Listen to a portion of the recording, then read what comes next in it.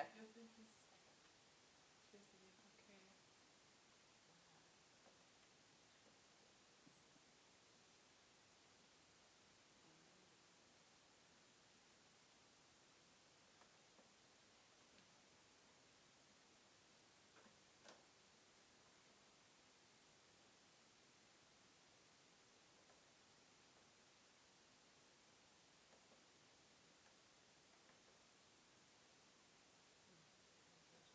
Okay. So this is where. Which one is this? This is PC1. Yeah. And. But did you push this one? I didn't push anything. Are you sure? Yes. So, yeah. I'm pretty sure I didn't push anything there. Yeah, this one is the one that should start. So I think Okay, maybe. because now the off button is. Yeah, I don't know. No, because I Maybe pushed it's off the one. That the PC2. No. Yeah, no, I didn't. But, Okay, we ask him. Yeah. We'll let it rest. Okay.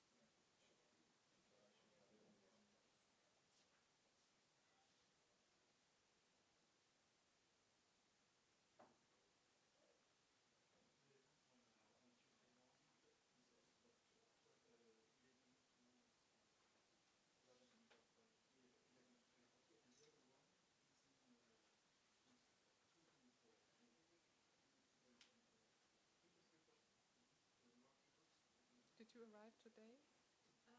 Or yes. Okay. I used to live in town close to Pisa.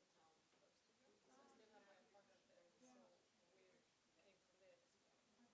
But it's less than an hour on train. Okay. But usually you're based in Washington. Just so I understand.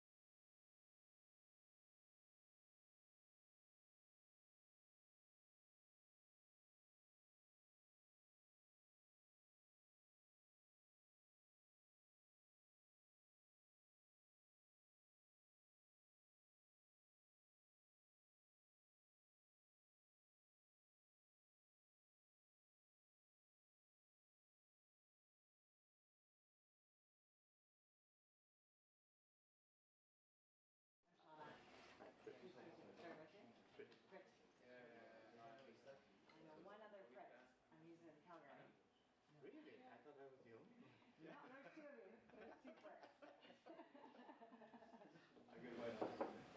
I've been a few weeks ago in Uganda. Oh, okay. Just then And what were you doing in Uganda? we did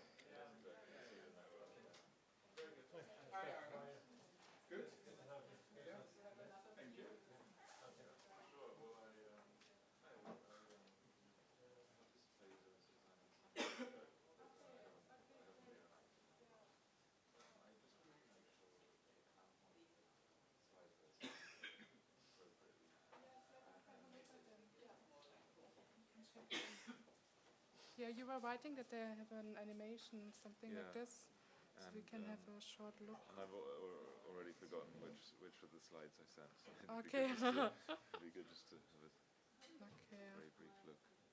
Okay. so I try.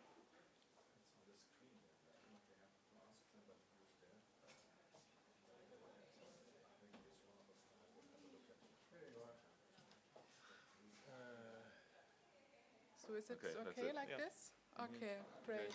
So this is SuSanA, you know him probably, and Elizabeth Kvarnström. Yeah, They yes. are chairing the Yes, session. I know And Elizabeth and I know. okay, okay, great. Yeah. Yeah, Okay. great. Thanks a lot. Yes, Yeah. the URL for the stream. Okay, There's the hash mark. okay. It has the Wi-Fi code. So what do we need to do with it? Well, I have to plug it in, but it doesn't fit. Okay, maybe I can I take this? I think you should put everything on the screen. Yes, probably. Is this yours? No, it's this one, I think it's from Gunnar. Yeah, we can see that. So I close those.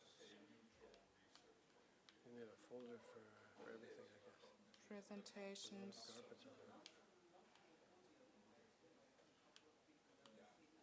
I also put the agenda. Okay. So you're going to be running this thing because the chair people probably won't know what to do.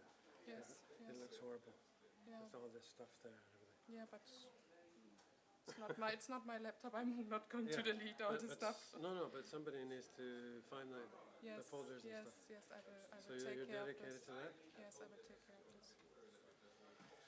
And you will do the introduction, right? Yeah, Because if there's- Jacob Granity is not coming. Yeah, that's So it right. would be great if you could say Just to it say works. hello, yeah. And this This one is not doesn't- working.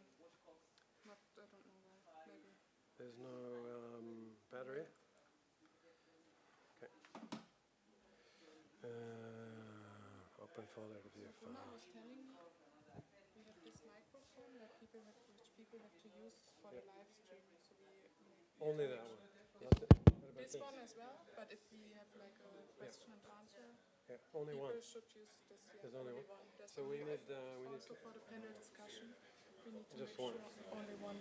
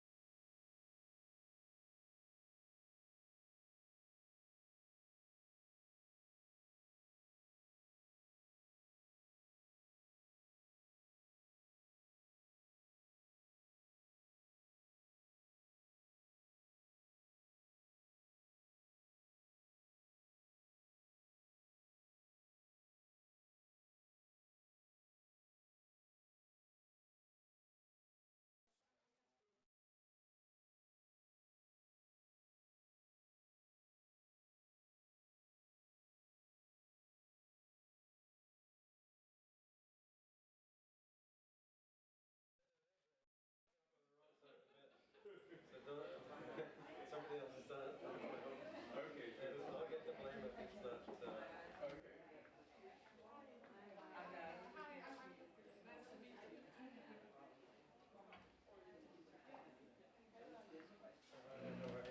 Nice to see you.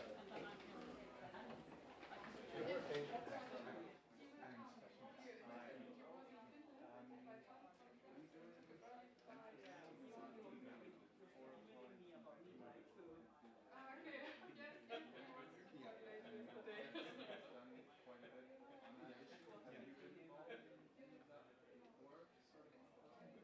More on the water side than on the sanitation side, which is fine. Yeah, yeah. We do a little bit of that in Europe, so I can.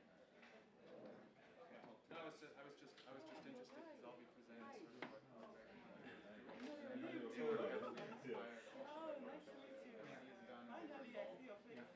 in the one workshop that we did. So All right. yeah, so I just wanted to Yeah, no, see how you're involved. So I'm maybe in the discussion that evolves afterwards. I'm very interested in activity for Oh, the yes, every date, well, I'm not staying for the full week. I spend my week earlier. Some work and then wrap up on Monday and leave. Yeah, and the continuation. Oh, nice to see you. Very friendly. We need it for the afternoon.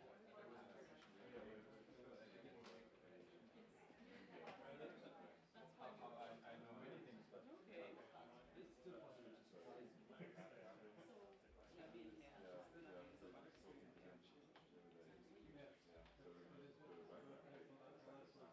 Okay.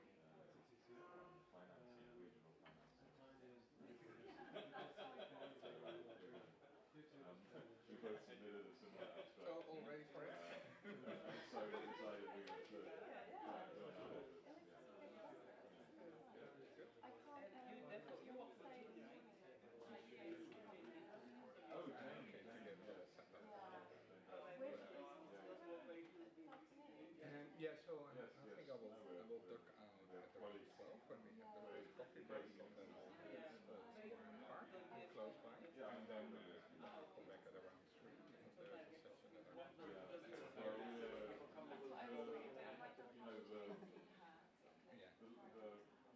Dividing line or whatever has been gradually taken away. So that, we are told to say that we're, what are we? Yeah. It was very European.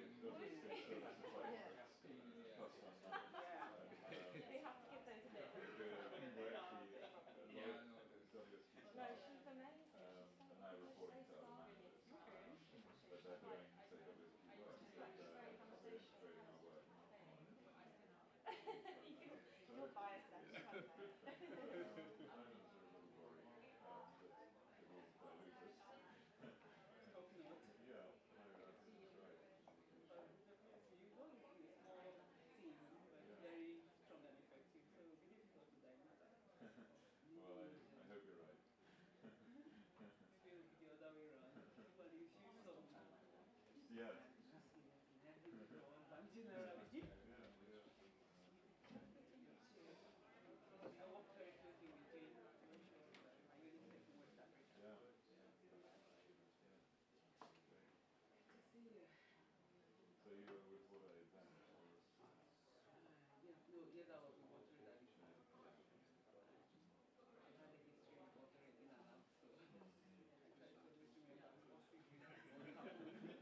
Because the water aid, I need to go to some other things. I'm back now for water aid.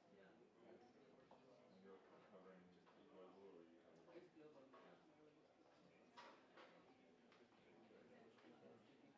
Excited for you. We're learning so much. The travel, the South Africa, the exposure, the learning, the perspective. I saw my career in Africa. Now I get to see more of what Asia is doing and understand that. Completely different.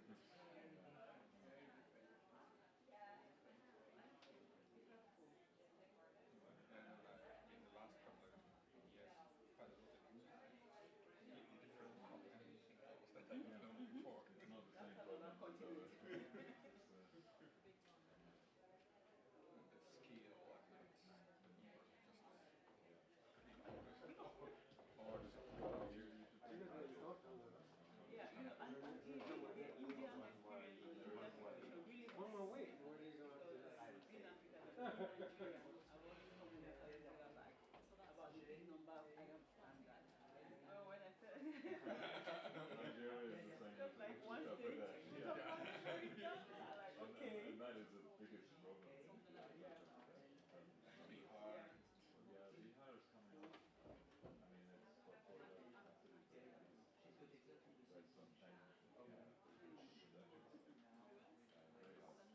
government is shooting at the state. So that's rather humbling and saying, calm down, turn off your mind and see the real world. And my experience mainly Latin America, where like a country is like the biggest state, sub-district or something like that. Very instructive for when, especially in practice, take one approach and that is what it is. You can go anywhere. But also in many other aspects, of the accent of the owners. Yeah. It's a bit like that. Yeah, we're not Well, there are a lot of non-governmental actors. François, ça va? Ça va? Ça vient d'ici? Bonjour. Nice to see you. I was not expecting you. Oh, I'd like to show up. I wasn't expecting the area.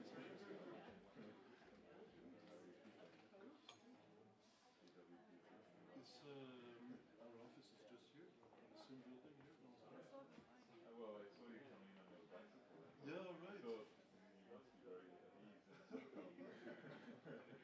Well, many years of Dutch influence. Yeah, but you know, to have a car here is really the whole city. Yeah, no, nice to see you. The whole city is against cars.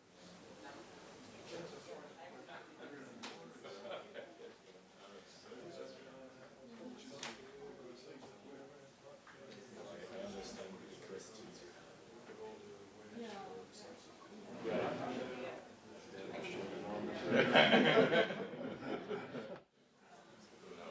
I'm sure the SEI don't have some towers here. Yeah, we have one. And where are you? You in Delhi? Yes. And? Okay. Well, keep going, yeah. The trouble is, we're not doing a lot of those last year, so Yeah. the house is, at least in the Yeah.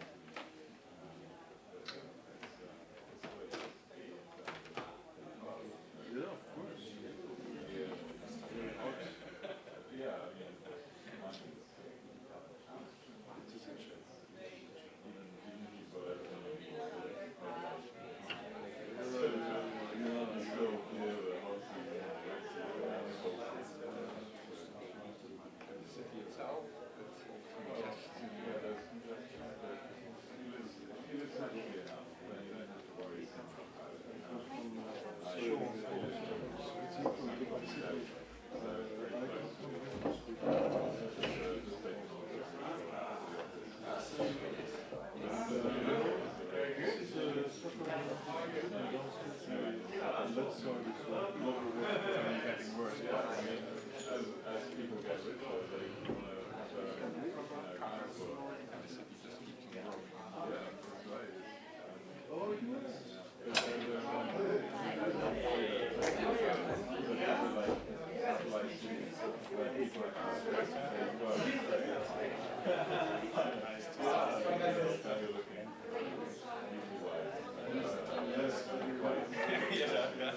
It's good to surprise you from time to time.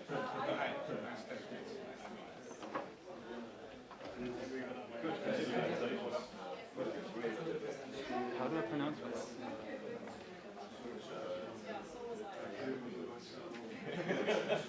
Like a real warm-up.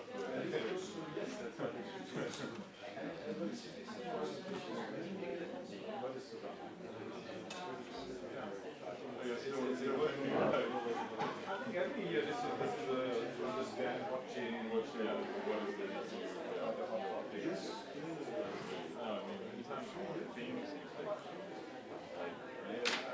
those things are all they are the things. I'm opening it up because when you have a plan here, to aware that the windows are shut.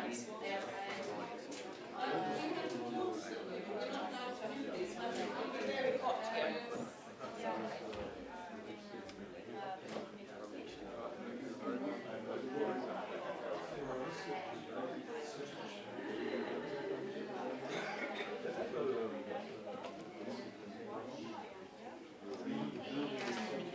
Yeah, we are.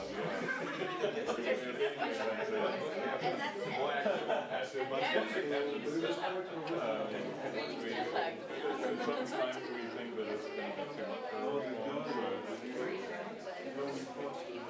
so yeah, there's some concern.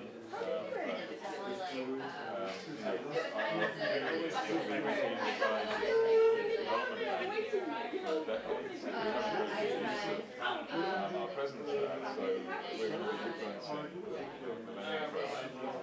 We already are. The program results. Now it's applying for 1.5 billion on sanitation.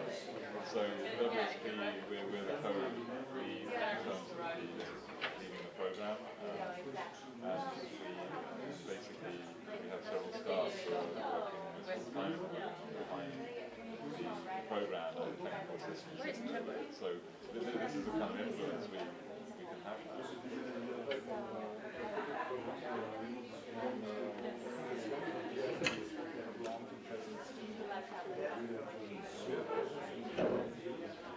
Yes, we have almost 30 staff. Very good.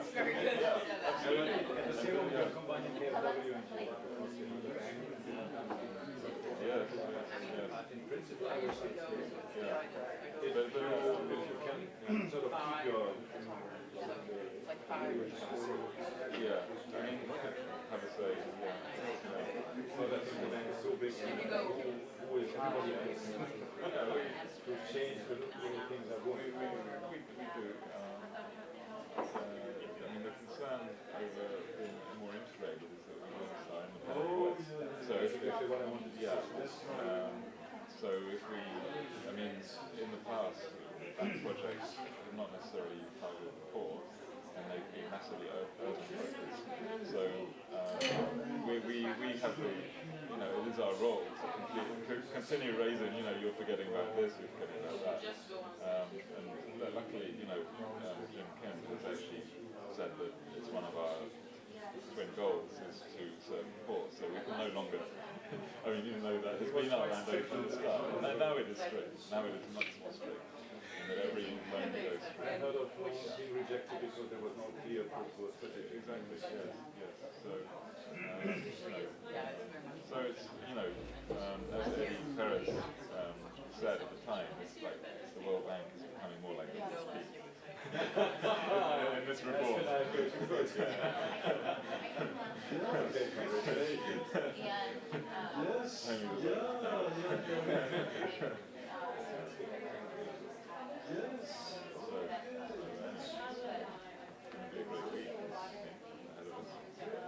there's so many sessions on the program on the sustainable development goals that, you know, I think momentum is really picking now.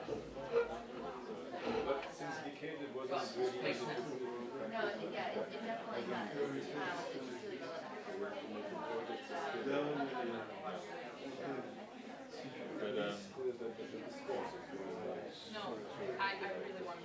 But the so no, we really didn't take time to catch up on many things, I suppose, because of Madeleine too.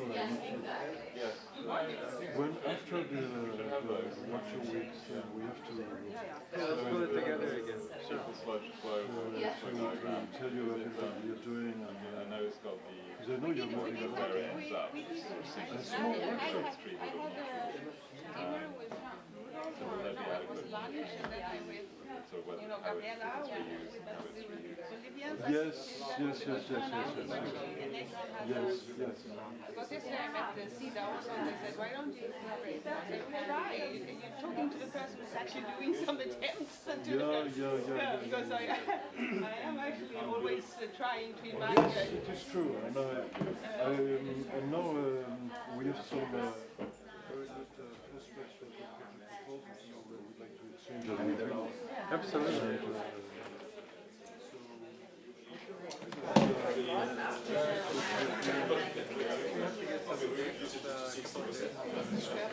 Ja, extrem.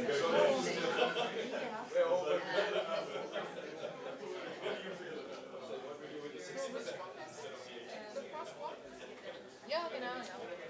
Ach ja, du sprichst ja Schweizerdeutsch. Ja, wann bin ich dann da? Nachmittag? Ja, erst spät. 16:30 Uhr. Müssen wir die Leute aufwecken? Ja. Lalalala. Vielleicht tanze ich einfach ein bisschen single ein schönes Lied. Ja, bitte. Wir haben hier ein Mikrofon und wir haben einen Livestream. Es wird in die ganze Welt gesendet.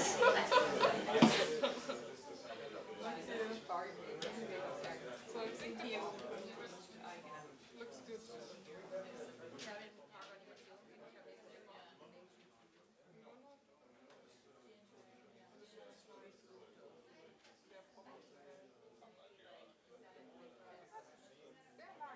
Du hast nur 10 Minuten. 10 Minuten, ich war, musst du viel Zeit haben. Ja, ich spreche in der Mikrofon sein. Mach ich das Programm. Kann ich selber da haben diesen Teil? Ja, aushören, oder kann ich das? Ja, ja. Danke dir.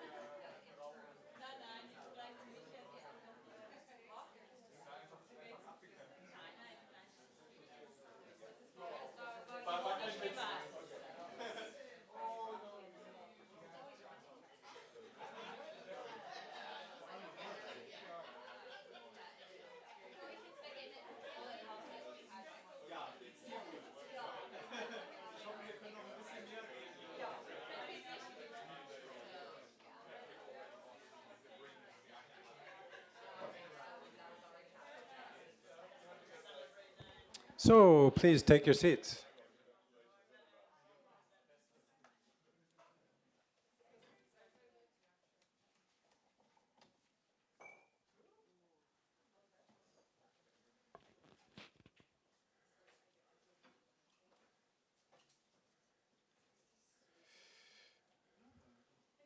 So I'm not going to spend too much time, just to tell you that my name is Arno Rosemarin. I'm working at SEI.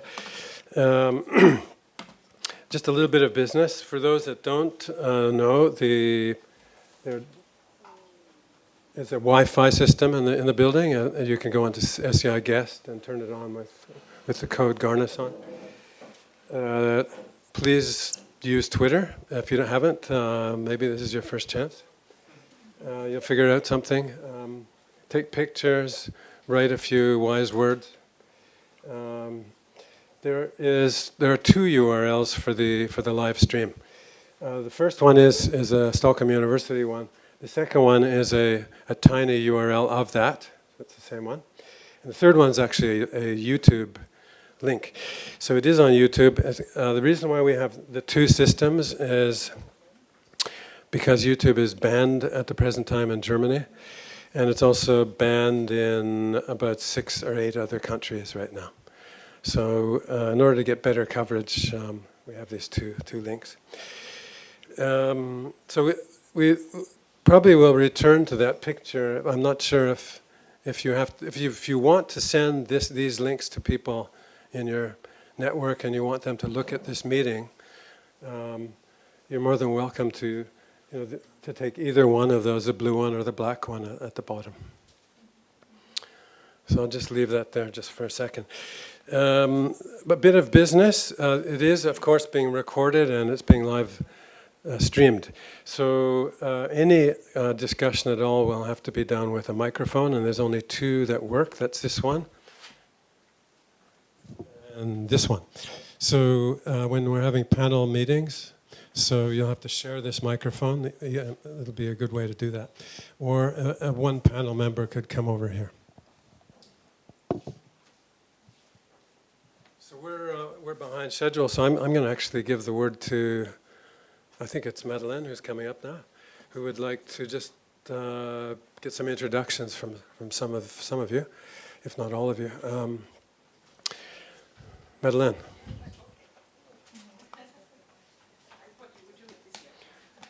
Do you want me? You don't. Okay.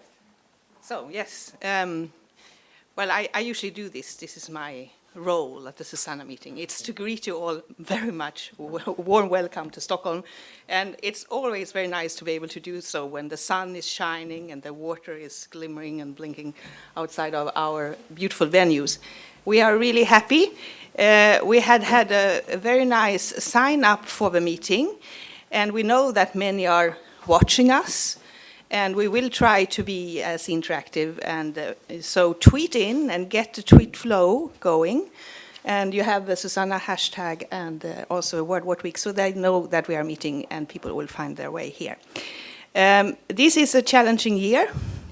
We are in a very sustainable vision year. We are looking forward to new sustainable development goals, which will be very challenging for us in the sanitation sector and many other sectors.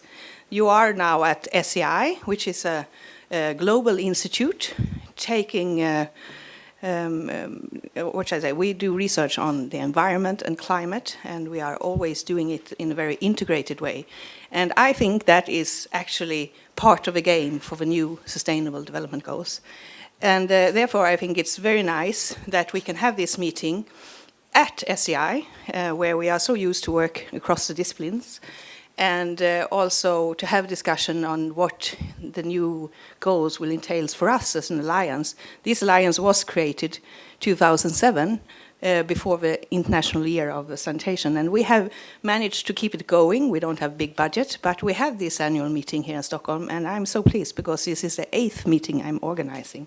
So, a warm welcome to all of you, and if you don't know me, I am Madeleine, and you see my name. So, from now, I think we will present ourselves a little bit, why we are here, actually, and what is the role we are playing for making sanitation sustainable.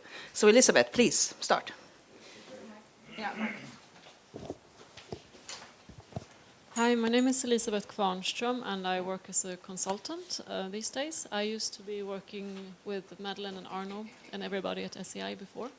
So I've been working with the EcoSunrise program for a long time before. Hi everybody, I'm Arne Pannesa, and I'm working with GIZ in the Sustainable Sanitation Program. And as well I'm well, we were a few founding organizations, maybe 10, and GSL was one of them. Good morning, everyone. My name is Thilo Panzerbieter. I'm the director of the German Toilet Organization, chair of the German Wash Network of 20 German NGOs, and we were one of the founding members also of SuSanA in the meeting in 2007. Hi, good morning. My name is Lizette Burgers. I'm leading the toilet team in UNICEF, New York, returning to New York after 10 years in the field, mainly India and Afghanistan over the last years. And I'm replacing Therese Dooley as far as that's possible. She was in the founding meeting. Yeah. Yeah, my name is Thomas Kluge. I'm first time here participating on the SuSanA meeting. I'm coming from Frankfurt, from the Institute for Social Ecological Research. We are strongly transdisciplinary, working on water affairs, energy, mobility, and science. My name is Angela Houston. I'm a PhD candidate at McGill University, currently transitioning from drinking water analysis into sanitation analysis in Buea, Cameroon. And it's my first SuSanA meeting yesterday for the working group, and it's great to be here. Hello, my name is Dorothy Spuler. I'm working for CCON on Sustainable Sanitation and Water Management. I'm also a coach at CWAS, a PhD candidate at Sundec, and I'm currently leading the Working Group 1 on capacity development. Good morning, I'm Kathy from Plan International UK. This is my first SuSanA meeting. I'm Petter Nordqvist. I've been around at SEI for a few years, some years ago, and now I'm working as a primary school teacher. Hello, my name is Sarah. I'm a researcher from Lund University Center for Sustainability Studies, and first time I'm here.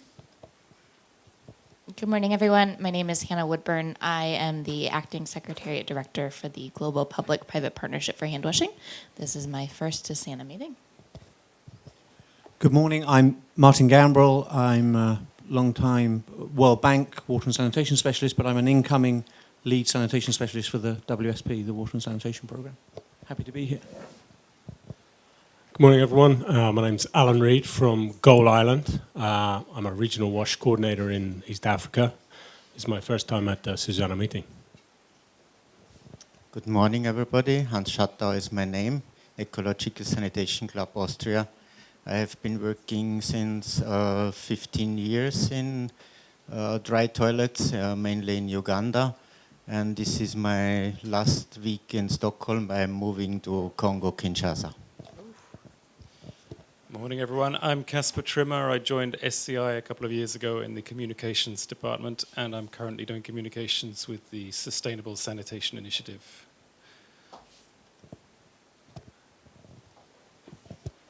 Good morning, everyone. My name is Ryan Schweitzer. I work for AgroConsult, a small consulting firm that specializes in WASH and disaster risk reduction in the United Kingdom. Good morning, I'm Arnold Brekenhoff. I'm just happen to be here because my wife is here, Lizette. And I'm interested in listening. I'm actually a biology teacher, so I might learn something. Good morning, everyone. I'm Prit Salian from ISAN Associates. I'm a consultant working in the field of city sanitation planning, and I'm based in Kampala, Uganda. Hi, my name is Halfred Schulte-Habrigen. I am based here in Stockholm at KTH Royal Institute of Technology, and I work more with drinking water, so I'm hoping to learn a lot today. And this is also my first SuSanA meeting. Yes, good morning. My name is François Riquet. I actually work in the same building here, downstairs with the Global Water Partnership. And I'm leading the urban water security program in the organization. And I just came back from Kinshasa, so I hope we can. There's a lot to do on sanitation, I tell you. So I hope to discuss with you later. Huh? Yes, hello everyone. My name is Guy Hutton. I'm senior economist in the World Bank's Water Global Practice. And I've been involved with SuSanA for some years, more passively, I get all the emails. I occasionally log on and look at what's happening. And the costs. I was involved early on in the costs and economics working group. Yeah, I'm here just to see where it's at and to provide inputs. Hello everyone, my name's Frances Lucraft, I'm from the UK. I've actually been to a few SuSanA meetings many years ago with IWA, but now I'm here with my own startup actually called Eco Hygiene Care. We're specialising in environmental sustainable products, menstrual hygiene products, specifically in disaster situations, so thank you. Good morning. I'm Shauna Curry from COST, Center for Affordable Water and Sanitation Technology, based out of Calgary, and our focus is essentially on the education and training on appropriate technologies that people can do themselves. Good morning, everybody. My name is Stef Smits. I'm a Senior Program Officer at IRC in the Netherlands.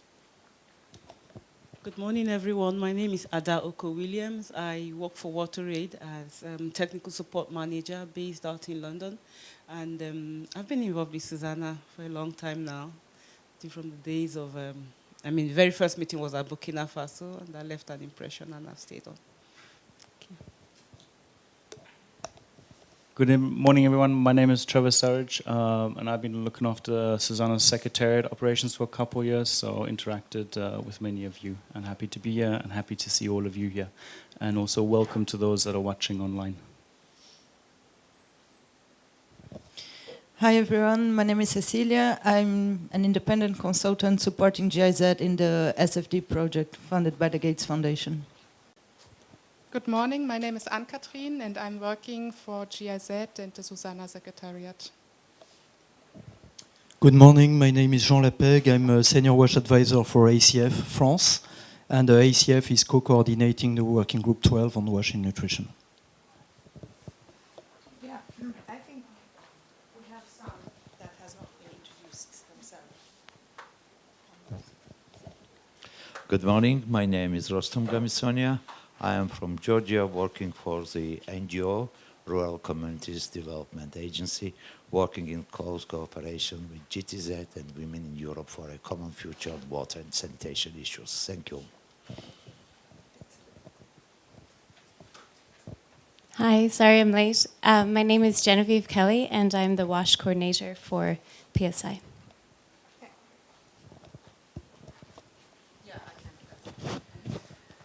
So, this is a very good start. We know by experience that this room will be full at a certain moment during the day, but people have, for certain reasons, delayed luggage, they have no clothes, whatever. We know they are coming in, but hopefully with their clothes on.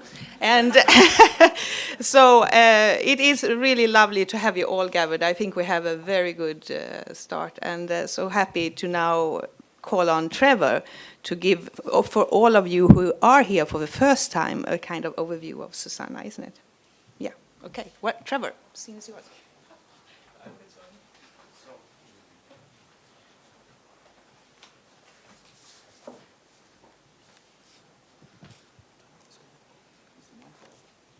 Can use this. So, welcome everyone from the SuSanA. From us, the SuSanA Secretariat team. For a good few years, it's been just me up here doing this presentation, but I'm very happy. I'm very happy today that, well, actually from March this year, that there has Ann-Kathrin has joined our team, and in the sector program at GIZ, and so now there is hopefully two friendly faces up here giving this overview presentation. So the first part of the presentation Ann-Kathrin will give, and then I will give the second part of the presentation. So over to you. Okay, so welcome everybody. Welcome everybody here in Stockholm, and also all those watching the live stream. So I'm really happy that I will give this overview presentation together with Trevor today.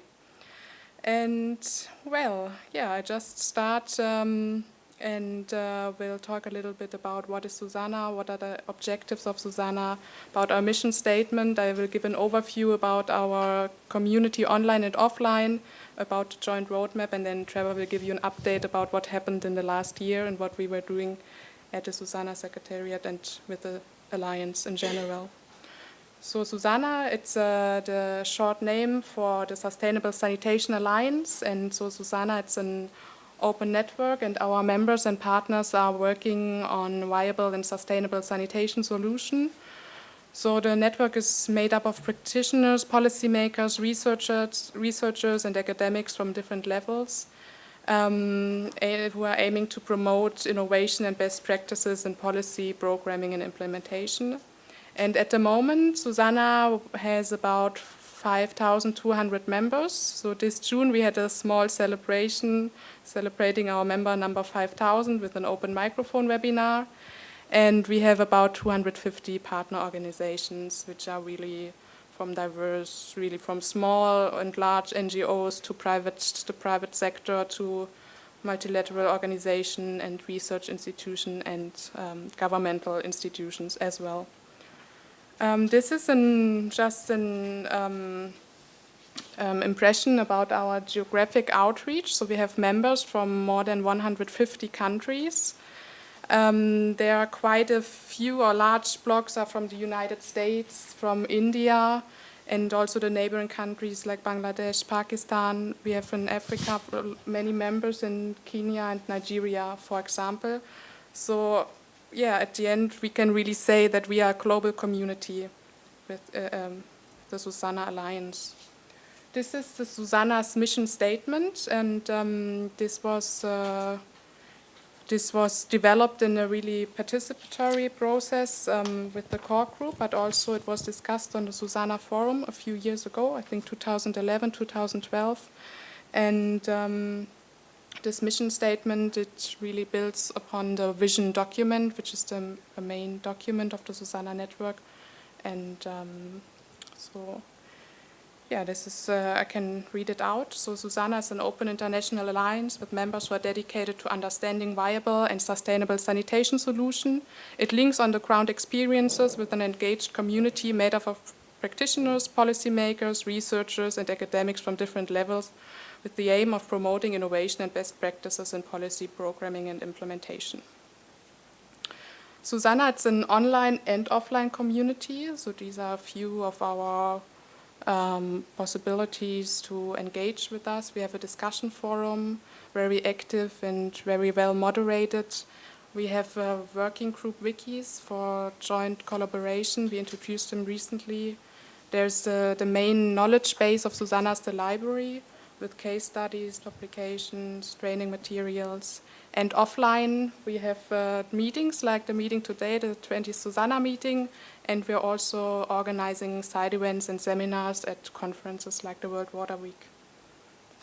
This is just a few numbers about the outreach of SuSanA. So our newsmail, which we send out about every 3 months, is subscribed by about 6,500 people. We are using Facebook and Twitter. So today I'm really happy that Cecilia, she's monitoring our Twitter chat. So we will give her a few occasions or a few small time slots where she can tell us what is going on the Twitter chat. So all those watching the live stream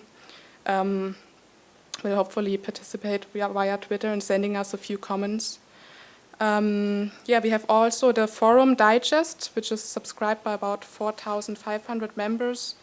The page views are about 50,000 per month on average, and as I said before, we have members from over 150 countries worldwide. One of the main pillars of SuSanA are the working groups, who are really focusing on a range of thematic topics, ranging from capacity development to wash and nutrition, which is one of the newest working groups. And the working groups, the communication channels for the working group, the main communication channel is the working group mailing list. So the graph below just gives you an overview of how many people are subscribed to this mailing list or members of the mailing list or of the working group. And also all working groups, they have a section on the discussion forum where they can work together and discuss relevant topics. Yes, and over the years, SuSanA has produced some publications and products, and often a range of SuSanA partners and organizations are working together on these publications. And SuSanA, or the discussion forum and the core group, they are used as a sounding board, and thus ensuring that the publications really have a good, high quality. So those below are just an impression of a few of the publications which were developed over the years. We're from the Water Sanitation Program, an economic and financial analysis. There's the compendium from EAWAC. We have the Sustainable Sanitation in Cities publication, which is actually an output of the Working Group 6 on cities. There is another output from the Working Group 5 on productive sanitation systems, mainly by SEI, on the guidelines of urine use as a fertilizer. And from the Working Group 7, we have actually now two nice publications about sanitation in schools. So we have them also outside on the table. And the latest one is was just produced just brand new actually. So yeah, we will, and there are a few seminars on school sanitation taking place. The World Water Week, also the working group meeting. So you will have the chance to get more information about this during the World Water Week. Yes, and today we are at the 20th SuSanA meeting. This is just an overview of where we have met so far. There are quite a few took place in Stockholm, so there's a long tradition of having those with the SEI, hosted by SEI here. So thanks again to SEI Stockholm. And yeah, lastly, I just want to highlight that the main strategic document of the SuSanA network is the roadmap. And those are the topics which are outlined in the roadmap and which SuSanA should focus on the next years. So those are the SDGs, for example, also upscaling sanitation, sanitation and nutrition, sanitation and emergencies, the functional sanitation ladder and the nexus. And yeah, we are quite happy that in the agenda of today, most of these topics also have will play a role, and we will have the chance to discuss them today. So now I will hand over to Trevor, who will give you an update about what happened in the last months and last year within SuSanA. Okay, thanks very much, Anne-Kathrin. Maybe before I continue, are there any questions at this stage on what Anne-Kathrin just presented? Happy to take them.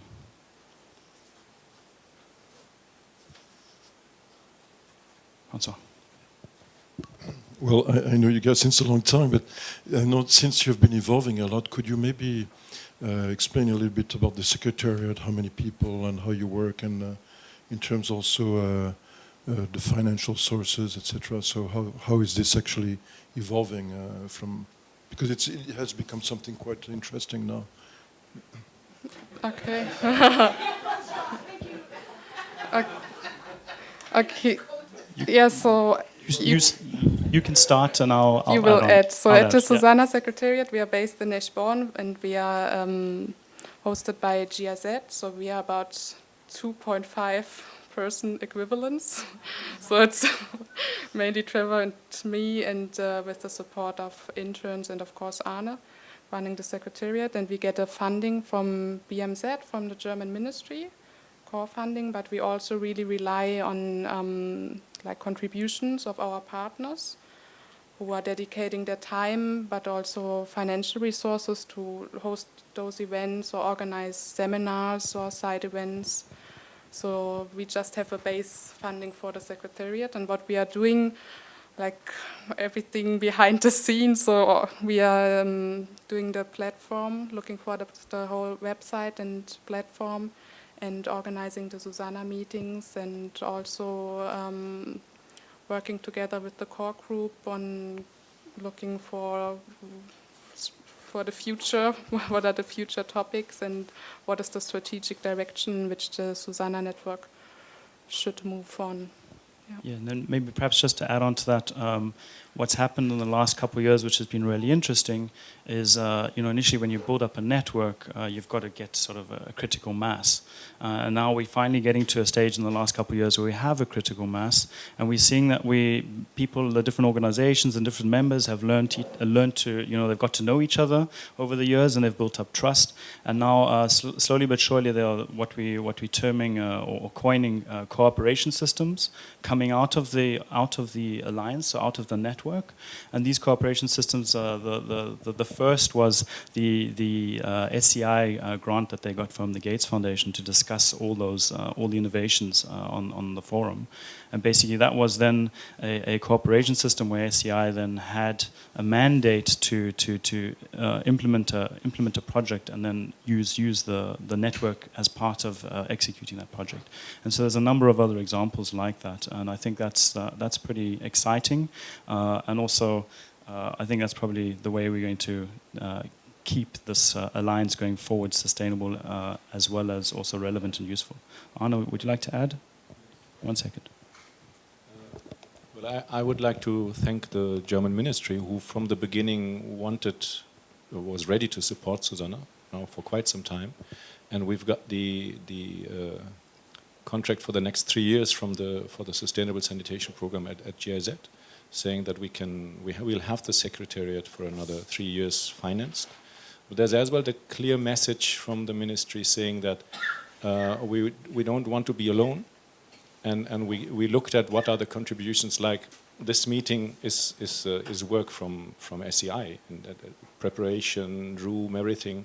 So then the forum discussions from the Gates Fund. We have a Gates project now around the excreta flow diagrams and so on. We had many meetings out of the 20 meetings where there were strong local partners, including WSP, UNICEF, I think Plan, or whosoever, who had reasons to make the meeting in their country to change the discourse. So they were actually putting the manpower and as well the money to get it going.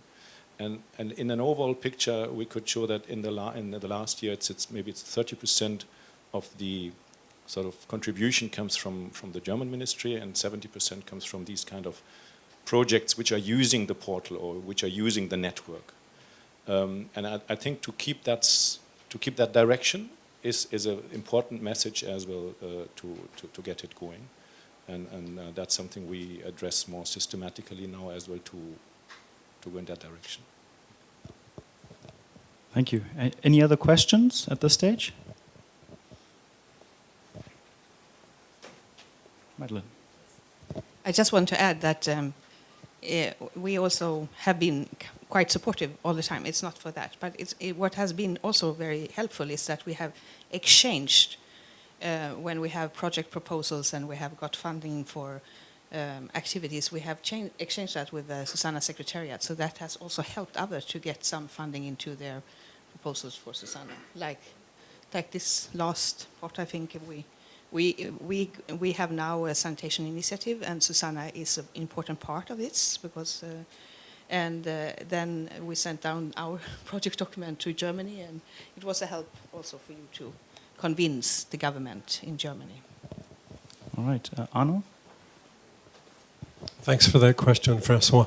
Just to say that you at GWP are very welcome to bring your knowledge management questions to this workplace.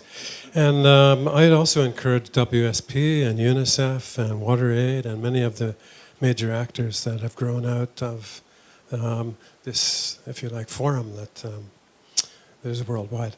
It's a wide open, porous working area, so we encourage that.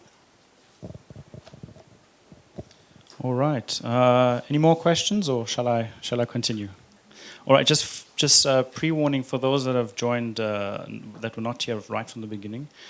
When I'm finished, I'm going to go to all of you and ask you to also introduce yourselves like we've had around in the room. So maybe there'll be a couple more that trickle in. I'll just leave this with you.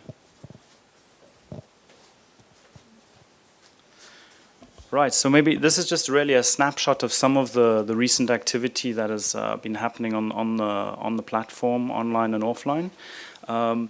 a while ago, we had many discussions. Actually, to be frank, it came out of the last SuSanA meeting last year here, where we said, the discussion forum is great. It's so vibrant and there's so much activity there, but it's difficult to somehow sort of harvest these golden nuggets, so to speak. And could we put our brains together and think of maybe some way of being able to engage people that have very little time, and also sort of harvest the golden nuggets that come out in discussions. And so there we sat down with a number of people.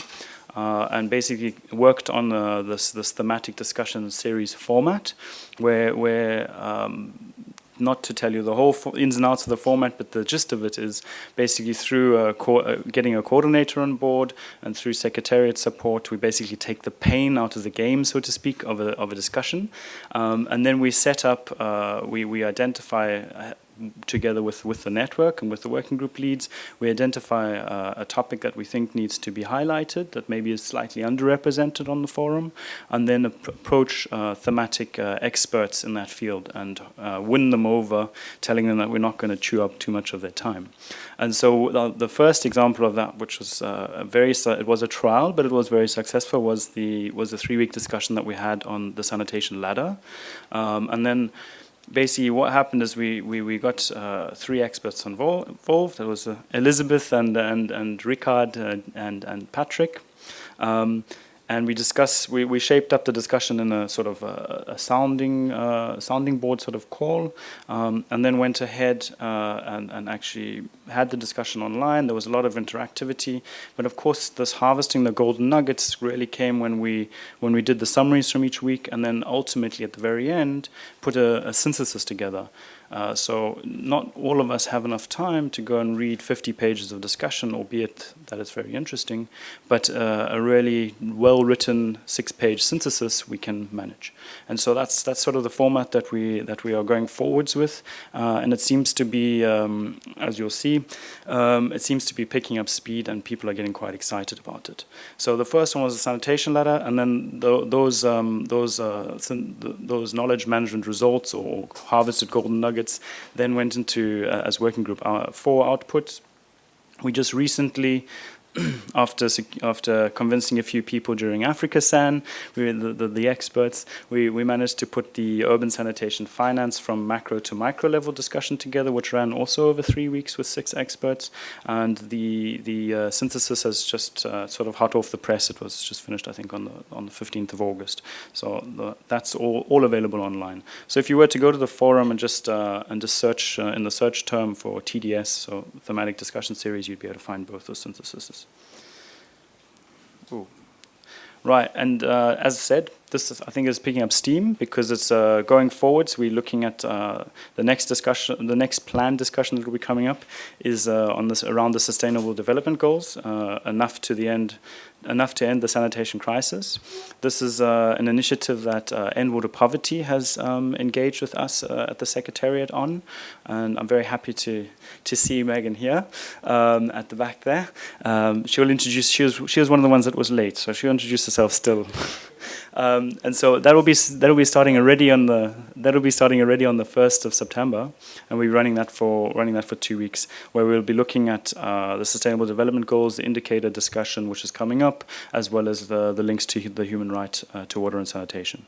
And then there's also in the pipeline at the moment discussions around doing one on menstrual hygiene management, scaling up sanitation, looking more sort of at the urban models and that kind of thing, and then also one on wash and nutrition, as well as post-implementation monitoring. And those are a whole bunch of thematic discussions with different organizations, which I won't mention now because they're still being discussed and in the pipeline, but that will probably be coming out in the next sort of half a year or so. And then obviously, well, not obviously, we're very happy from the Secretariat. We put a lot of effort and a lot of conversations that have happened in the background to really get working groups going, and that's always a challenge, and we have different levels of success over the years. But Working Group 7 has soldiered on as really one of our very most active working groups, and moved on from the very successful schools publication that they produced last year and launched at the Stockholm World Water Week, which took 2 years to put together. And just 1 year to put 2 more together, which is really, really impressive.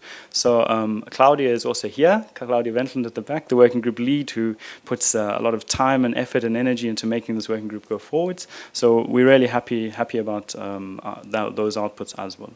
And then we also since between Stockholm World Water Week last year and this year, the working group 11 with BGR and others have also put together the output on how to keep groundwater drinkable, safer siting of sanitation systems from sources of groundwater. And we have Ramon here. Welcome. So.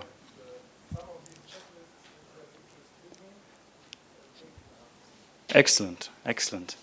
So some of those are available, and those will be going outside. And then linked to the working group 6, there's the SFD promotion initiative that has a consortium working around it, and they have been using the working group 6 of SuSanA really actively as a sounding board on how useful this diagram is and what needs to be also added to it. And there's been a lot of dialogue around that, which has been extremely positive and extremely useful to the initiative as well. And then during the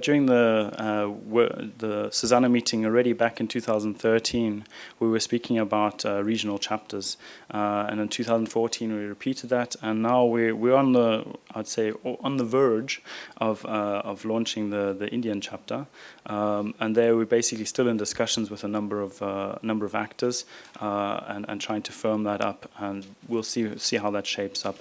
But there will be a contribution from SuSanA in this direction, which I think is very positive. As we all know, India has a lot of energy at the moment, and we've been to many different presentations and heard that key to making sanitation work is to have political will, and now we have political will in India. So we will really have to rally together and push forwards on this and see if we can achieve all that needs to be achieved.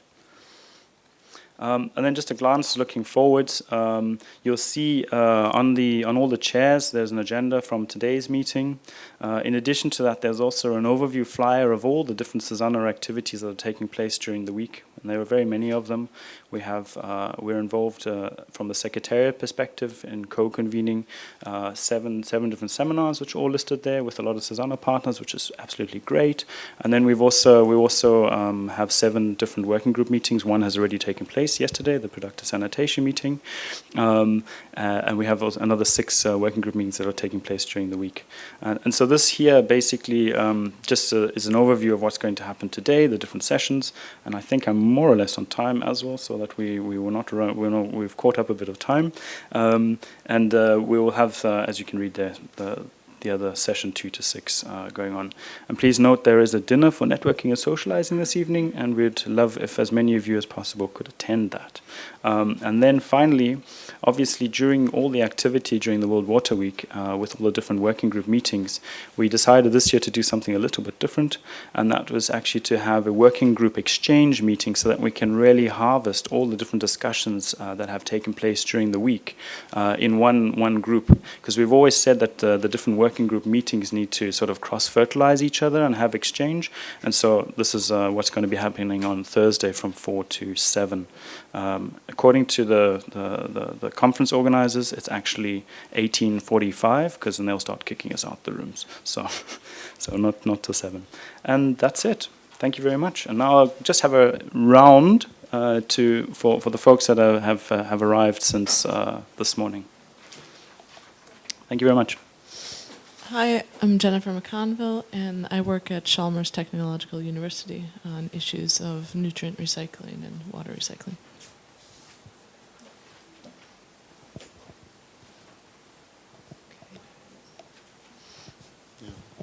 I am Moussa Drabo from UAPE, Mali. We are working in environmental protection. I'm Waltraud Krijp, also from Mali for Puerta.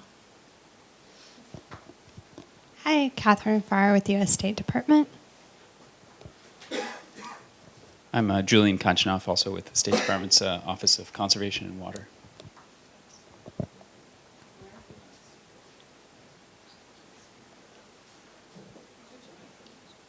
Okay, sorry. Karim Savadogo, collaborating with SCI Burkina Faso. I am associate advisor with SNV.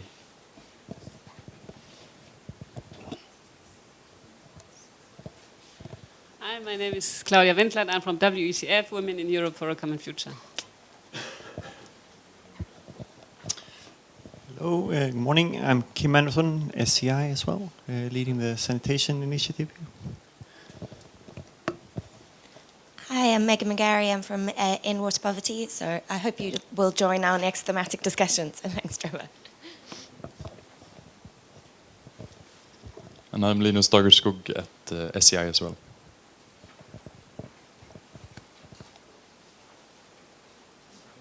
Yes, and my name is Ramon Brentführer from BGR, the Geological Survey from Germany. That's everyone. Thanks you very much.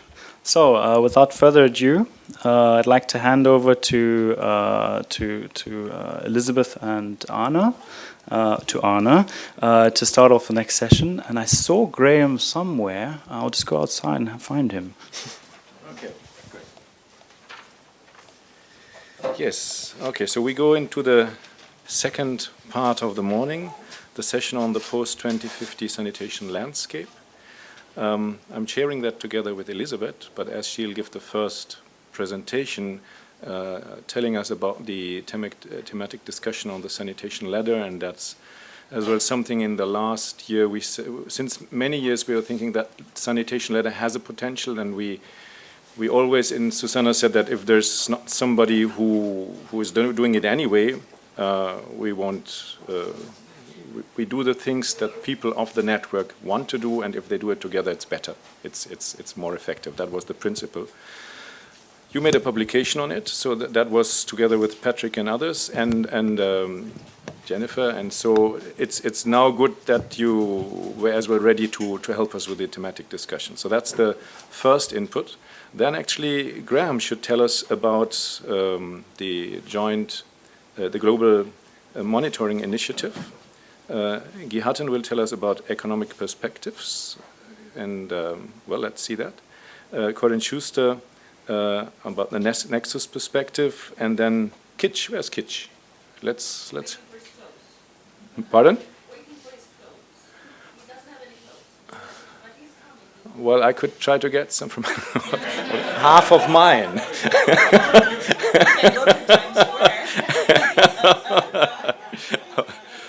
Oh, there's Graham. Okay, just in time. That's very cool. Okay, so the logic of.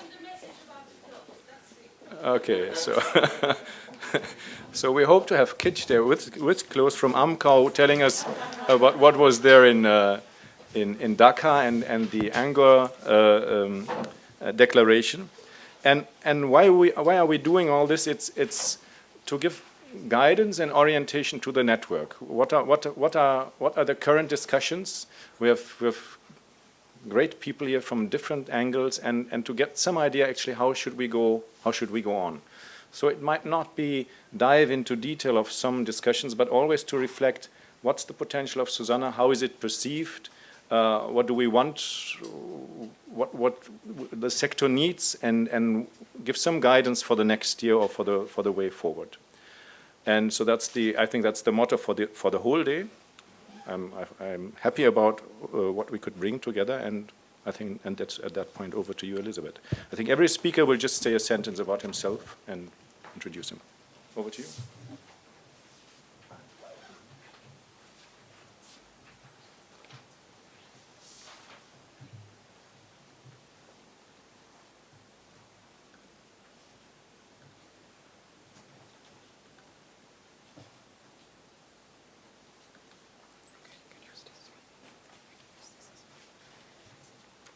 Thank you very much, Arne. A few words about myself. Elisabeth Kvarnström. I used to work for SCI for a long time and with the Ecosanders 1 and 2. So I've been accompanying the SuSanA development, and I have to agree with François Briquet, it's really useful these days.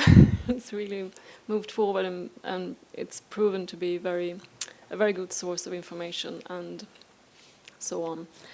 So my role here today to begin with is to talk a little bit about the functional sanitation ladder. And I do this on behalf of myself and Ricard Gine and Patrick Bracken, who are absent from this meeting, unfortunately. And we were convinced, as Trevor said, to kind of hold a thematic discussion on the functional sanitation ladder. And I have to say they made an absolutely brilliant and excellent job of condensing down a very rich discussion into something very useful afterwards. So they took the pain out of the game and they made something really good out of it. So I can really encourage others to be involved in similar discussions. It's going to be good things coming out of it. And it's great to be back at SCI. I left SCI 4 years ago or something like that, so it's really good to be back, to be here. Okay, a few words on the sanitation ladder. It's going to be a very short presentation. It's going to be speed talking. Just a short background for you who may not know so much about the functional ladder. And just a few words on the thematic discussion, because if you're interested, you can actually download these fantastic synthesis that the SuSanA secretariat has provided. And just a few ideas from Patrick and myself and Ricard on what could be done to further work with the functional ladder. So, a few words on the background. The functional sanitation ladder was born out of a frustration over the JMP ladder that is used to monitor, well, you're all very familiar with this, and it's used to monitor the achievements of the MDGs. And as you know, it's a technology-focused ladder. It's you get to improved sanitation if there is an infrastructure in place that is counted towards those 4 or 5 different solutions down there. So it's not monitoring whether the infrastructure is used in the proper way, and it's also not monitoring any infrastructure that is not on this particular list. And this was very frustrating, and people in here, many of you will know how much hard work went into getting this ladder to accept composting latrines and toilets into their little list of approved technologies. So there's been frustration about this technology focus.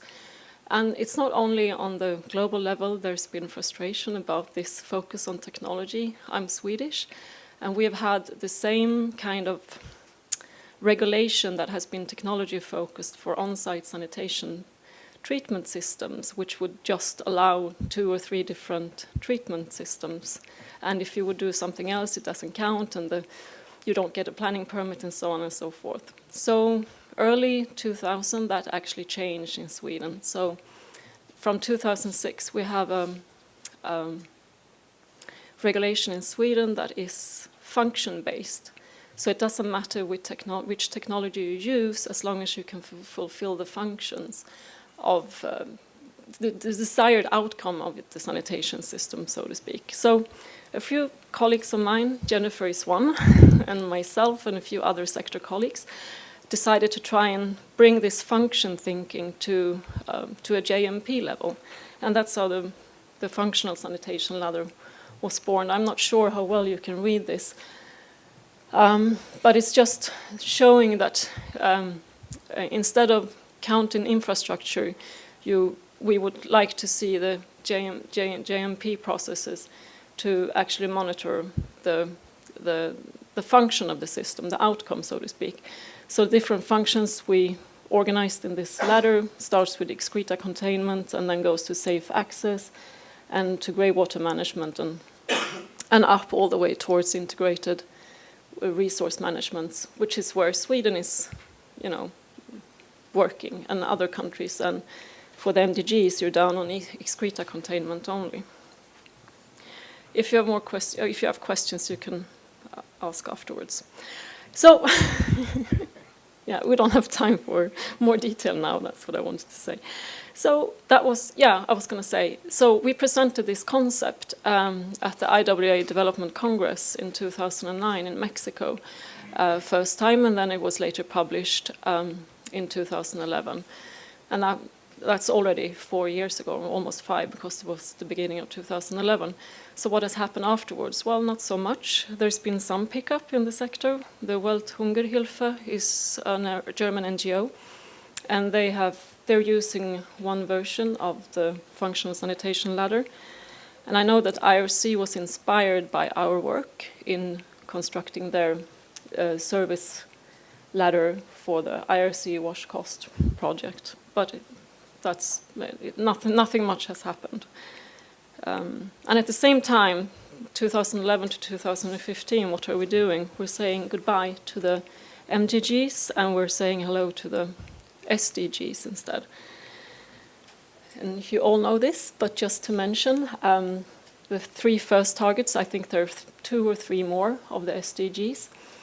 One is target 6.1 is on water, target 6.2 is focusing on adequate sanitation, and 6.3 is going all the way into wastewater management.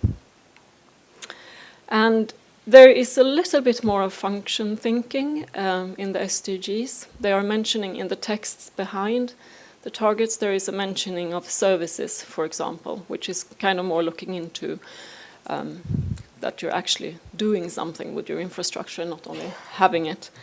But it's maybe not so functional all the way as we would have wanted to see with a functional sanitation ladder.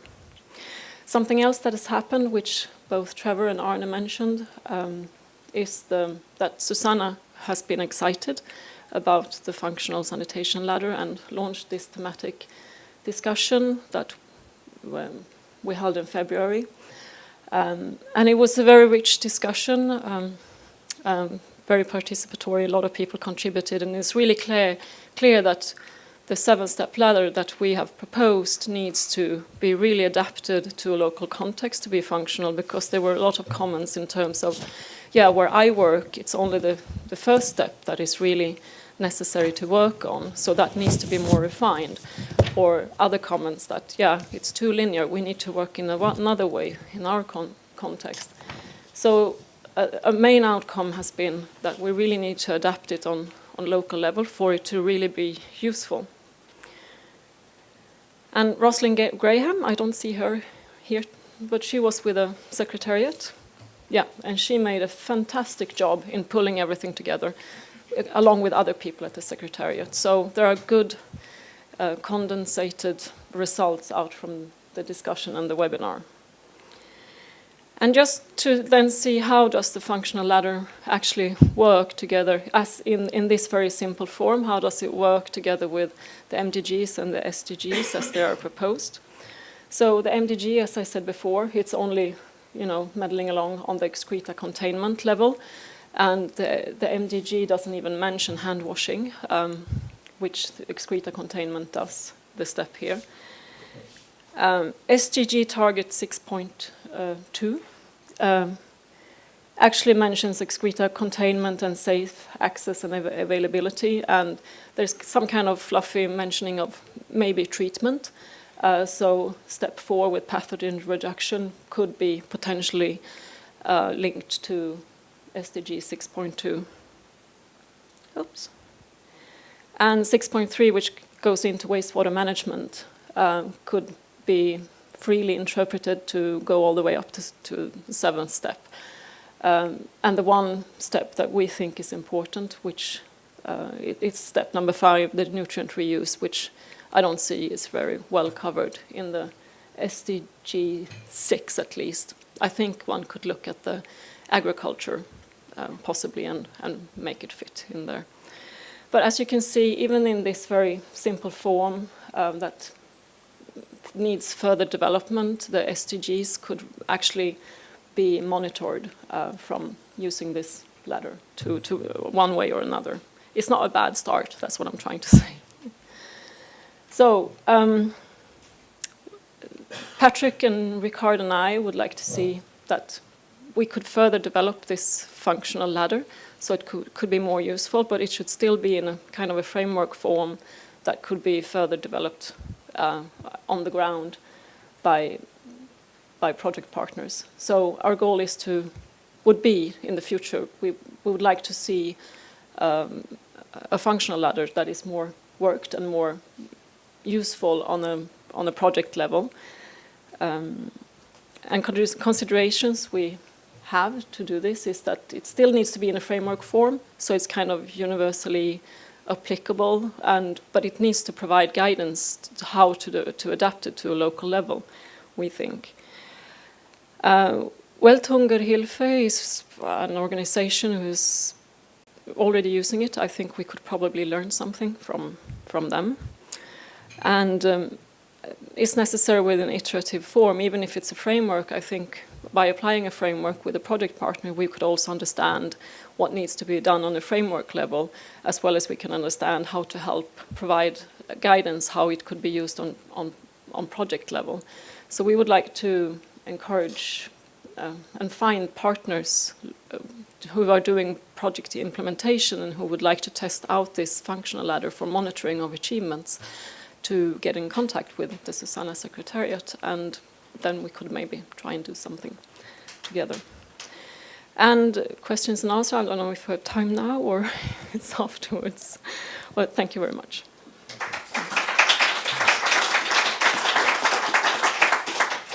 Thank you, Elizabeth. I would suggest that while Graham gets ready, we have time for 1 or 2 questions or reactions.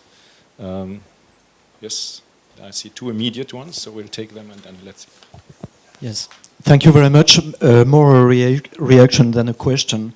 The fact that SDGs are supposed to cover 100% of the population is a specific concern in terms of coverage. How are we going to do that? Second thing is regarding I think we've got an opportunity with the indicators process, because we are not going to be able to change anything up to September, the UN Assembly, but the indicators are going to be framed in March 2016. So we've got a couple of months to try to influence that.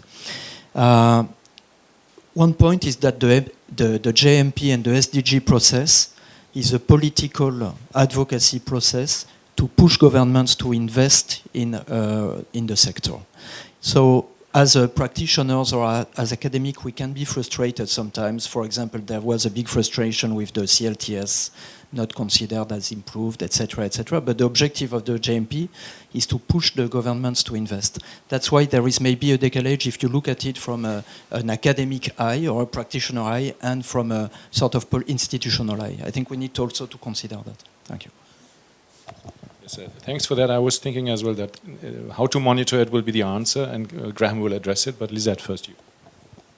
Okay, so maybe the answer will be, because my question is a little bit in line with what Jean is asking. What is the linkage with the statistical discussion or group discussion that is happening? I'm just having here in front of me the statistical note proposed indicator framework for monitoring SDG targets. And if I look at the proposed indicators, they say now safely managed, basic, shared, and open defecation. So probably you had already an impact. I mean, that might be the good news since 2011, that you have been able to influence the global discussion. But the key question is a little bit, how do you influence a global discussion where we want to push governments to invest in an area that is not the most well understood? And if we go more in detail from an academic perspective, how do we not lose that kind of focus that we want to get on the agenda and also addressed for the most vulnerable ones? One example from our discussion in the office last week, because you started this meeting with the social media, and we also in UNICEF, we have that kind of discussion going on. And the discussion was really, can we keep the word sanitation or do we move to toilet? And we from the toilet team or the sanitation group have been defending sanitation for years. At the moment, we tend to say, look, maybe if toilet is the overall acceptance of getting it in, yes or no, I mean, the point, no, I'm just saying that there are different push and pulls, and we have to find either, I think we need to find our act and either accept flexibility, like you're doing now with the discussion at the local level, that you say indicators need to be, or definitions need to be clarified and understood and owned at the local level. Maybe that flexibility or understanding or trust to each other we need to create also at the global level. But there are many issues in this simple presentation that you gave that probably are worthwhile to further discuss. Sorry to be long.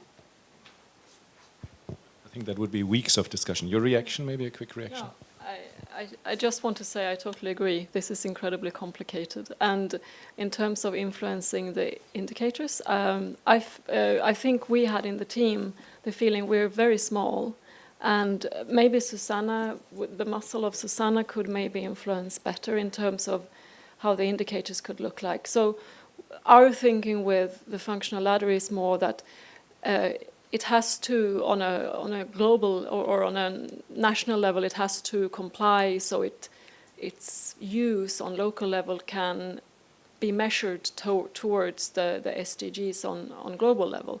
But how it's going to look like in each setting, maybe it's, if you go in Sweden it's quite clear, we're always up on the 7th, but in other countries who are struggling, if you're a vulnerable nation, maybe you're only down in excreta containment, even though the SDGs are more ambitious. So what it's going to look like in each country is going to differ, and also what it's going to look like for each project it could potentially also differ, I think. This is not really an answer, but just a reflection back. Yes, thanks, Elisabeth. And I would take this a chance to give regards from Roland Schertenleib, who can be here, because he told me in that discussion something I'll repeat here. He said that if you lose your key in front of your house door at night, and there's no light, so you have the option to go some 50 meters to the next light post and search there for your key. Because there you have a good indicator system. You can monitor is the key there. Or you can try to bring some light in front of your house door. And I think that's the discussion we have. At the moment we have to decide, do we ask the right questions and then find out how to monitor them? Or do we only monitor what we can measure?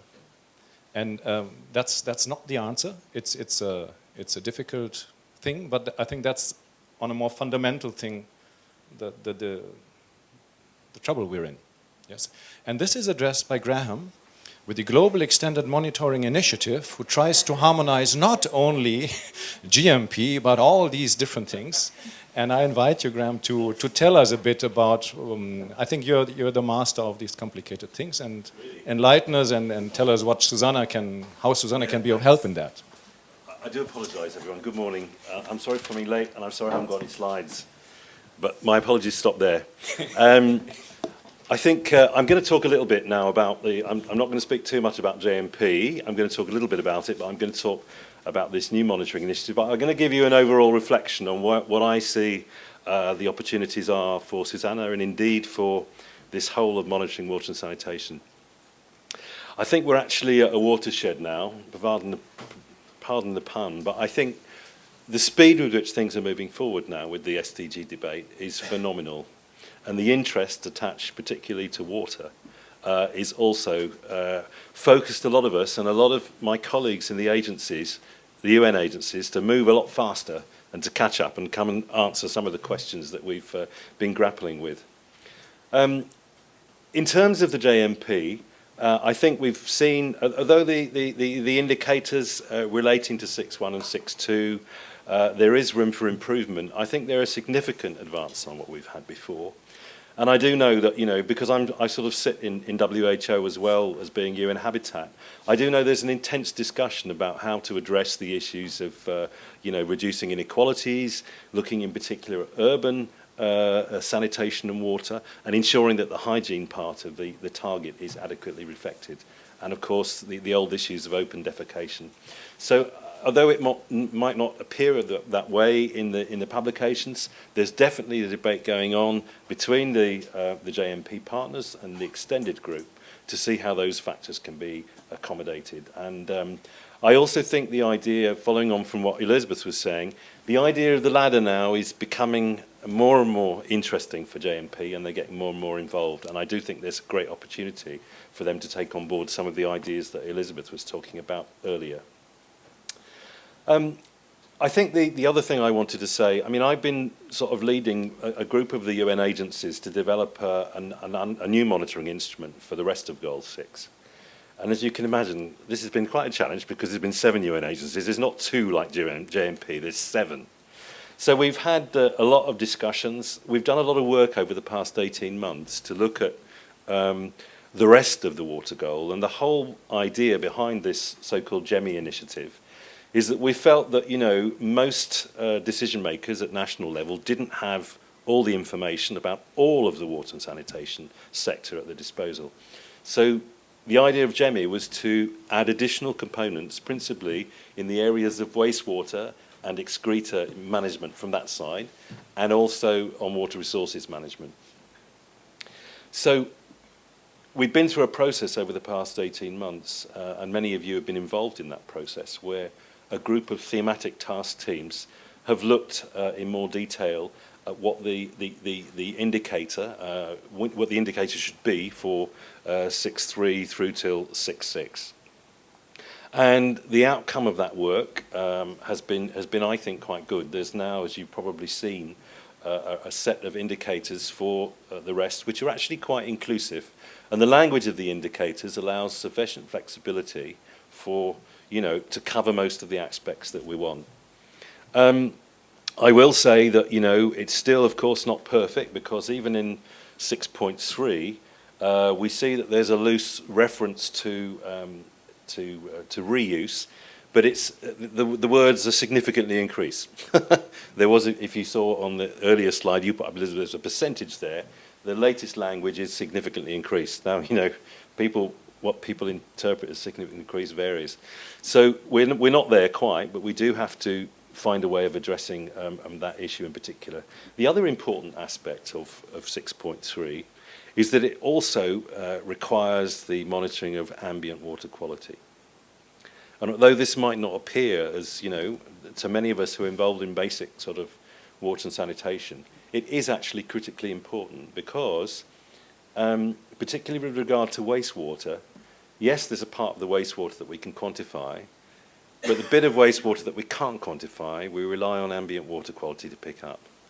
So what I mean by that is, if we know what our sewage works are producing and we can monitor that, if, for example, there's diffuse runoff from agricultural pollution or other sources, the only way we can pick that up is through monitoring ambient water quality. So, I mean, I've been focusing a lot of my effort on 6.3 because that's the area that interests me. I've been leading the group on industrial waste because I'm a little bit interested in that. But we've also been working to make sure that the combination of the rest of 6.3, i.e. the bit that concerns wastewater management and ambient water quality, sits together as a tight goal, because we see that the monitoring of the future must have those 2 elements. Yeah?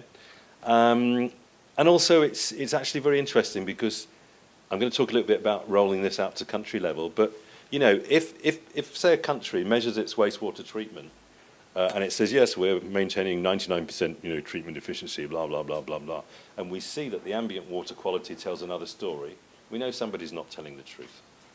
So the need for this indicator for 6.3 to be together is extremely important. So rolling on, and the idea of this GEMI is a little bit different from JMP. The reasons are twofold. Firstly, JMP has the luxury of using mainly existing surveys, mainly the DHS surveys, to get its data. For issues like wastewater, and indeed many of the other parts of the goal, there is no data. If you actually look at what data is available for wastewater, and some of my colleagues in UN agency, we've got FAO Aquastat, we've got other things, but there's very minimal and very unreliable data for wastewater. So GEMI is a bit different in that it realizes that we don't have the luxury of those monitoring instruments, and the only way that we can succeed in monitoring these other is to make sure that there's capacity at the country level to do this. And, you know, actually, although GEM is about, you know, contributing to the SDGs and global monitoring instruments, we have to find a way of supporting national structures to collect this data. And basically, this is what GEMI is all about. It's providing a framework to countries to measure the rest of the SDG from, you know, from downwards, from well, including 6.1 and 6.2, but to ensure we have a complete picture. So basically, there's a few things that have come out. This idea and concept of GEMI has been shared in a sort of intergovernmental meeting at the beginning of this year. We invited, I think, some 10, 15 member states to review the work that we've done.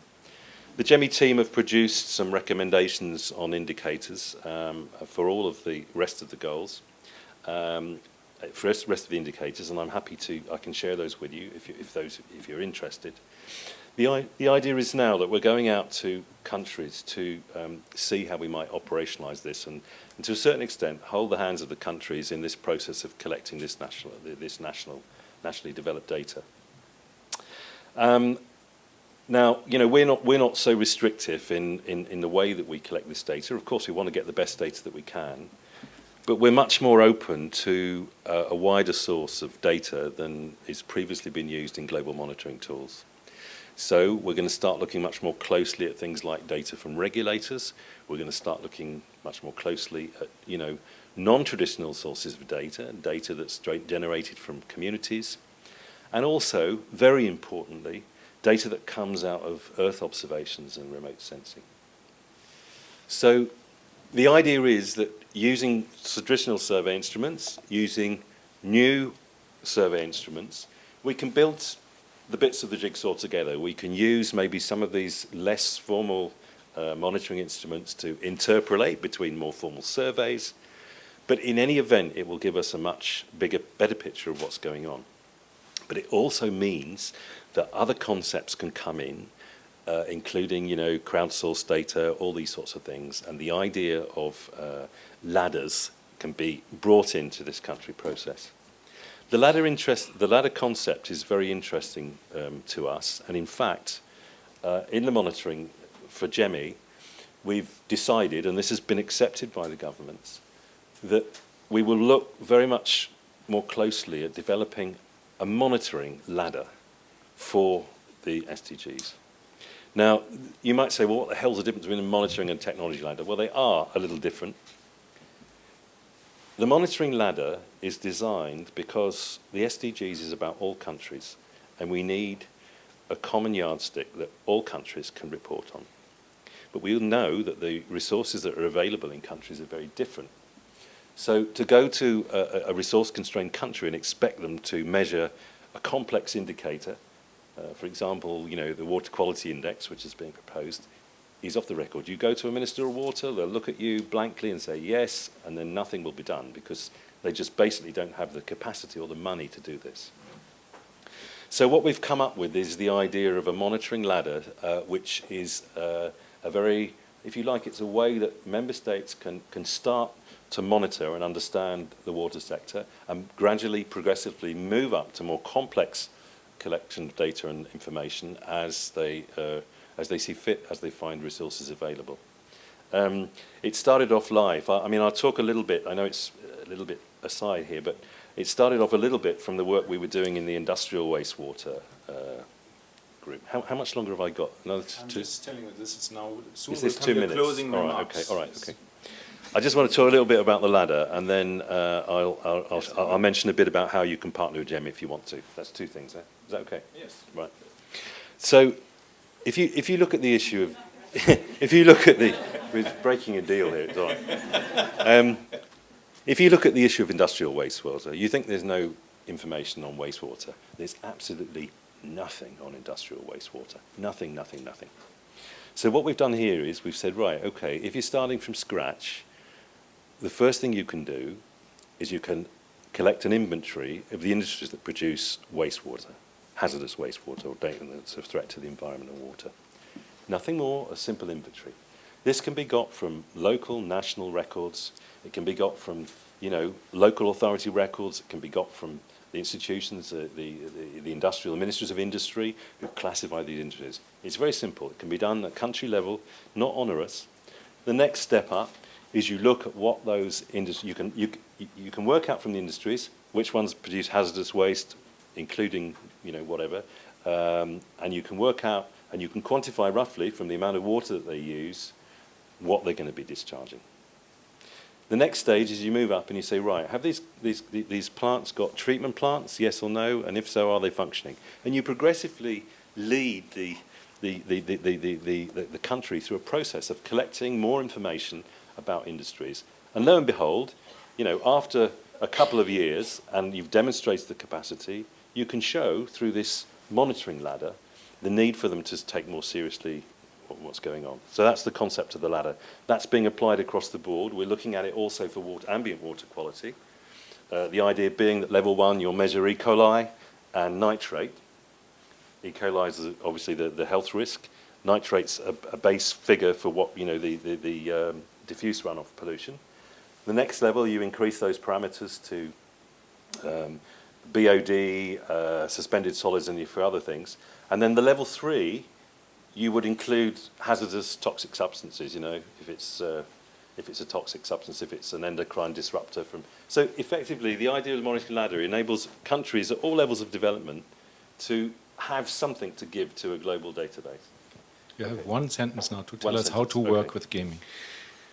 The concept of GEMI is not some, you know, select UN club at all, by any way, shape or form. What we're very interested in is partnering with any institutions, of course, including SuSanA, which we're part of, or I'm part of, to see how we can use some of these other more non-conventional monitoring methods to contribute to the overall picture. So if you have any ideas of things that you want us to introduce to any of those goals, I mean, I work very closely, of course, on 6.3 and 6.2 because of my dirty water interest.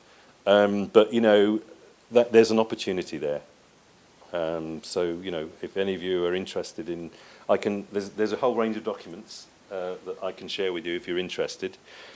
This is one of these things that isn't a pipe dream because it's funded. The Swiss have already contributed significant amounts of money over, in fact, a 9-year period. We've got a long-term funding for this initiative, and the governments of Germany have also contributed, and the Netherlands are also, you know, in the process of being persuaded. Okay, thank you, Graham. So, yeah, there we are. Anyway, that's... Thanks. Yeah. Okay, I invite 1 or 2 questions while Guy Hutton is getting ready. You have a presentation which will be put up, and I summarize your presentation in a way that you're trying to bring light in front of the house door. Yeah. Huh? And that's surprising to me because it was always said, no, if we can monitor it, we won't do it. It's not practical. So I'm slightly surprised, and that opens up possibly as well the SuSanA network partners can contribute. Okay, I see 2 hands, and I'll take these 2. Yeah, one comment or question to the last 2 presentations. I see the SDG 6.2 is very important, and also the management topic of it. But if you see the local adaptation in your contribution was mentioned as very important, and also in yours. But you have to look also to the embedded structure. It's mostly in the countries integrated water resources management. And there, for me, it's very important. What about the governance structures? We have to monitor them also. That means, what about the regional and local sovereignty for budgeting, monitoring, capacity development, and to come in the process of the functional ladder? We collect the questions first. Okay. Was it you, François? Thanks, Graham, for this very inspiring discussion we just had. Just 2 points. How do you think that the UN Statistical Commission is online on this with what you're saying? The second point is we are very many of us as non-UN organizations, so if we do work a lot on the SDGs, do you think that the data we're going to be collecting be recognized by the UN bodies in charge of collecting and validating all this information? And there's a last, very short one I was promised. Yes. So assuming these targets go through, how and you've described how long this process might take to set up the country systems, but when do you expect a baseline to be generated by? How long will it take to generate that baseline? In particular, looking at 6.3. Yes, and it must be an important question because it's eating up his time. So I'll answer short very answers slowly from then. your side. Right, okay. Regards to the institutional question first off, for us, we see this being driven by national priorities and structures. So for us, if we go to a country, I mean, already through our proof of concept countries, we have a variety of actors who've come into that. In some countries, we've got ministries of water, some ministries of environment. In Hungary, who've also joined, they're going to host the GEMI in the National Statistical Office. So, you know, we've already got a huge diversity of people who are interested. But for us, it's important that the national governments decide how they want to set this process up. There is also the opportunity for regional issues because, of course, there's the transboundary water issues when you come to water resources. But also for certain groups of countries, and the small island developing states are a good example, they want to come together to look at this as a group of countries in a region. So, you know, we're always discussing with the Caribbean group and the South Pacific SIDS. So these issues are very important, but my answer is that it's mainly about what the country decides they want to do. The second question is actually very pertinent, and it's also good because I meant to mention it in my presentation and I didn't.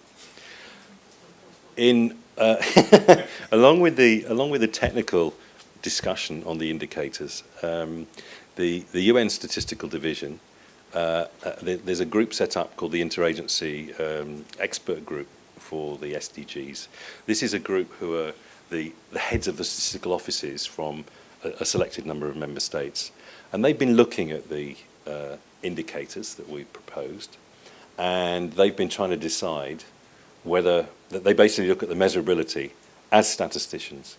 So what we've been doing is we're in the process of producing, with myself, colleagues in UNEP and WHO, a statistical note on how this might be measured.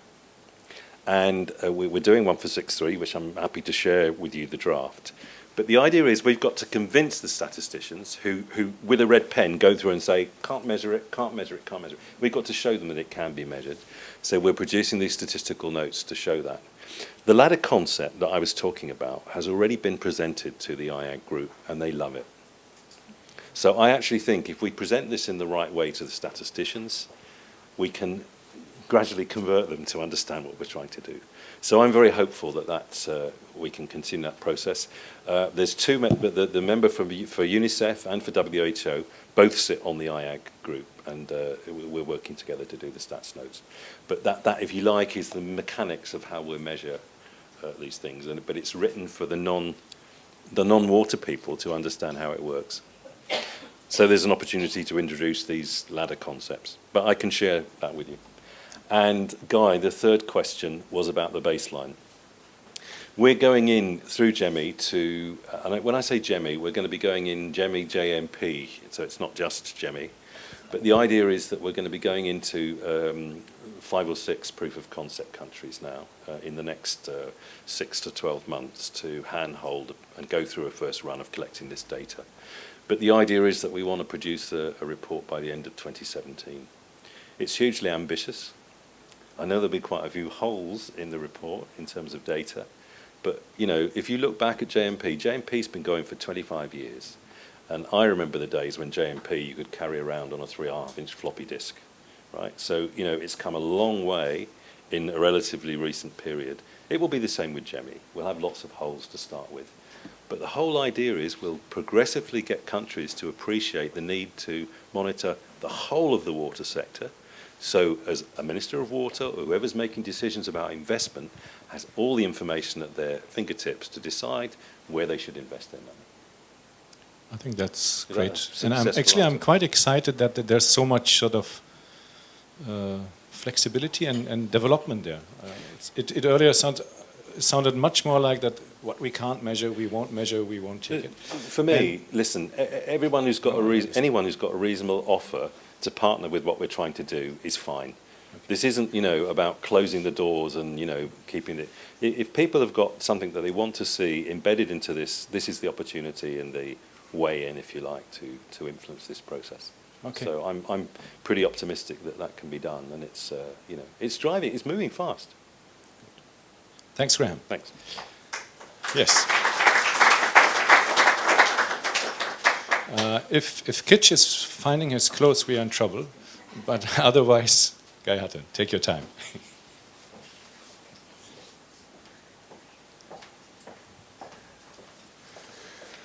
Thank you, Anna.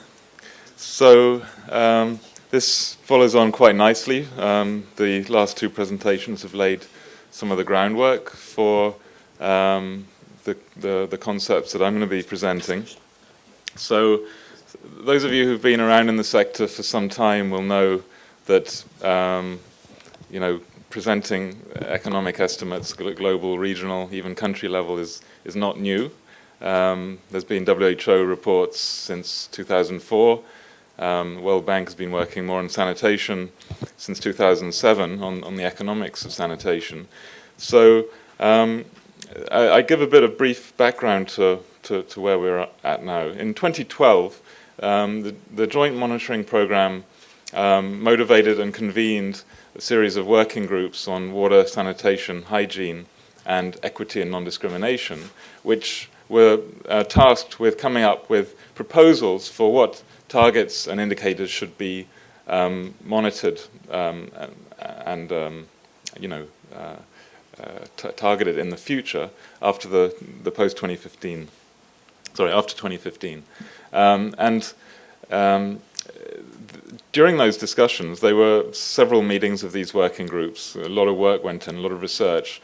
They were concerned about proposing overly ambitious targets because the experience of the sanitation MDG target was that it was with hindsight, overly ambitious. And they didn't want to propose universal access or a higher level of service that was no way financially or economically achievable. So at the end of 2012, there was a stakeholder meeting, and many of the stakeholders raised the question of cost. These proposals are great, but we don't know what they cost. Will they be accepted by the broader development community if we haven't got a cost for them? So this motivated a new study on the costs of the proposals at that stage. Fortunately, what was proposed by the working groups has largely been carried through to target 6.1 to 6.3, largely. The wording is slightly different, but largely the vision is there, the universal access, and including fecal waste management. So about 18 months ago, as part of the World Bank, we started this work in close collaboration with JMP, who had to produce for this study forecasted estimates of coverage of the existing and of the new indicators, and to fill some of those gaps, which Graham has just elaborated on. And so in that process, we were approached by the Copenhagen Consensus Center, who are, I don't know if any of you recognize the name, but they've been producing cost-benefit analyses of a range of development interventions so that you can compare health with education, with mobile technology, with migration, with trade, opening up trade, everything under the sun. And they had a new initiative to do a cost-benefit analysis of all the 17 Sustainable Development Goals. And so we collaborated with them to produce a report which was released earlier this year. I'm also going to present some more detailed costing evidence which hasn't yet been published. And on the slides we've got notes for citation. Please don't take photographs and don't use these in written citation, but please use them in your discussions this week.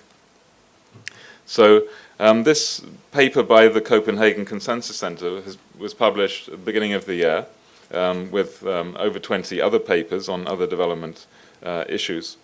And here I summarize just in one graphic the main results for sanitation, which includes a breakdown between urban and rural areas. The blue and the orange bars. And then for rural areas, we modeled the costs and benefits of having open defecation-free communities, which includes sort of the first rung of the ladder, the simple, traditional pit latrine. And we, in the spirit of the JMP proposals, put forward by the Equity and Non-Discrimination Working Group, led by Katarina de Albuquerque, the Special Rapporteur, we try to break it down by population group. And the only data that we had for globally was income or wealth quintiles. So we provide some breakdown by income quintile. And we see that the benefit cost ratios are high, as we've sort of come to expect from previous studies. For rural areas, it's higher than for urban areas, at around just over 5 on average. For urban areas, it's lower at 2.5, which this new study, which previous economic studies haven't done, is to provide a rural-urban breakdown. And this time, we really went out to try to get the best unit cost data we have for urban areas as well as rural. And so what is driving this lower benefit cost ratio is the higher costs per capita of providing urban sanitation with a higher level of technology, such as a septic tank rather than a pit latrine. So, you know, I think that we should be encouraged by these numbers. They confirm previous numbers and can be used, you know, for advocacy. Just to note, the benefits only include health benefits and time savings. So there are a lot of benefits of improved sanitation, non-quantified, such as impact on water resources, impact on comfort, safety, pride, dignity, and all these other sort of hard to quantify, hard to monetize benefits. So these, I would say, are lower boundaries on the actual benefits to society from improved sanitation. And we see that open defecation-free communities would have a higher benefit cost ratio. It's not significantly higher, because even though the technology or the investment cost is lower, the expected lifespan of those technologies is significantly shorter than an improved latrine. Hence, the ratios are only slightly higher. So now here we come to the non-citable stuff. This week is the first time that these are going to be presented. We haven't yet got a publication. This will come out in the next 2 months, I hope. But it's been through a very long internal process at the bank because, you know, we realize that cost numbers, this is a critical point, more critical than any previous point. We got 15 years ahead of us, and what number comes out now may be quoted for the next 15 years. So there's a lot of care being taken over how we present these numbers. And part of the discussion was about the uncertainty in costs. And hence we provided lower and upper ranges, taking into account some of the uncertainties. Anyway, here is presented, sorry it's a little small, on the left side are the basic services, ending OD, water, sanitation, and hygiene, and wash to get all washed together, basic wash. And then we have universal access to safe water, which is piped water on plot, safe sanitation, which is full excretia management, and including treatment. And then on the far right-hand side is what it would cost if you added together adequate sanitation, hygiene, which is hand washing, safe water, and reducing by half those not served with safe fecal management services, either septage management or sewerage with treatment. So the right-hand numbers are probably the most important, but also looking at basic services, basic wash. So basic wash would cost between 15 billion and 45 billion US dollars per year globally. And meeting the targets, which includes a much higher level of service for water, piped water on plot, compared to wells, and safe sanitation, would cost between 68 billion and $100 billion per year, which is around 2.5 times what it would cost for just basic wash services. So these are very significant numbers. These are annual numbers, by the way, and for the capital costs. If you add operation and maintenance, these will grow over time. As you add more and more capital stock, you'll add significant the operation and maintenance costs. And if I had more slides, I would present them. But that's an important point to bear in mind, is that this only includes the investment cost. Investment is the hardware plus the software cost of reaching populations. Just to put it into some kind of context, we compare those capital costs at global level with the gross regional product of the MDG regions to give a proportion of GDP or gross regional product of the costs represent. And we see on the left-hand side those regions with the greatest challenges, where the cost, in fact, there is a regional breakdown of costs, and I didn't have the slides to present today. It'll be presented in Water Week. Sub-Saharan Africa and South Asia are the two regions with the greatest costs for both basic and for safe services. And when you compare those costs with the regional product, they represent the greatest proportion. So to meet basic access in Sub-Saharan Africa, it's an average of 0.5% of the regional product. And for meeting the target, it's 1.4% of gross regional product, which is very significant. South Asia also has major challenges. But looking towards the right-hand side, we should have some cause for hope in that some regions are much closer to it. Compared with, you see the world here in the middle, that's the average, is around 0.09% of gross product for the 140 countries included, and 0.2% for targets 6.1 to 6.3. Now, if you compare these numbers with the historic spending, we estimated based on previous cost studies and the progress towards the MDGs that the world has been spending around 0.12% of gross product to extend services to the unserved. So it doesn't take into account the, sustaining the already served. 0.12% spent on extending services. Now, for basic wash is 0.09. So if we keep spending 0.12% of gross product, then we can reach, by 2030, universal access to basic wash. A couple of caveats to that is that the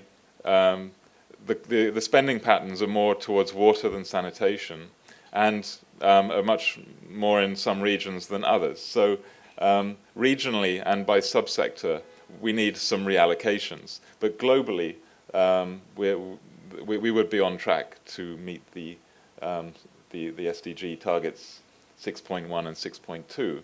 And for safe services, it would cost around 2.5 times what we are currently spending, or what we have been spending. So there are financing challenges ahead, and the next week's program is full of sessions on innovative financing, how do we meet the SDGs, etc. So I think these discussions are really important for everyone to be engaged with, to put new ideas on the table. So that's all I was going to say. There's a whole lot of other stuff coming out of the study, a whole lot of other findings. Some of that will be discussed at sessions. So there is a session on financing the SDGs Thursday at 2 o'clock, which you're invited to, where we'll be discussing these numbers, but also the broader financing picture of how we achieve the SDGs. Thank you.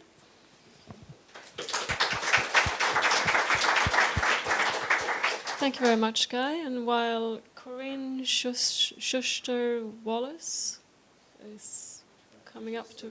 Sorry. So while you prepare for your presentation, are there a few incredibly short comments, almost non-existent? I don't know if I dare give the mic to you. very short. I'm always learning things from you, Guy. How much of these critical costs pay for themselves in terms of the benefits to health? But how does this whole curve compare to military costs? Because I did comparisons like this about 5-10 years ago, and I mean, this is still minuscule. You're welcome to take these numbers and write that paper, but please don't acknowledge me. No, no, it's a serious point. I mean, that's a bigger financing discussion. So, what was the first question again? How do costs pay for themselves? Well, I mean, looking at the quintile analysis, and there are costs will be presented by quintile. We'll see, you know, in the lower quintiles there'll be more challenges to meeting those costs. You know, because it's a global study, because we're working with 140 countries, and we have so many disaggregations within country, rural, urban, quintile, different levels of service. We haven't made any further heroic assumptions on financing, because the financing data is very weak. But, you know, we have somewhere to start, and, you know, this provides a basis for that discussion. One more, very short. Yes, thank you very much. One question regarding the Addis Ababa discussions of July. Is that reflecting those discussions? The second very short one is moving to 100% coverage is a human right approach. It means that the countries want to be involved in it. What is going to be the leverage of the World Bank, for example, to encourage countries to move on full coverage? Okay. So on the first question, in the session that I mentioned, we have a report back from the Addis Ababa conference by Dick van Ginnehoven from the DGIS, Netherlands. He's going to make a short presentation on the implications of the Addis meeting for the water sector. I wasn't at the meeting, so I'm also waiting to hear what Dick has to say. In terms of the second question, I'm afraid that's a much larger question and doesn't, I mean, obviously the World Bank is going to be doing a lot to achieve universal access. I mean, our focus is not only on providing research and knowledge, but also building institutions. That's the major one. Maybe Martin would like to come in at some stage during the meeting to say more about what the World Bank will be doing in the next business plan. Thank you. Thank you, Guy. Thank you very much. Another hand while Corinne is getting up. So, sorry, Corinne, we have a new participant that needs to introduce him. With clothes. It's kitchen. With clothes, yeah. That's brilliant. So just 1 second. Is it this one? This one? Yes. Okay. Good morning, all. I finally made it here. My name is Kichime Bauer. Wow. I just saw some people from way back in the days. So I'm happy to be here. I'm from the African Ministers' Council on Water. Thank you. Okay. Yes. Right there. Yes. Yes. Okay, two more.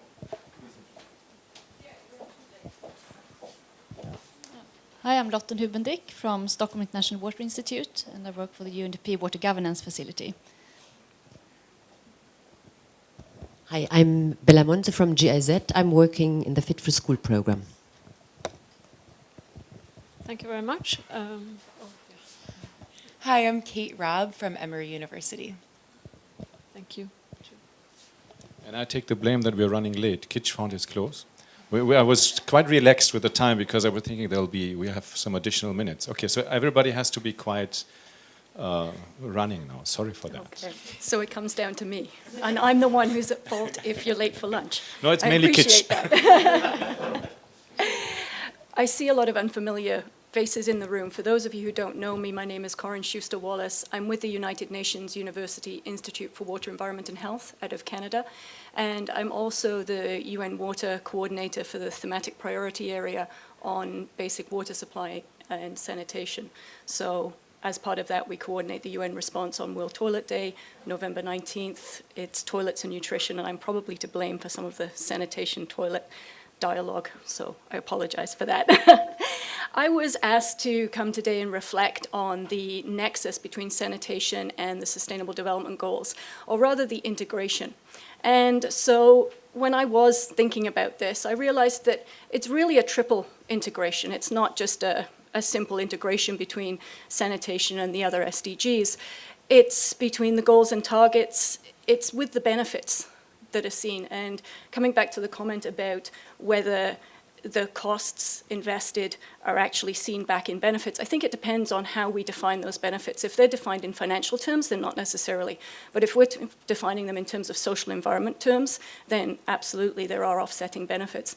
And the challenge for the SDGs will be to actually allow us to recognize those benefits in addition to the financial benefits. So the other integration that I see is in terms of implementation. And so very quickly, I don't even need to go through this slide. I'm pretty sure that everyone's aware of the types of integrations that we see between Goal 6, sanitation in particular, and the other goals. And I've just listed out a couple of the various pathways here at the bottom. And at the very bottom of the slide, you can see that not only does sanitation influence a lot of the other goals, but will be influenced by, and the achievement of the sanitation targets will be influenced by the resilient infrastructure and climate change. And we need to bear those in mind when we're looking at these pathways. So there are two ways of integration, if you will. So then if we look at it from the perspective of the benefits, this is a piece of work we've been doing looking at WASH more broadly, but it still holds true for sanitation. If you take the maternal and newborn health perspective, if you look at the benefits aren't just in the hospital for cleanliness of care and reduced sepsis cases. What you're looking at is the overall nutritional status of women before they're pregnant. In a lot of high-income countries, you're encouraged before even planning your pregnancy to take folic acid and other vitamins to reduce neural development deficiencies. And so you have a lot of these pieces. It's not just the direct carrying water, holding your urine and feces till you find a safe, dignified place, which can result in bladder infections. So it's not just those direct health impacts, it's these longer term, what I call ripples deliberately. So you have these different impacts that we're benefiting from and integrating into. And so it's not just at the goal level, it's at the ground level. When we're talking about people and we're talking about their lives, we're talking about education, which in turn means that a mother is more likely to introduce public health prevention measures in her house and in her family. It's not just the time costs and the direct health implications and the caring that's required. It goes far beyond that. So I just wanted to provide a different type of ladder to demonstrate that these benefits are not just the direct. There are these indirect benefits, and so we need to be conscious and cognizant of them. And we also need to find a way to be able to reflect them in the benefits that we're talking about and how we account for those benefits. Finally, in terms of the application on the ground, again, this is a project that we've been doing in Uganda. It's called Waste to Wealth, and it premises itself on anaerobic digestion. You don't have to look at the pathways specifically. What I want you to look at are the colors. Pink is health and well-being. Black is economy. Green is environment. And yellow is livelihood. So the individual profit rather than the national or subnational benefits. So you see that even putting the anaerobic digestion in, you get benefits, but then when you start looking at the products of the biogas at the top, and the residual if you use it for fertilizer, and or if you use it for a solid fuel, then you start seeing these triple bottom line benefits that we're talking about with sustainable development. So really, we're looking at this integration across all levels. And if I come back to SuSanA from that perspective, you have founded yourselves on research, policy, and practice. That is absolutely the way to go. And it really does need to be the triangulation. It's no longer research and policy. It's no longer policy and practice. We really need that triangulation. And I would encourage you, moving forward, to think about it from a transdisciplinary perspective, from a transsectoral perspective, because again, it's not just the wash sector. It is nutrition, it is education, and in the wash sector, we all tend to preach to ourselves. We may be different specialists, we may be in schools, we may be in the communities, we may be looking at it from a nutrition perspective, but we still tend to be relatively insular from that perspective. The country level, we did a study looking at 10 countries and asked them sort of where they are now and where they will be. And very clear that there's a call for knowledge portals, very clear that there's a call for frameworks and assessment frameworks and also implementation frameworks. And again, I see this as a great opportunity for you to build on your lessons learned and the communication platforms, the dialogue platforms that you have, these communities of practice. So another highlight of where SuSanA is very well placed to move beyond. But again, I challenge you to recognize the fact that as a society, we've been engineered, we've been primed for success. All of our funding metrics, all of our accounting metrics are perhaps business-based. It's all about what we've done successfully, how many widgets we've produced, how many people we've served, and there's a lot to be learned from failure, and I would really encourage you to provide space for those failures. And I know in the case studies that there are some indications of sort of what you managed to do, the challenges that you faced. Those are the learning points, because another community faced with those, they're looking for those types of solutions. They're not necessarily looking for what worked. They're looking for what happened when it went wrong, because they're at that point and not at the point where they can reflect and say, yes, we're there. So that's the other challenge. And it's interesting hearing some of my colleagues beforehand. I can be a little brief, because when you talked about shining the light on the door, citizenship science is going to be really important. And someone asked the question about how we get that up. And I think it's really important to note that the monitoring is set to the national level. So we can talk about these global monitoring processes, and absolutely there's a roll-up opportunity and necessity, but we're talking about what's down on the ground, and sanitation in particular is really, really difficult to measure. That's why the MDG went from safe to the sanitation ladder to improved, because it was very difficult. And you have to start 50 feet up the road, and it is time to bring the lamppost closer, or maybe carry a flashlight torch.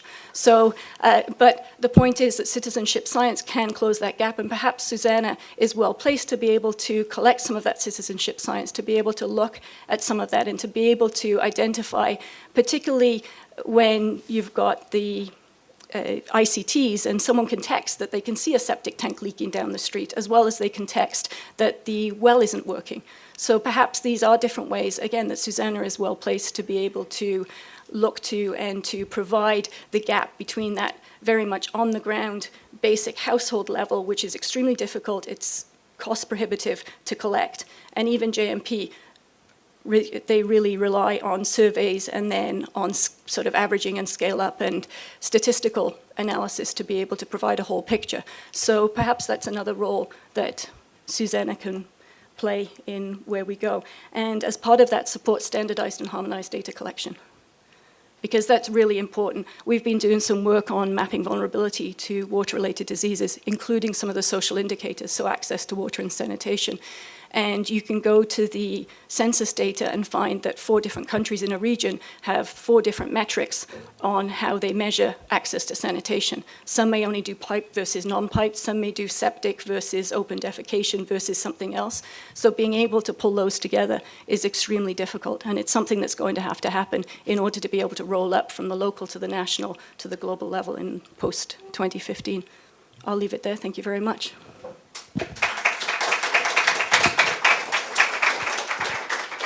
Thank you very much, Corinne. We got some really good inputs here in terms of focusing on citizen science and standardized, harmonized data collection, and to stick with a research policy and practice focus that SuSanA has had for a long time, and also to provide more space for failure. Thank you so much, Corinne. Thank you. We don't have time for questions. Sorry. It has to be afterwards. Yeah, later. So now, could we please welcome Kichime Bawa, with clothes and everything, from the AMCO. Sorry if I made a mess of your name. It's not deliberate, please.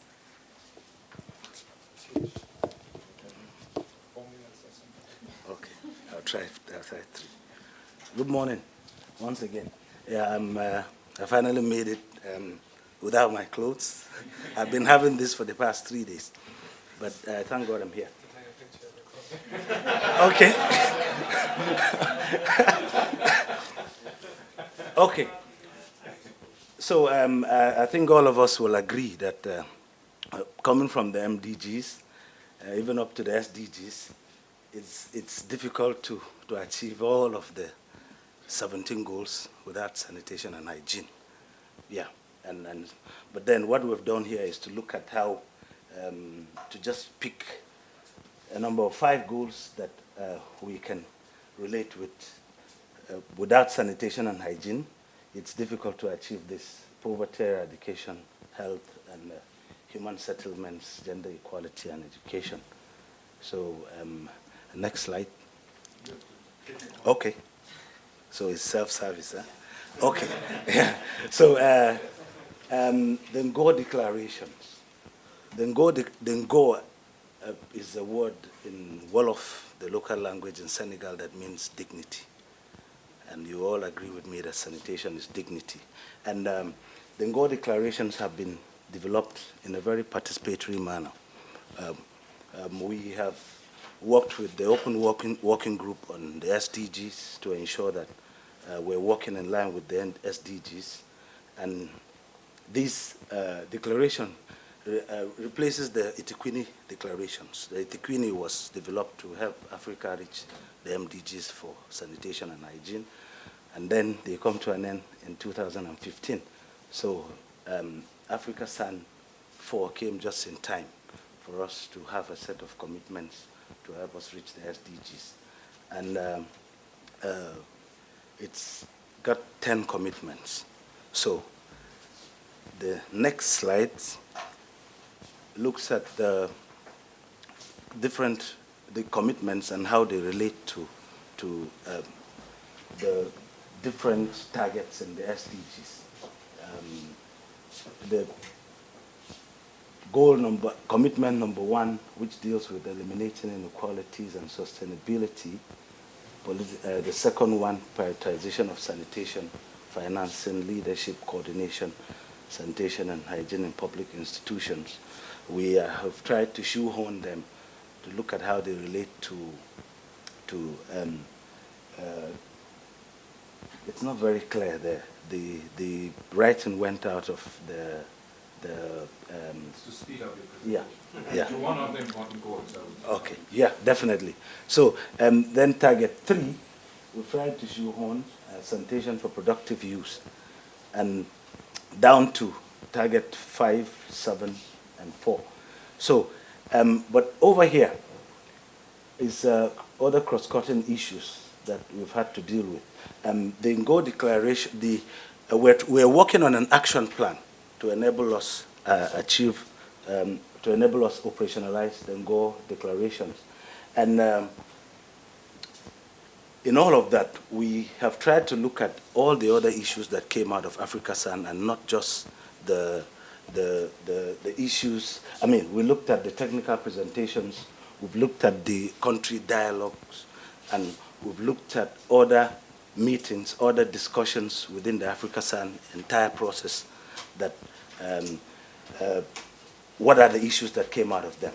So we came out with these cross-cutting issues that will be part of the action plan, and they include M&E reporting and review, and innovation and technology and political prioritization of sanitation and hygiene. So all in all, what we are doing now is that we are working on the action plan, but we cannot finalize it until the final goals for the SDGs are out. And then we will still work with the open working group to finalize the indicators for the work plan. So that, in a nutshell, is how you can see that the SDGs and are related to the Ngo declarations. I think I've done it in less than 3 minutes. Yeah.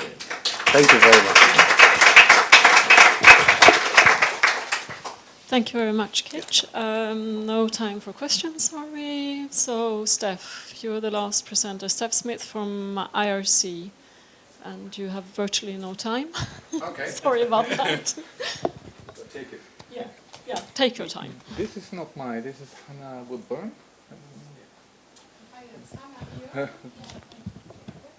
Then I'm... Oh, it was a joint presentation, sorry. Hannah Woodburn and Steph Smith. No, it's two presentations it's not so then I'll... Okay, Hannah goes first then. Yeah, okay, sorry about that. Hannah Woodburn. Yes. PPPHW. I won't recite our whole name because that would take up too much time. So I'll be very brief. I just want to speak quickly about hygiene in the SDGs. I have up here the target 6.2, which I'm sure all of you are fairly familiar with. We're really pleased to see hygiene included in the target, but it needs to be in the indicator if we want it measured. So right now there's a proposed indicator for hand washing with soap, but it's not yet guaranteed. Unfortunately, menstrual hygiene management hasn't been proposed by the IAEG. But the regional and country level indicators, which were mentioned before, are still very much being debated. So there's gaps at the global level, but big opportunities at the regional and country level to address hygiene, both menstrual hygiene management, as well as hygiene in extra household settings, such as schools and healthcare facilities. Excuse me.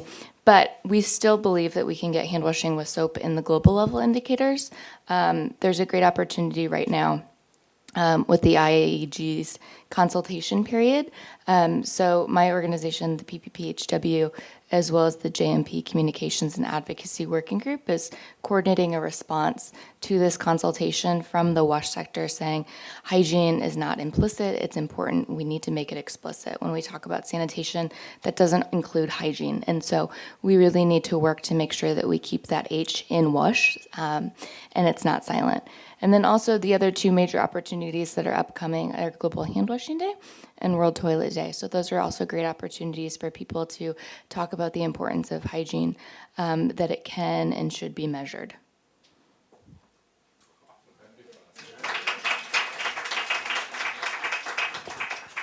Thank you very much, Hannah. Now, Steph, please welcome.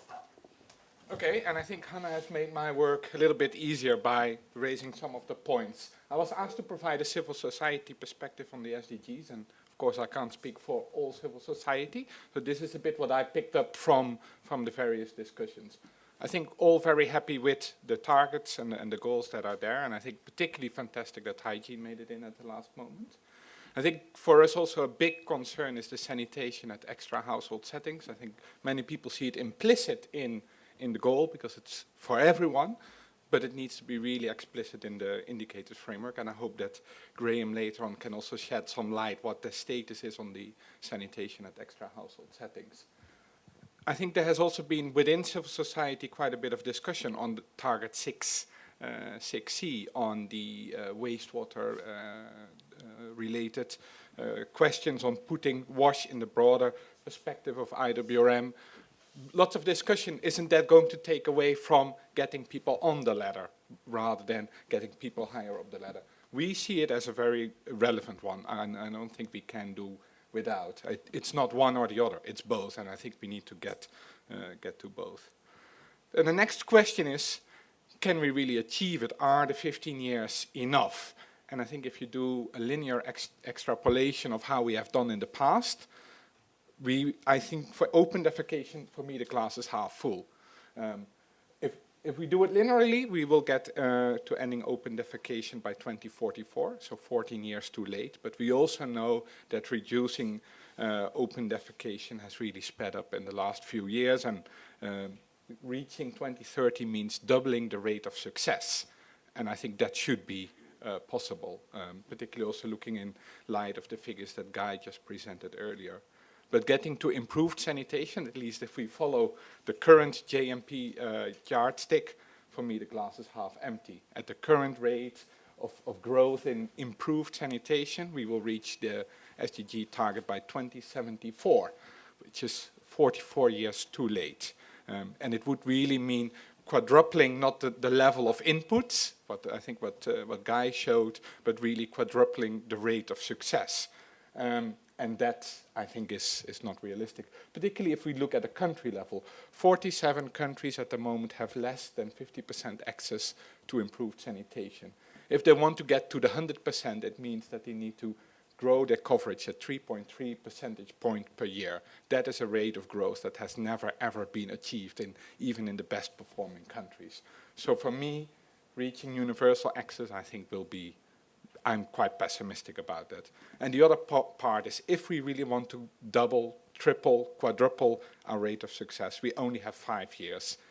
Most of programs take 5 to 10 years to really deliver results. So we have 5 years to get the finance in order, to get the governance in order to deliver by 2030. So we have to get all that going in the next 5 years. So we don't have 15 years, we have only 5. And what are then the areas of intention in that? I think for rural sanitation, we need to take the dual approach, focusing on the unserved, getting people on the ladder, but I think it's very much where you see a big gap is what is currently yellow and light green. Lots of people having toilets that don't meet any of the standards. And I think if we can work with them to improve their situation, I think that's important. So we need a dual approach, focus on the unserved and on the underserved. And I don't want to go into the approaches for that, but it will be a big mix. Urban sanitation, I think, requires specific attention. The situation with urban sanitation has basically been stagnant since 1990. The percentage of coverage have remained the same. We haven't been able to beat, let's say, the demographic curve. So for the last 25 years, shared and unimproved toilets haven't gone up. That has remained at the 15-20% charge. And it becomes even more difficult now with the third target of improving wastewater treatment. I think Graham already mentioned quite a bit on that. And I think a final area of attention, and I'm glad that this is a specific working group of SuSanA, is sanitation in fragile states. The current levels of sanitation in fragile states are extremely low. The speed of growth in coverage is basically close to zero, or in many cases negative. I think we can do a lot to address the immediate needs in humanitarian situations, but can we really make progress in the fragile states towards universal access, knowing what is all is required to get to sustainable sanitation in terms of governance, sustainable financing, and so on?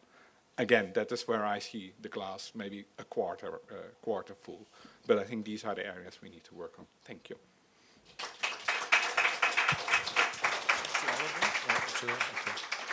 Okay, so I would suggest to have let's say 3 questions or a few questions to the last 3 presentations.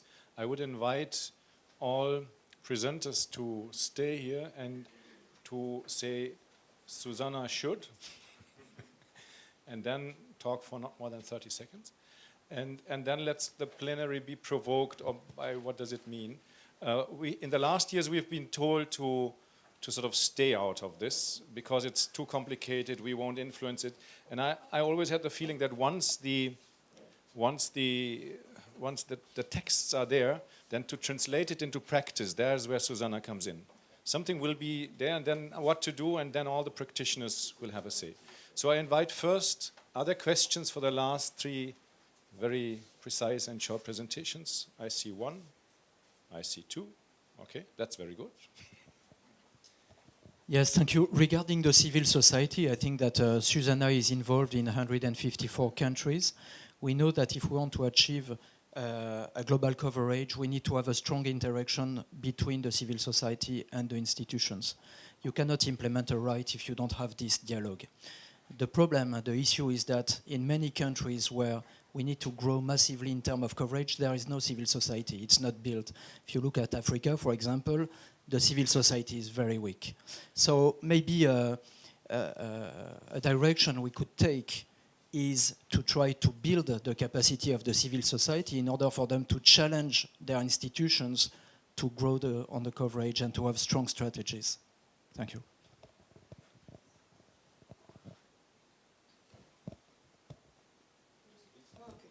All right, thank you.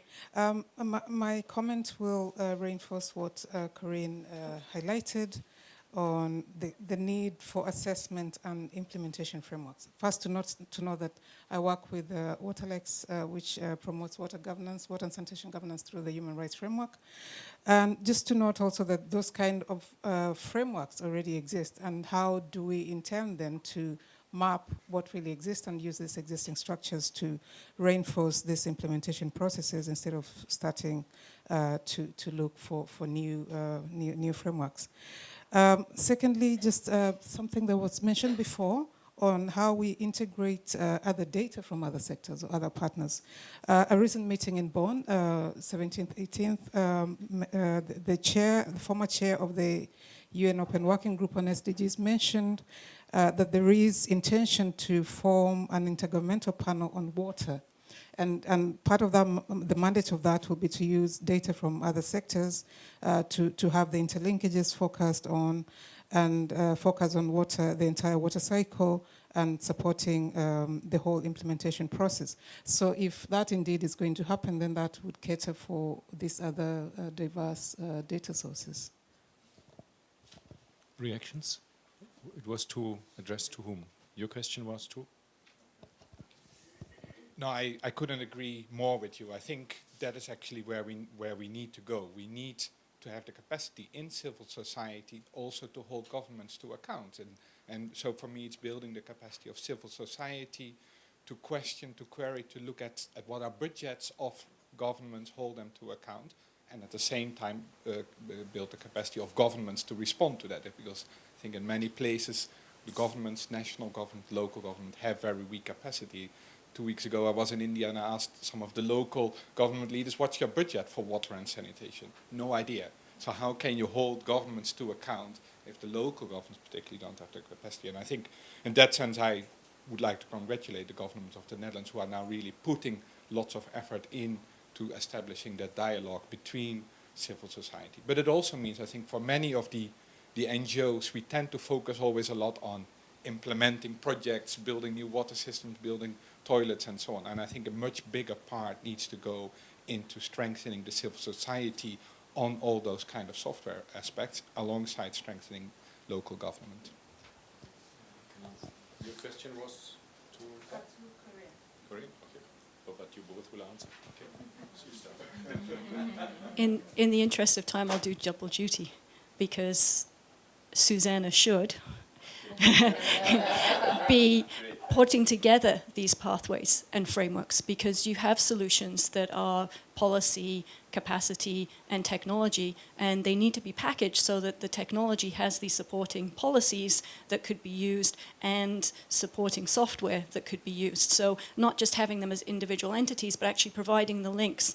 And it doesn't have to be that you have to have policy X with technology Y, but that these are the types of policies that support from the top down, and these are the type of practices that support from the bottom up, and actually pulling them together. And as part of that, the functional sanitation ladder, it's a pathway in and of itself, and I would hesitate for you to provide that national implementation being the bottom, and so knowing that only step one applies to you, but see it as a pathway to progress and say, you're at step one now, but let's get you to step two once you've reached there in step three. You started, SuSanA should? SuSanA should. And then? That was it. No, it was, but the first sentence you said was SuSanA should?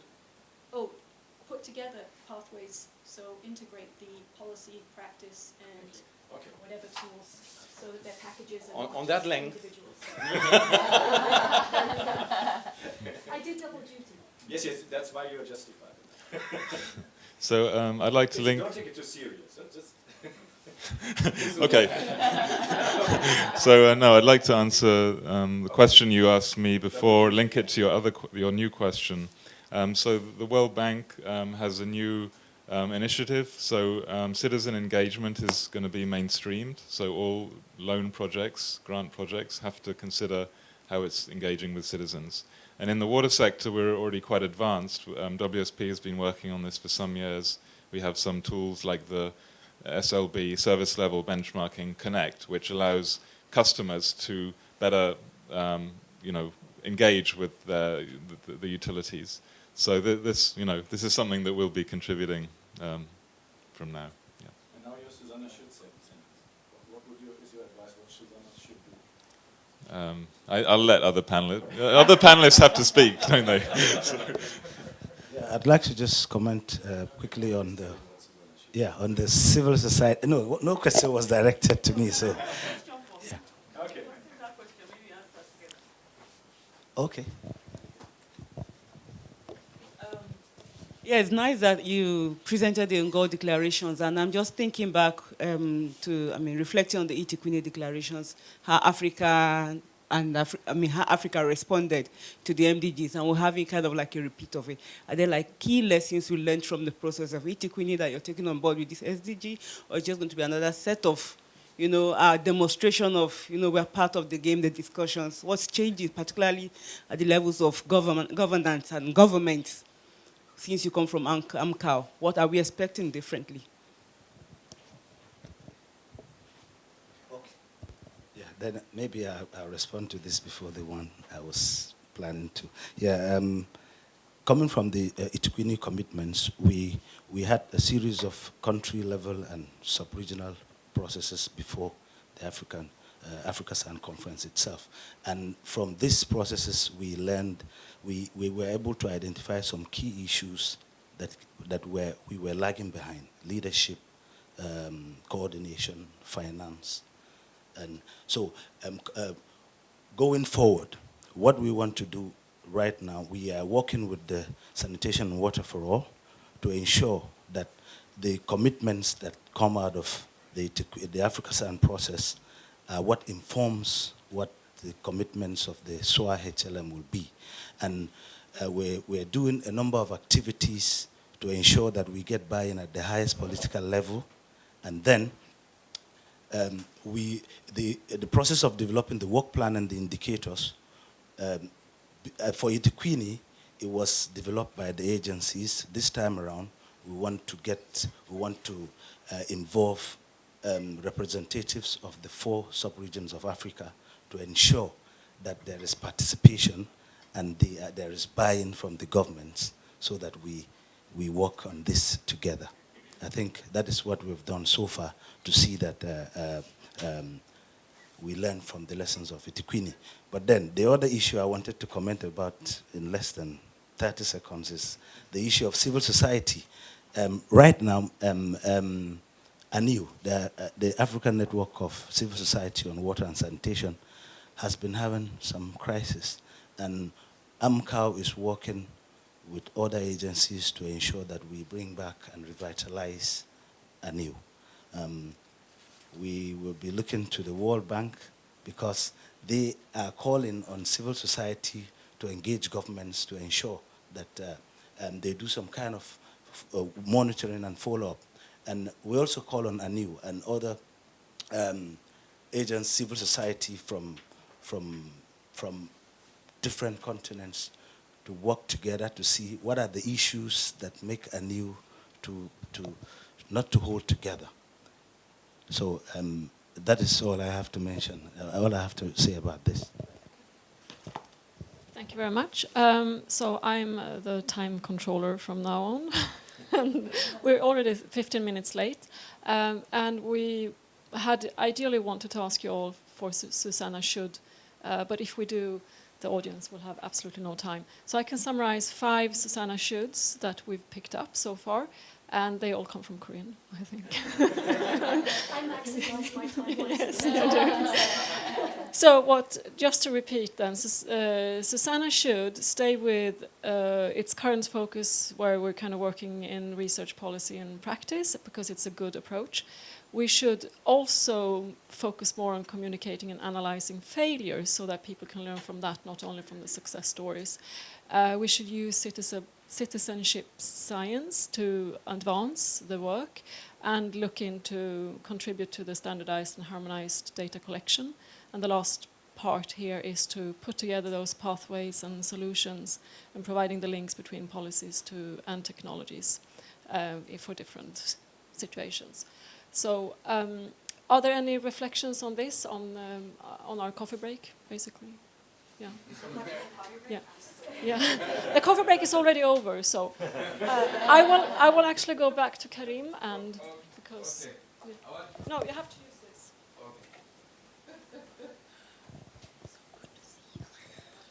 I'm coming from Dry Toilet Conference in Tampere. I want to say that we have to put a focus on some concept like social movement in Nepal. This concept helped them to make a big step going forward in sanitation. And another concept is institutional triggering. I think we share this idea in Tampere.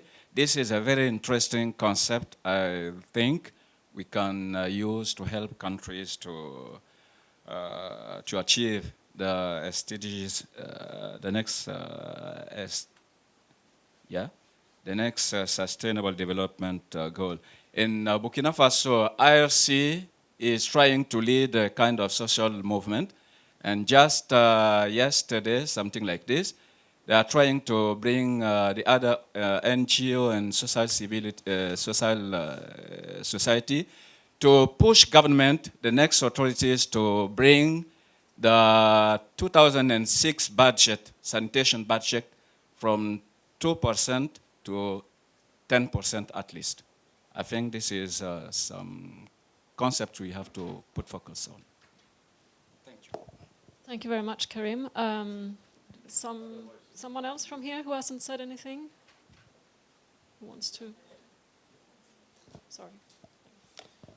Yeah, I like to suggest one topic. The situation was showed by Sub-Saharan Africa, for instance, the needs for these countries there. But the situation is also that the EU and other donors are funding a lot of money, and these countries are not able to receive this money. They cannot channel it. And there is a lack of capacity, and there is a lack of governance. And therefore, the proposal is SuSanA is providing a linkage in sense of twinning projects that capacities from Europe or from USA or something like that is on longer view, maybe 5-6 years in a twinning project integrated to realize governance, capacity building processes, so that they come more and more receivable. This money is provided for this.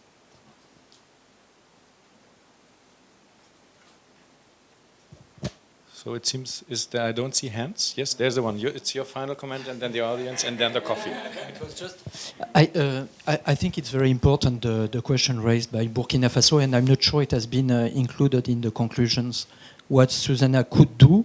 We are implemented in 154 countries. We can support the civil society. Maybe shall we create a group on civil society, a group, working group 13? I don't know, but let's be concrete on that, because this is one strength we have. Okay, and as I said, in 2007, when we met before the International Year, we said that if we have to do something and two have to do some similar, if they do it together, it's stronger. It's only that we will do. So the should is always coming back to those who are doing something. Have we final shoulds from the panel? I see two final shoulds. Okay. I'll take 30 seconds because I overran my time before. I've got some asks to SuSanA. Okay. I think first off, I said, there's an opportunity in GEMI for us to learn from any good community initiatives or ideas for supporting this monitoring effort. So it's an open invitation for anybody in the SuSanA network, and we rely on SuSanA to pull that expertise together for us to feed into the GEMI process. There's basically, it's between WHO, Habitat and UNICEF to do 6, 1, 2 and 3 in the UN system. So, any of us can be approached in that way. The second thing is I'd like to ask if there's some way we can reach out and work a little more closely with the Earth observations community, because there's amazing activities going on very fast We were talking last week at the Bonn conference to people from NASA. There's all sorts of information that we can use, which gives us great information on urban areas, urbanisation, understanding urbanisation better, and it's very important for what we're trying to do. And the third thing, it's very important that the IAG, the statisticians, understand that some of these targets can be measured, right? Because at the moment, they're putting red pens through. So anything you can do as part of the SuSanA network to push the member states who sit on IAG, and there's a list of countries who sit on IAG, to ensure that things like hygiene and all the other bits and pieces are in on the monitoring agenda is very important. Because whatever the technical people say, if the statisticians get to it and they put lines through it, it won't be measured. Thank you very much. And we have, beyond working groups, we have task forces. And what we got as tasks from the core group meeting last year, I think we were quite successful to try to address it. So we'll take it and try to find ways how to do that.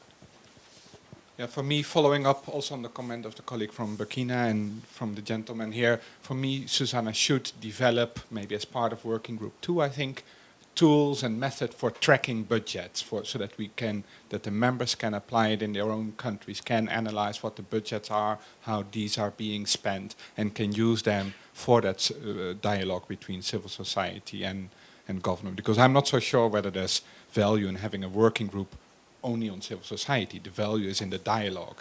But for that, the civil society needs to have tools to track budgets, tools to track expenditure on sanitation. I think that is something important that SuSanA should do. There's one. Oh, there more shoulds now. Okay. Well, it can't be left out. They're coming. So SuSanA works a lot on sort of technology identification and solution identification.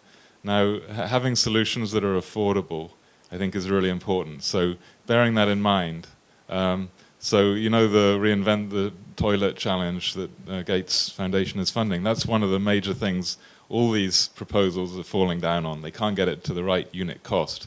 Even if it's a wonderful solution, it's not the right unit cost. So we have to think about that, especially meeting the goals, the targets in the poorest countries. So that's my challenge. Mine is a could. Yeah. So I'm thinking that SuSanA could work with AMCAO to improve the sanitation capacity for sanitation and hygiene program implementation and monitoring in Africa. Because I mentioned 3 earlier, but that's also one of the major one of the major gaps that we identified from the Africa San process, lack of capacity for sanitation. Thank you. I'm just going to add that hygiene is very cost effective. I think that SuSanA should and could and hopefully will become vocal advocates for hygiene, because it is so important to the work of sanitation around the world. So become vocal hygiene advocates, particularly in the SDGs, but beyond as well. SuSanA should break for coffee. Okay, thanks. Okay, I think I'll cut it here. Could we have coffee now, just 15 minutes, and be back in the room on time? Which would be 12, wow. 10 minutes. 12:20 back. Thank you.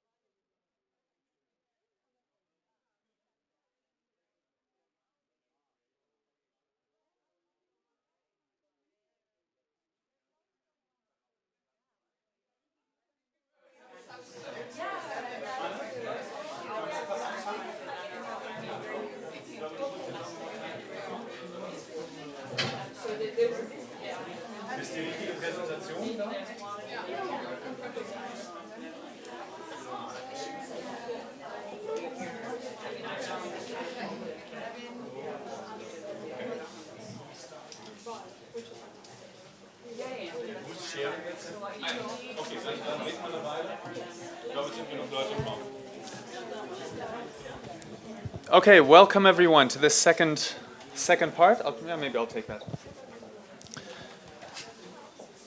And this part of the meeting is focused on sanitation, or wider wash and nutrition.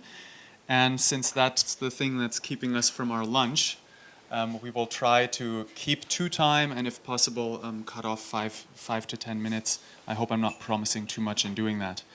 In terms of leading into the issue, I would just quickly like to begin with the history of SuSanA and wash and nutrition. It was 2 years ago here in Stockholm that, together with others, the German WASH network, of which I'm the chair, 20 German NGOs did a seminar here on wash and nutrition. And the result, when we all sort of left the room, the question was, what can we do? And SuSanA was the perfect platform for bringing everyone together and to say, let's start a working group. So that was working group 12. And ACF is heavily involved in that working group, leading it. Stefan Simon, Arno Körver from Welthungerhilfe and Malteser International, 2 members of the German WASH network, those are the 3 co-leads. And now we're here 2 years later. I think at the last Stockholm event last year at Water Week, there were also wash and nutrition sessions. You see the topic really gaining speed. And this year we have a very special year because the World Toilet Day, of course, has the motto sanitation and nutrition. And there are a few seminars also during this week, a working group meeting that I think is already overbooked, but that we still entice you to come, and we'll make sure that the room capacity is used to its maximum. So this is sort of the block and the time that we want to spend on this. As you listen to the inputs and as we have our discussion a bit later, we do have a list here. I've signed my name to it because I'm interested to receive regular updates about the World Toilet campaign. So anyone interested in World Toilet Day, I'll pass this around. Please put your email address on it if you're interested in receiving those updates. That was one thing that I was just asked to do. And then this block will sort of have 3 parts. First of all, we'll hear about the special event this year, the World Toilet Day, and afterwards we'll hear sort of the current developments within the working group, within the sector from Jean, and then we'll bring Bella on board and have a small discussion, open it to comments from the floor. So I won't spend more time talking myself, but hand the word over to Lizette Burgers from UNICEF, who is head of toilet team, senior advisor, WASH. Please. Hi, good morning. I will just give 4 slides, talk a little bit about World Toilet Day, which I'll give a little brief context because when I was in the field in India, Afghanistan, it's not always easy to understand what is the hoo-ha happening at the global level. So World Toilet Day was a UN initiative of the Singapore government and a Singapore NGO. We all know probably the name of Jack Sims, who is really behind that, and so a lot of credit should be given to him to get it on a UN agenda. And the 19th of November was designed as World Toilet Day in the context of sanitation for all through the unanimous adoption of a resolution by all 193 members of the United Nations. So it's just to indicate that it is at a higher level that there was an entry point to discuss this issue. Just as a little detail, I was in New York from 93 to 99, at the time that UNICEF nearly dropped sanitation because it was so difficult also to show evidence and results and the linkages to children directly.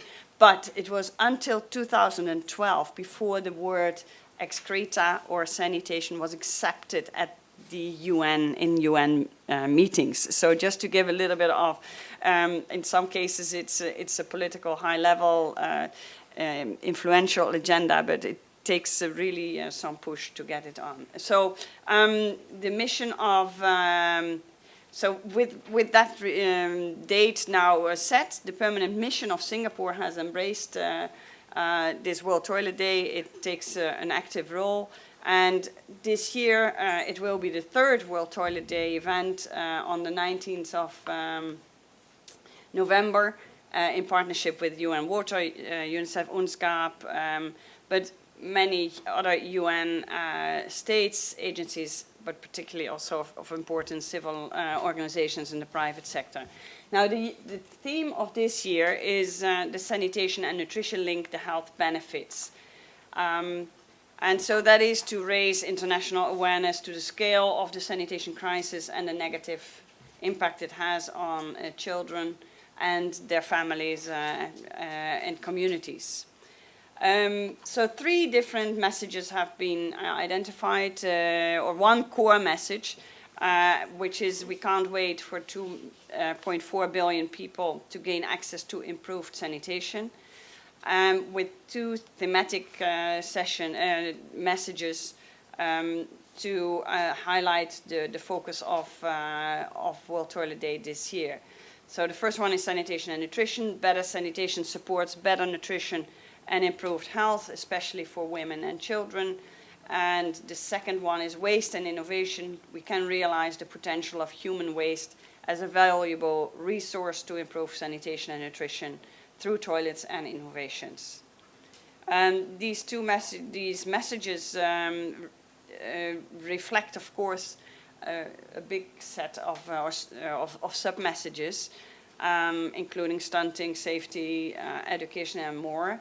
But this is a kind of a compromise to get as much as possible simplicity, focus, and then the different groups can come in.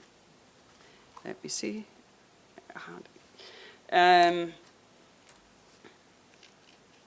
Sorry, I need to get to this.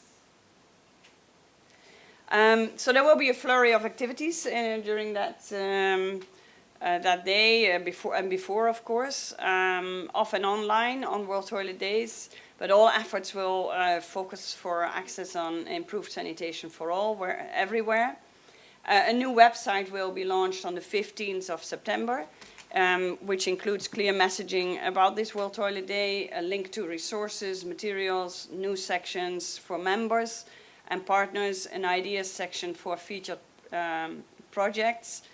For example, be a sharer, be a thinker, be an artist. Interactive maps of events around the world, and a toolkit with logos, posters, banners, and more. So the question is that if you have any resources to add to the resource section of the website, please send them on. Reports, infographics, videos, etc. We would like to really get all the materials and highlight the efforts of those around the world who are contributing to World Toilet Days. There is this new idea, or 3 new ideas for public engagement, which is that idea of being a sharer, an artist, and a thinker. So, for example, if you are SuSanA and part of SuSanA and you're a thinker, the idea is to show your support on social media by taking a photo in your thinker position and making it your profile picture, and then share the photo using the official hashtag, hashtag World Water Day, hash we can't wait. So there are several ideas. It's really at the moment in discussion also with the social media. And as technicians, sometimes we try to balance the technicalities and this desire to stay correct with that other group that is trying to gain more interest and get messages out that people can engage with. So then the UN event on the 19th of September, we will release a new report that provides an evidence base of the link between sanitation and nutrition. A first teaser has been out. It's expected to come out in the fall. So for people who want to have a small summary of what it entails, they can have a look at it. The details of the session are still being finalized and will be distributed shortly.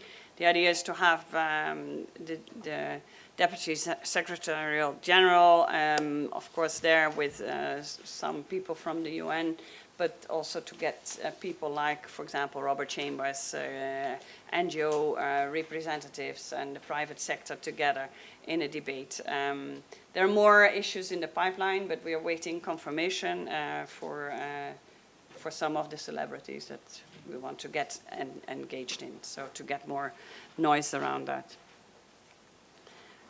So actually what I want to ask is, World Toilet Day is one of these moments that you can raise awareness about the sanitation crisis and to show how sanitation and nutrition are linked. That's this year. So the question is, please join us, strengthen the global call for access to safe toilets or to safe sanitation for all, and send your planned World Toilet Day activities and resources so that we can share it with the community. So you can have it sent to this website. That's actually all what I want to say. It's an opportunity to emphasize from a different angle also. So the nutrition groups, we would very much like also to have them on board and to bring in their thinking. And I'm very happy that to work with Jean.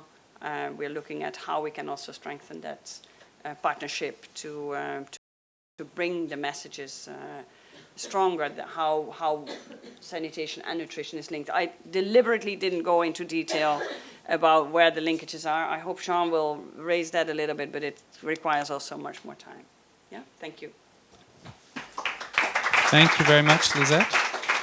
I think while Jean is setting up his presentation, so I'm taking that there are sort of two main overarching connections we're looking at. On the one hand, nutrition that's being lost as people have certain health impacts that prevent nutrient uptake, and then you had the second part about sort of not only going in terms of nutrition, feeding people from the field to the plate, but also from the plate perhaps back to the field, or some sort of reuse.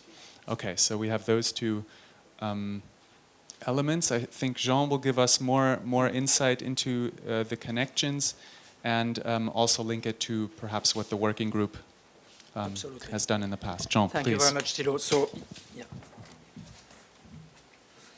So I'm coming from holidays, but with my clothes, as you can see, and it's good because it's refreshing to jump in the bus like this.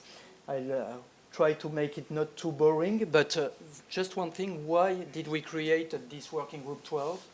If you look at the WHO mortality. Thank you. Yes, sorry. It's better like this. Yeah. If you look at the WHO mortality under 5. And if you forget that 50% of the 6 million children dying every year die between 0 and 27 days, the perinatal mortality, the biggest killer of children is undernutrition. 47% of under 5 children die because of undernutrition. And the second bigger killer is the wash-related diseases, with 2.1 million children. What is quite interesting to see is that these two figures superpose one on each other. It's the same children. And that's why we created the group. You cannot achieve treating undernutrition if you don't prevent it by reinforcing the water and sanitation environment. Okay?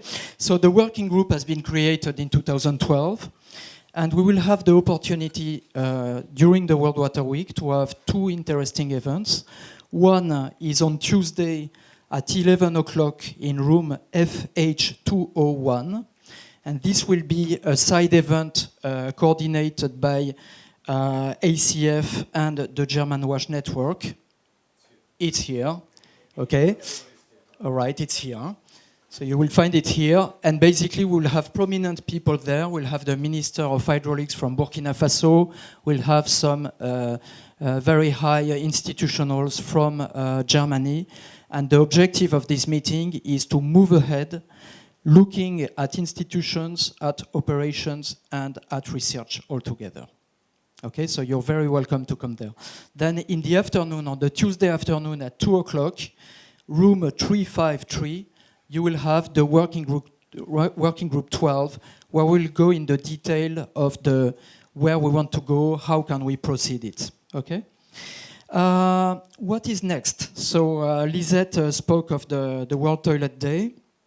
There will be also the Bonn meeting on the 11th and 12th of November, and this is hosted by the German WASH Forum, and SuSanA as a role as a host online, or what is it exactly, Thilo? The conference will be exactly 1 week before World Toilet Day. We'll focus on bringing the two sectors together, gearing us up for World Toilet Day. And SuSanA will basically be the online host, reaching out, spreading the discussions that are being had there through the community. Thank you.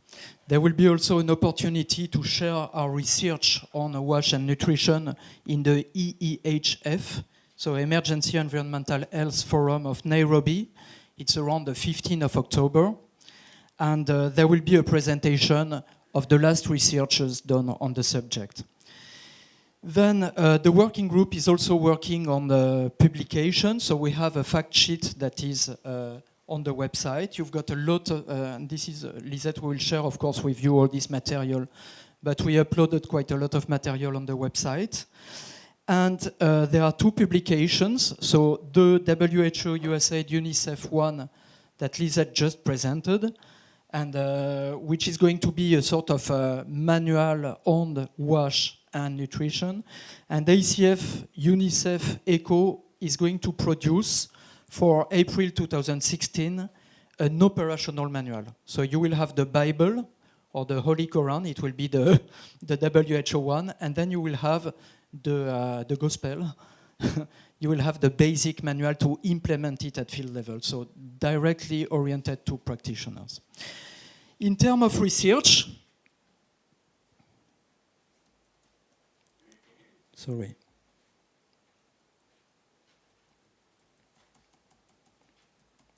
And it will be my last slide. In terms of research, we still try to understand the connections between the WASH project and the sanitary environment, the infection, and the undernutrition, both the acute undernutrition, the wasting, and also the stunting, the chronic undernutrition. And basically where we've got the most problems is to characterize the connection between the WASH project and the acute undernutrition. This is a big question mark. Another thing is that we miss also evidence in sub-Saharan Africa. We've got many evidences due in particular to Dean Spear and the fantastic work done in India on the connection between sanitation and chronic undernutrition, but we still miss evidences in the link between WASH and acute. So ACF is developing research on that. Concern is developing also research on that in Chad. And basically this research will be available in 2016 and will contribute to push this subject. Thank you.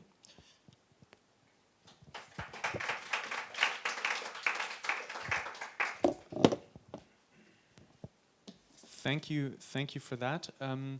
We will go to a small discussion in a second, but before, just maybe for those first two presentations, are there sort of questions of understanding? I think you saw that Jean also has some other slides that he may give some more input on the issue, perhaps at the end, depending on how we run with time. But the point here was that we get these main statements out first, see if you have questions of understanding at this point. Otherwise, we would go into a group discussion and then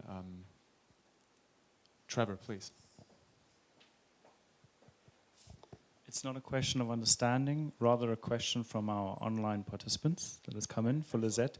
It's not one on clarifications. I don't know if we want to reserve it. I'll just read it out. Maybe we build it into the conversation. So via Twitter chat, we have a question from Elizabeth van Munch. And she says, this is for Lizette. And it's, will your team at UNICEF also be looking into improving the Wikipedia article on World Toilet Day and washing nutrition?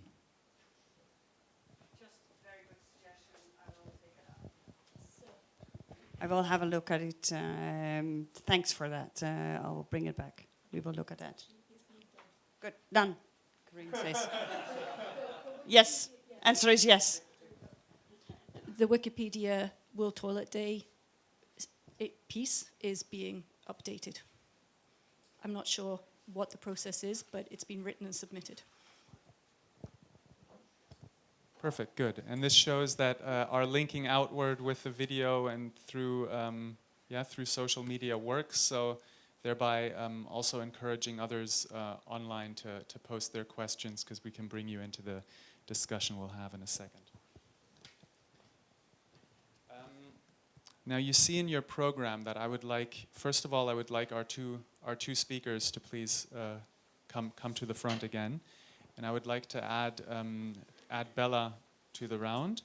The reason I'm bringing in Bella is because, on the one hand, Bella Monze from GIZ, working with Fit for School, and we were thinking beforehand, this is a challenge to really bring together two silos, to bring together different sectors.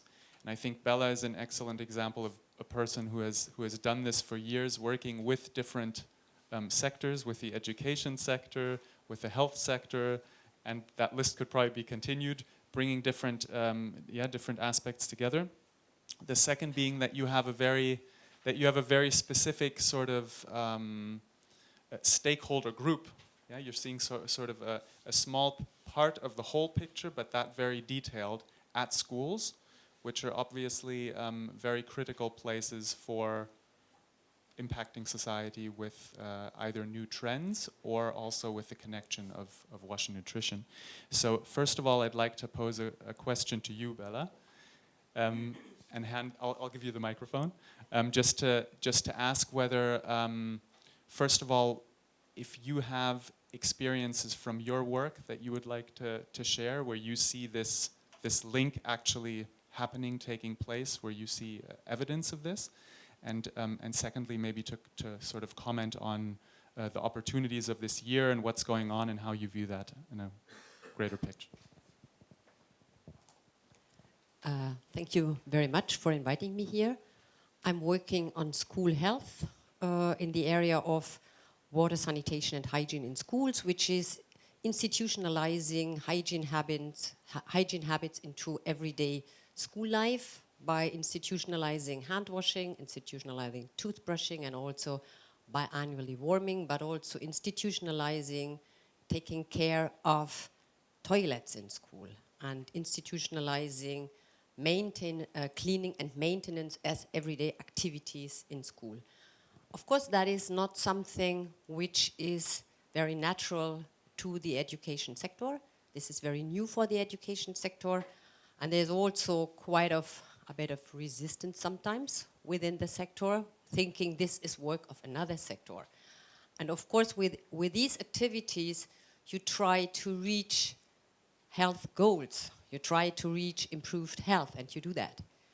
So within the school is sort of a microcosmos where different sectors come together, but everything goes through the education sector, because the education sector is calling the shots in schools, and it can never, every program will fail which will not go through the education sector, which is just in a way hooked on schools, will not work. It has to go with the system in the schools. So that's my background, and when you look where are areas where you have really the connection, then you can say you have it in the area of water. Access to safe drinking water is, for example, a perfect thing which need to be in the school, which is part of hygiene and part of nutrition. Yeah, you need water, sanitation, hygiene. You need safe drinking water and it's part of nutrition, but you can also perfectly link that through existing school feeding programs. And a good example, for example, is the government of India, which is doing school feeding for all their 150 million children every day. And now they're integrating daily hand washing prior to eating to the kids so that they will eat with washed hands, but also put that as an example, put that as a need for the people who prepare the food. So that's also where hygiene comes together and where the school is a perfect place to institutionalize that. Sorry, that was long, but... No, perfectly fine.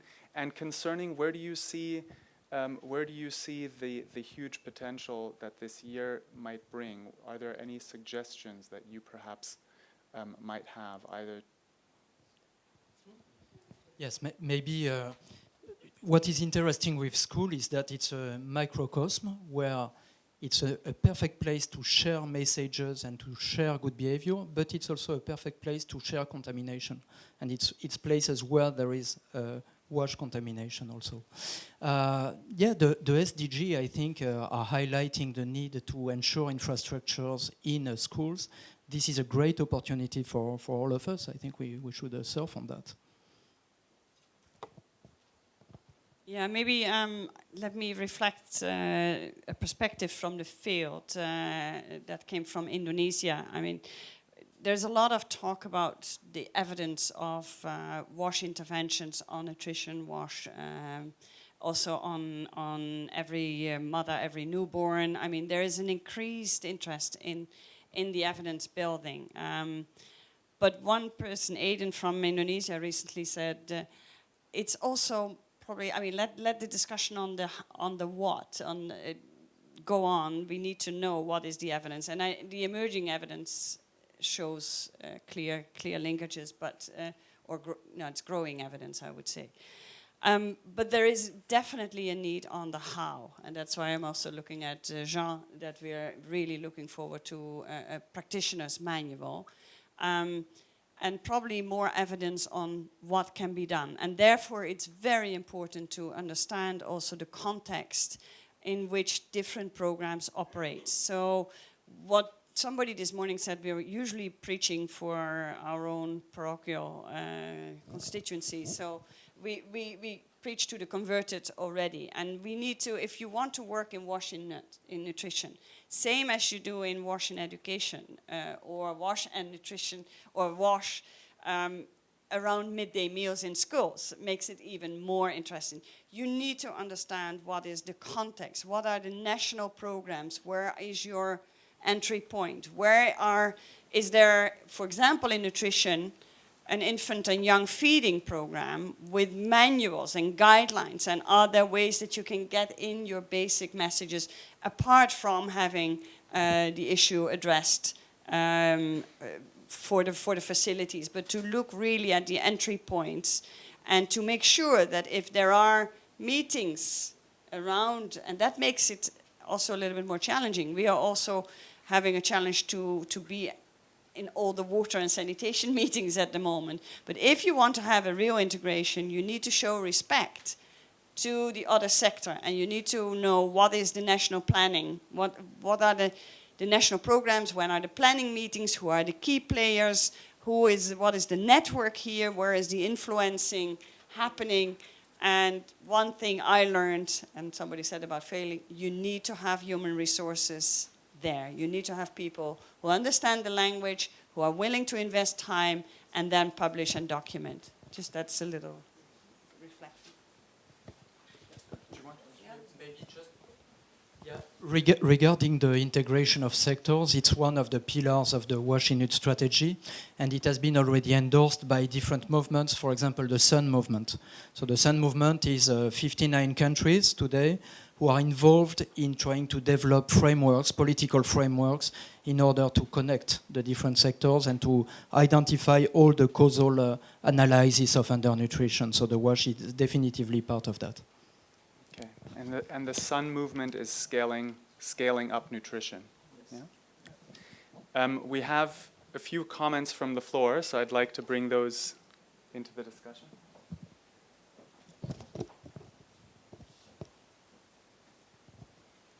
I agree and support everything that's been said, first off. Secondly, just to add to Lizette's comments in terms of the linking at a very practical level, I'll share our experience over 10 years in providing the training and having it integrated in the training. So when we're training health practitioners, we have incorporated in it the basics on water and sanitation, demystifying the whole arena. And likewise, when we're training technologists and engineers and the technical practitioners, we're incorporating the basics on microbiology and epidemiology. And what we find, and we're talking at the very practitioner field level, is that when the people who are implementing have the information, they make better decisions.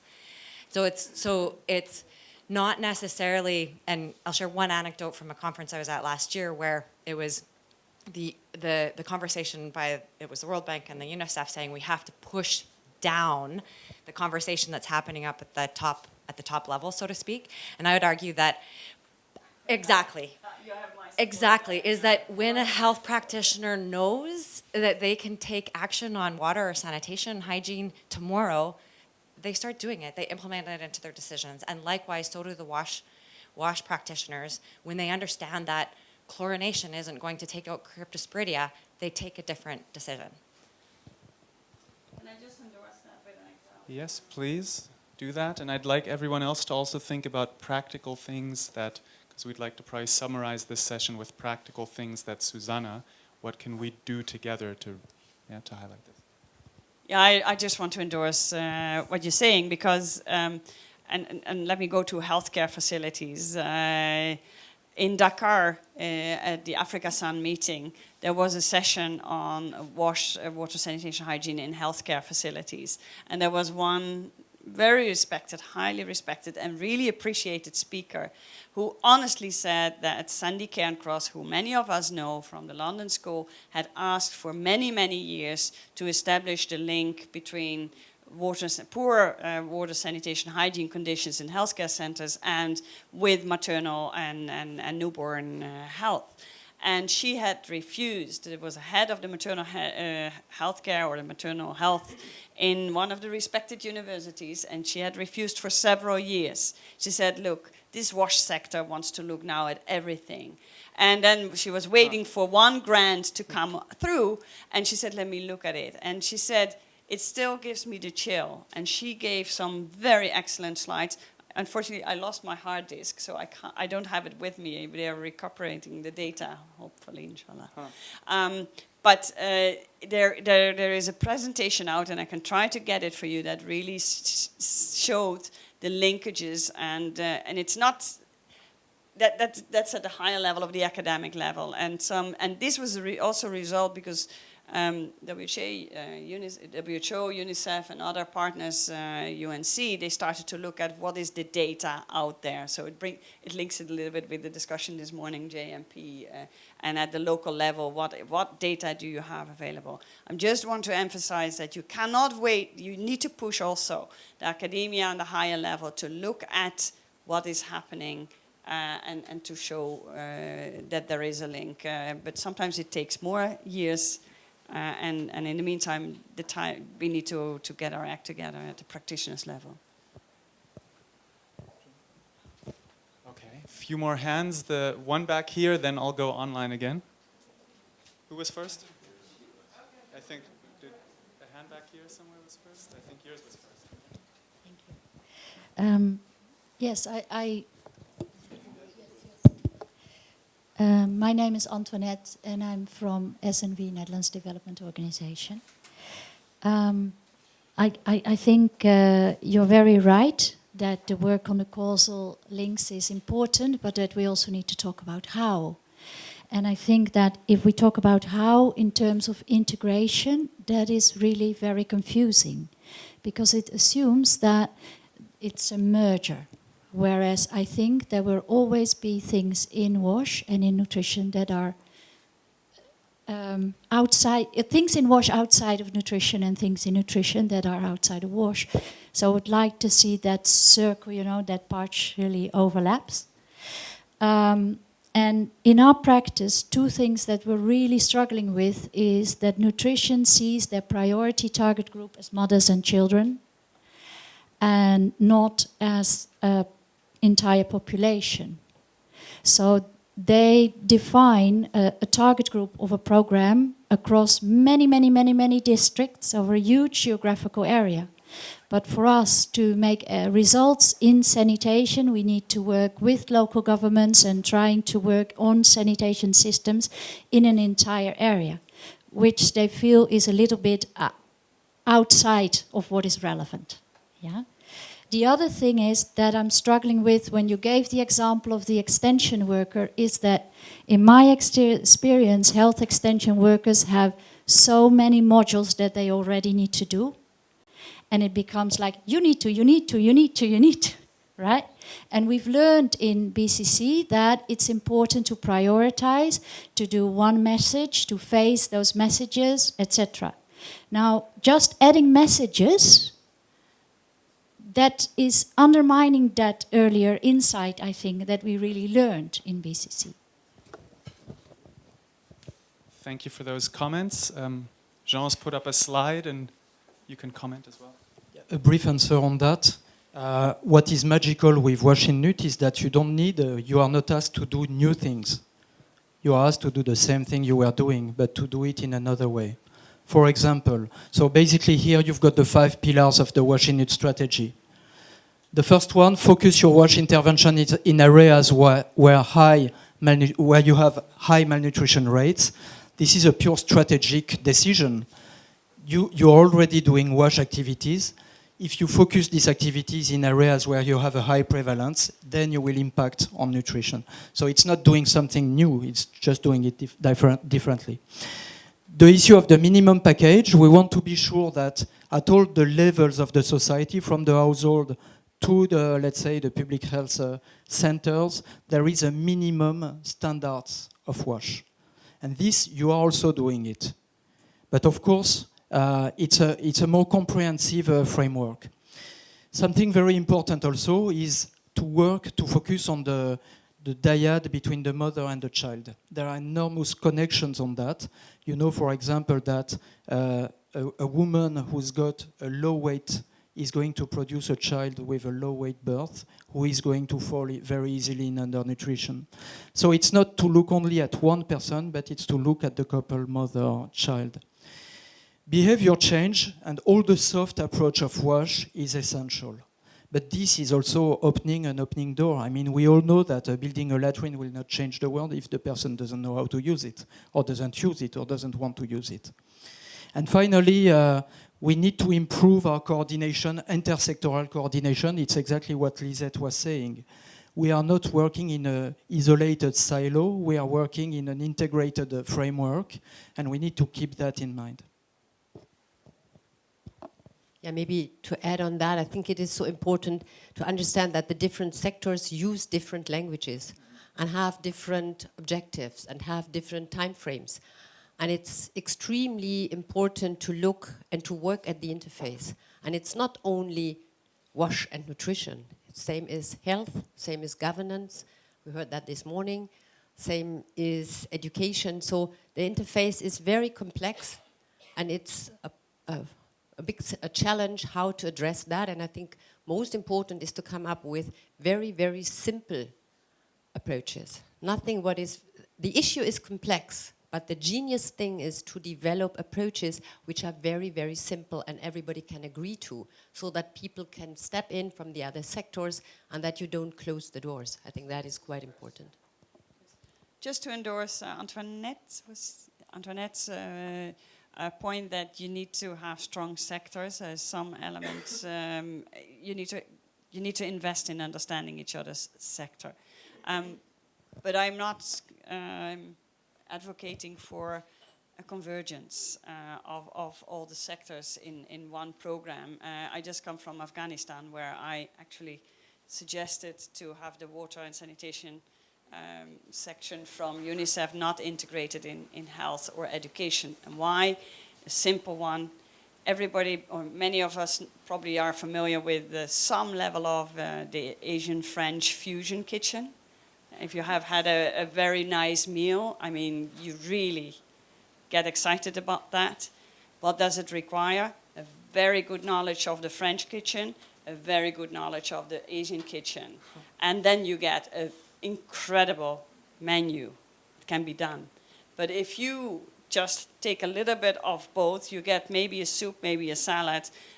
You may be lucky one time it works, one time it doesn't work, but you cannot repeat. So I'm saying know your sector, but start to really understand the other sector. Start to understand what the challenges are of a health worker or a nutrition worker, and see where the opportunities are. That is such a nice lead over to lunch, but you could just see everyone sort of begin to drool as you're speaking about this food, and everyone's. But I did promise before we take one more online question. So in order to really make use of the people watching and listening. Well, that was also a nice thing that Bella actually, her last statement actually answered the question. I'll just read the question out, but Bella, you don't need to repeat because you've already answered it. The question was to you, and was to say, what advice do you have for other countries of how better they can connect WASH to the education ministry?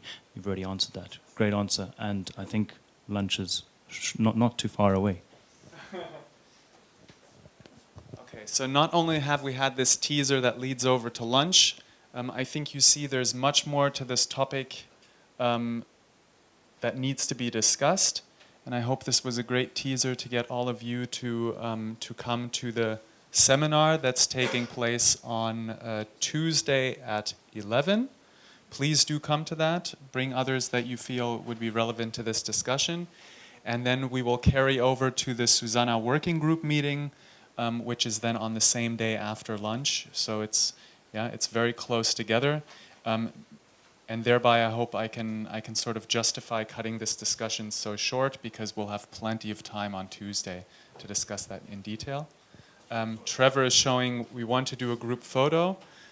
So before everyone sort of runs off to grab a bite to eat or runs to the restrooms, where do we take the photo? Where do we meet? How do we coordinate?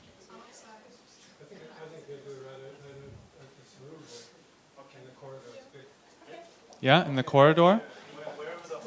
Okay, so a round of applause, please, for our panelists. And then I would like everyone, don't get caught up in chit-chatter now. Please move outside, let's take the photo, and then have a good lunch.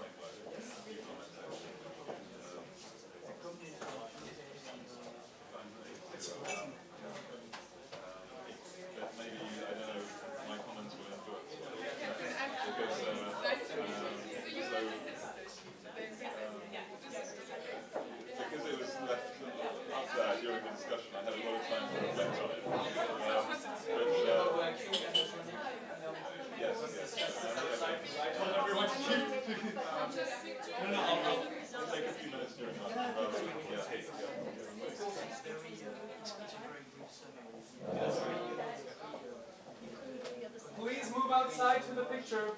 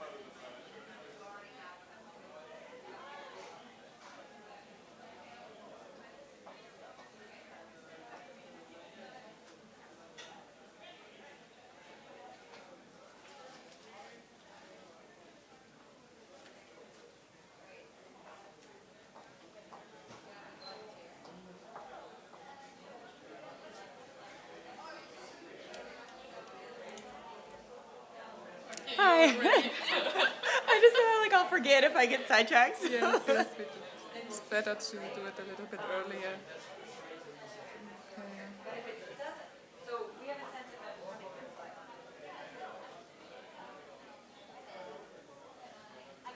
So are you based here? No, I'm with GIZ. Okay, okay. SuSanA. Okay, great. Born in Frankfurt. Okay, great. So which one? It's the first one. The first yeah. one? Okay.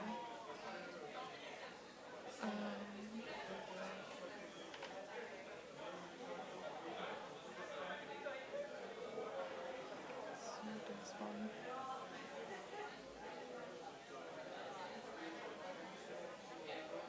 Okay, perfect. We'll just check if it's working.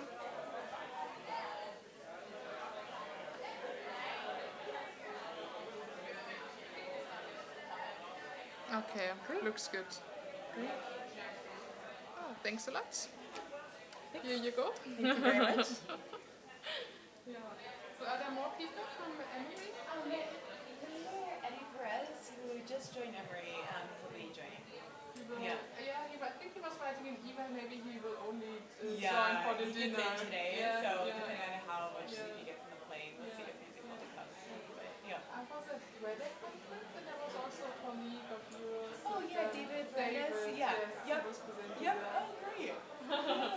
Had a little bit about the science Yep. part, Yep. but Yeah. he was only doing like a Espresso, espresso really slot, quick so session. Yeah. So I mean, you we were have it. 10 minutes. But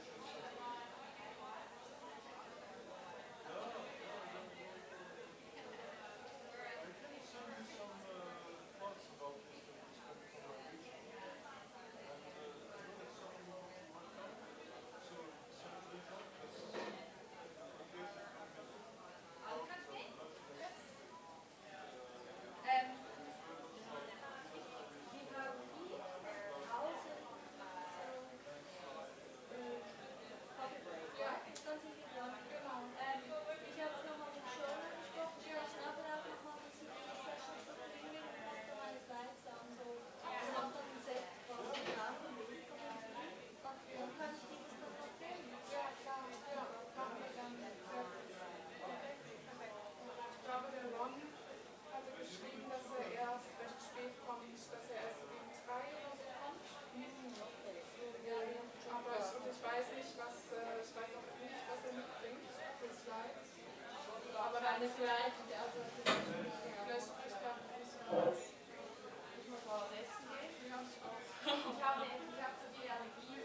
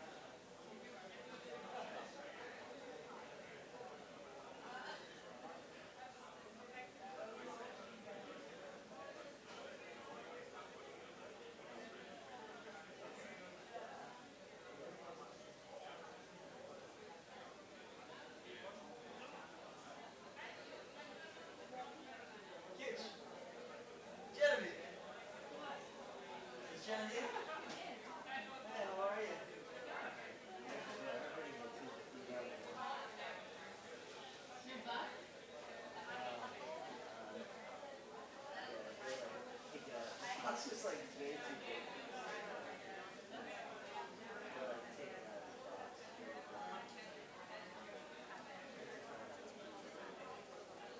And it didn't get crushed.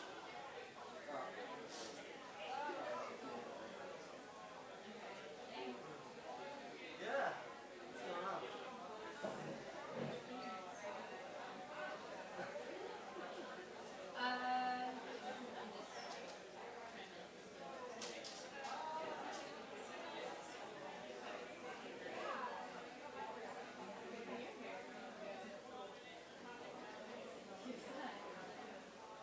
Yeah, sure. I'll do that. Sounds good. Good. I'm a little tired. I didn't sleep. I didn't sleep. I like. Yeah, I didn't sleep.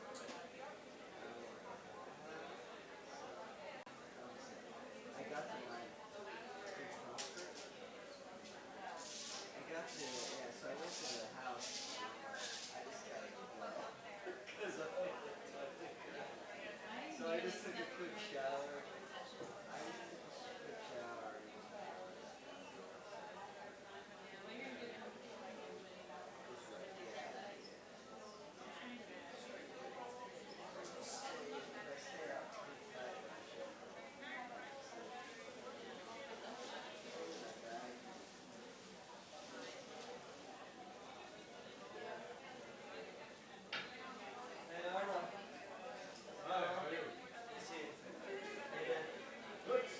Different every time I see it. This time you got a beard. You're like, yeah, I don't know. I'm not sure exactly. You always shit. You had like glasses. The first time no glasses. I think like that made me.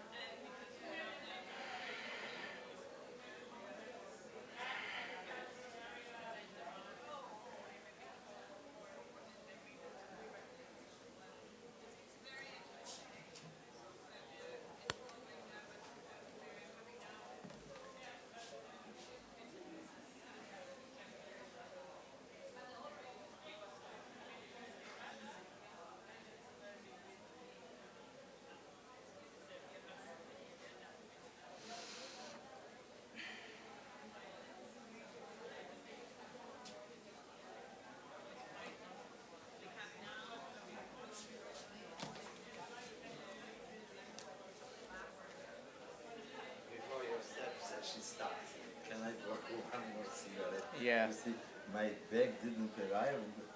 Really? Everything is there. But tomorrow I will treat you with very good cigarette. I'm sorry to bother you.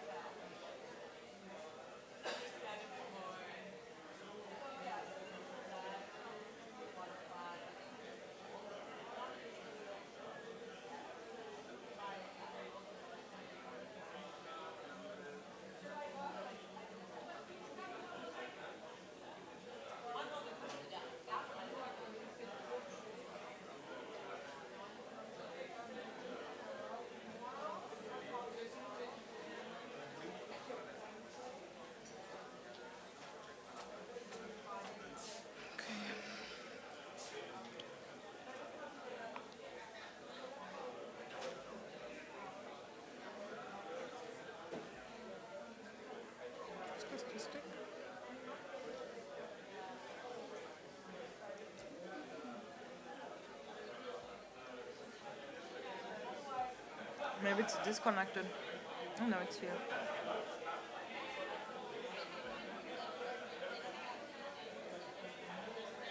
This one maybe?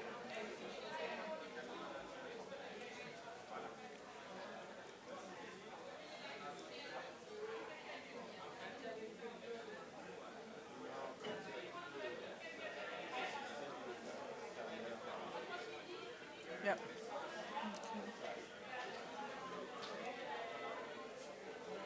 You will just copy there. Mm-hmm.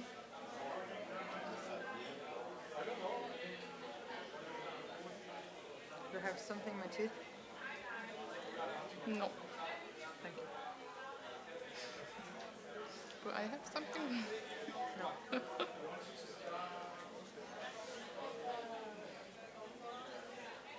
Oh my god. So we are in session 4. Agenda's gone. So we need... Ah, there's Kate. Hi. Hello.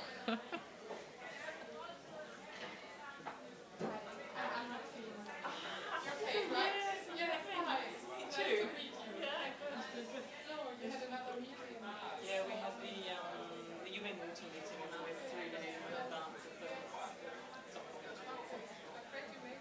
Yeah, thank you for rescuing me. Are you kidding? Hi, I just want to say hi.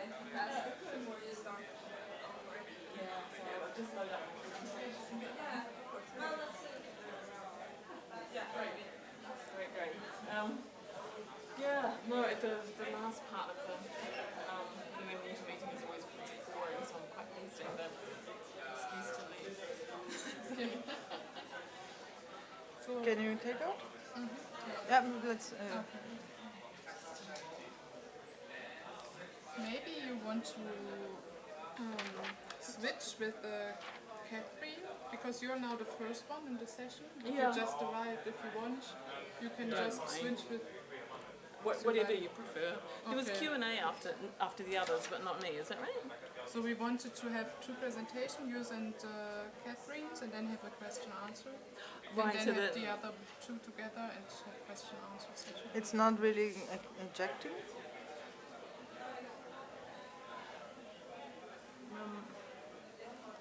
I'm happy to go first. Yeah? We'll just stick Okay. with them. Okay. Yeah. There. Right. Catherine, I don't think I've met her, but I've seen the same stuff. And Darren, he couldn't come to Stockholm, so we have now Fritz, who was chairing the session. Did you meet him already? No, I don't think so. So Who did you say? Fritz Salian. He no, was. I was thinking- I will introduce you to him because he wanted to know all the speakers in the session. So we will go and look for him in a minute. That's fine. So everything's running according to time? More or less. We were a little bit late German. in the morning. Of course it but is. yeah, we have a shorter lunch break. Because we're running a bit late with the SDG panel discussion. But Oh yeah. we have sure. interesting inputs, so it's always hard to shorten them down, cut them down. Yeah, because they're everybody's super interested in SDG. interesting as well. There are still sandwiches if you haven't eaten. Ah, I have eaten, thank you, yeah. That's good.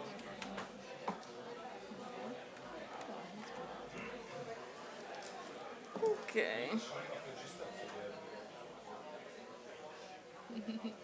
Hi Megan. Fine, how are you?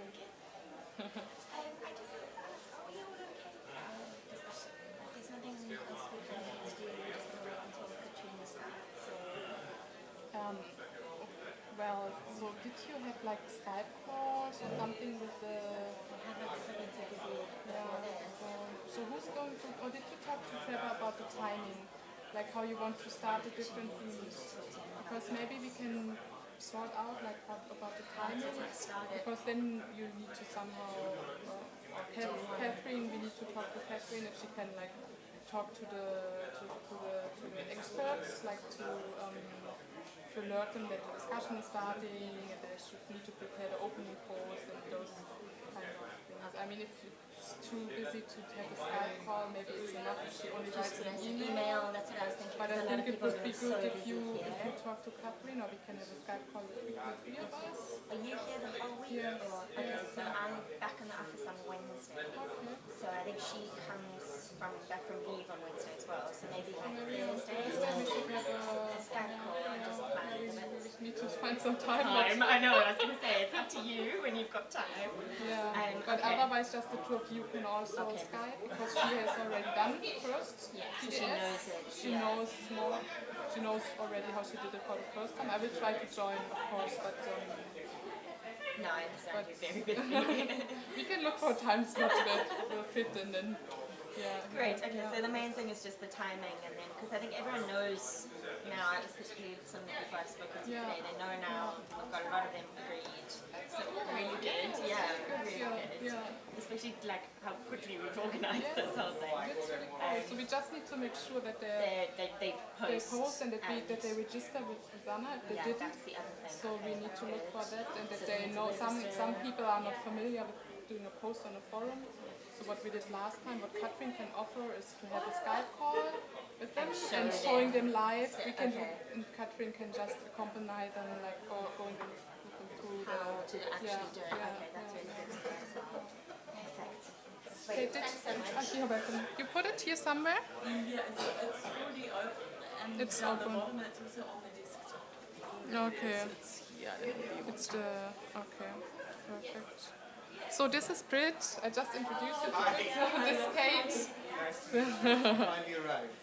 Yes, I've been here since Thursday evening, but the UN Water meeting is in parallel. Okay. So I'm sure your presentation is up. Just one request, just to explain how the session is proposed. I think you would be speaking about sanitation safety planning, right? And it's a tool that has been developed by WHO and has it been implemented yet? Yeah, it's been in 6 countries. In 6 countries. I can talk about most of that. So you would more or less talk about the implementation part? I think I'll just explain what the tool is and how it works, and then just give a little brief taste of what's been done in some of the countries, how they've put it to use. So we'll try just to do a once over like it was 10 minutes, right? So Yeah, it's quite short. Yeah. We've likely quite a lot of that section. Yeah. But my request to you would be by the end of the session, by the end of your presentation, could you just give 3 or 4 take-home messages? Basically, giving SuSanA members, or more or less asking them what would you require from them, or what can SuSanA do in terms of developing the tool or using it somewhere, and so on and so forth. So I think the whole idea today for this session was what can SuSanA members do for all those 4%, and how we can have more collaborative efforts. I think I have a slide that just does basically exactly that. Yeah, but just at the end, when you're done with your presentation. Yeah, I think my last slide is actually that. Okay. Can I turn that off?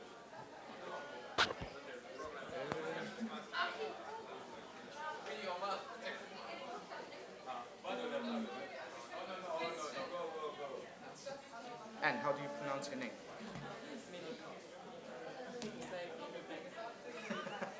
Medlicott. Okay.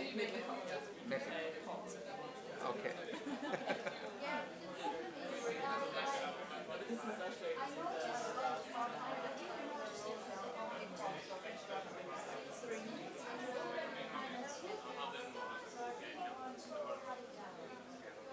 You had a busy day?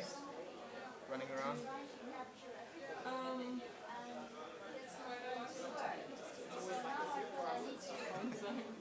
Yeah, so this is like Oh, that's perfect.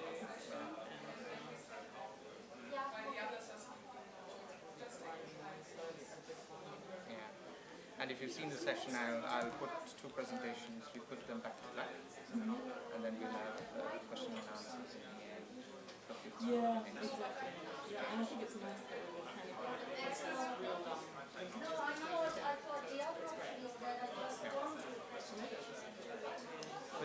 Sanitation safety planning is mostly to do with the guidelines for wastewater reuse. It's finding that people are applying it much more broadly than that. We're pretty picky with it. We don't want to necessarily constrain people to say WHO said you must do this. Okay. It's more like here as basic principles for risk assessment and sanitation systems. We recognise that unlike drinking water is very homogeneous. Sanitation systems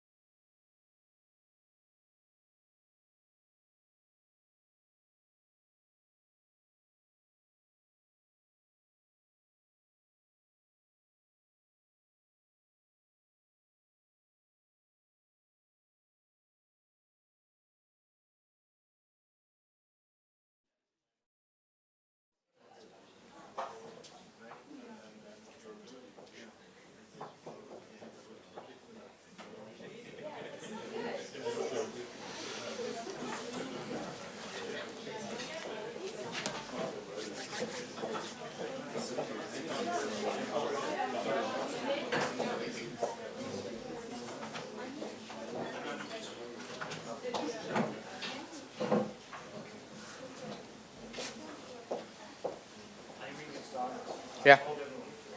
All right.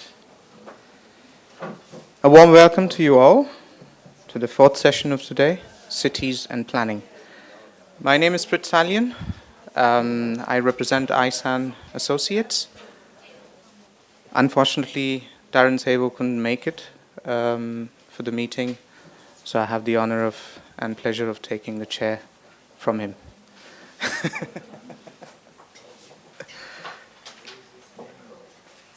Before I start, I would there's a little announcement Magdalena needs to make very quickly. Yeah, before we start the session. I am the doorkeeper, you know, and I had some question and announcement for the last session. We were talking about knowing what the other sector is doing and vice versa.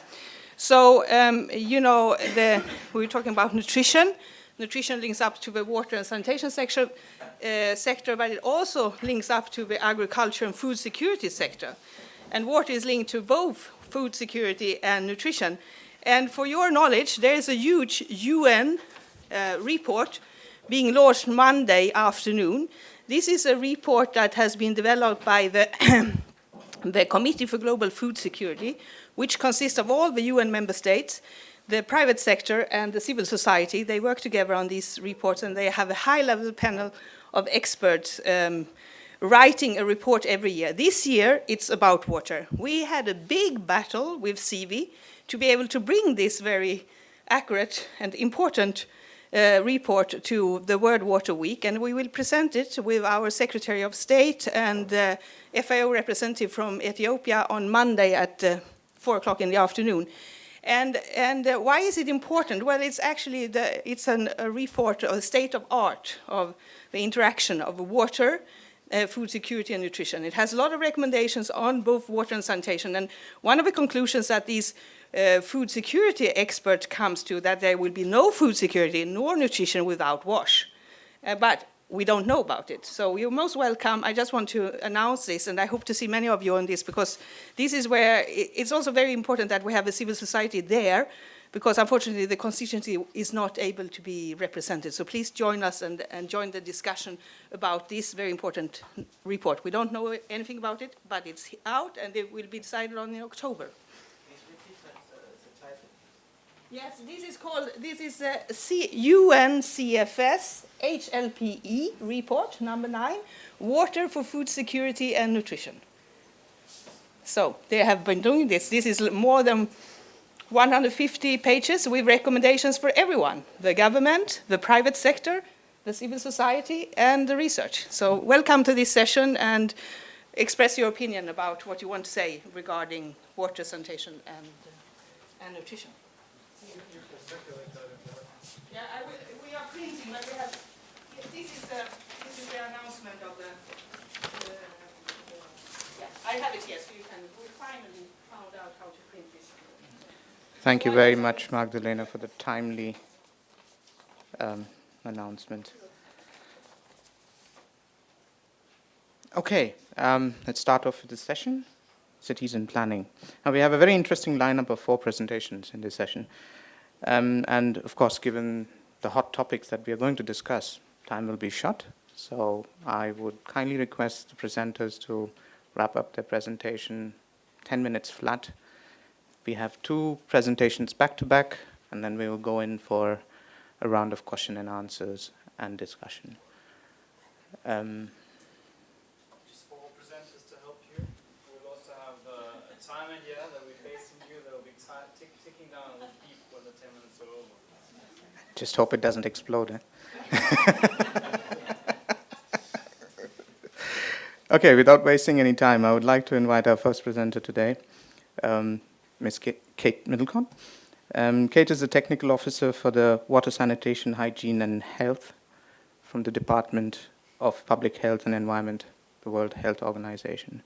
Kate, the floor is all yours. Okay, thank you.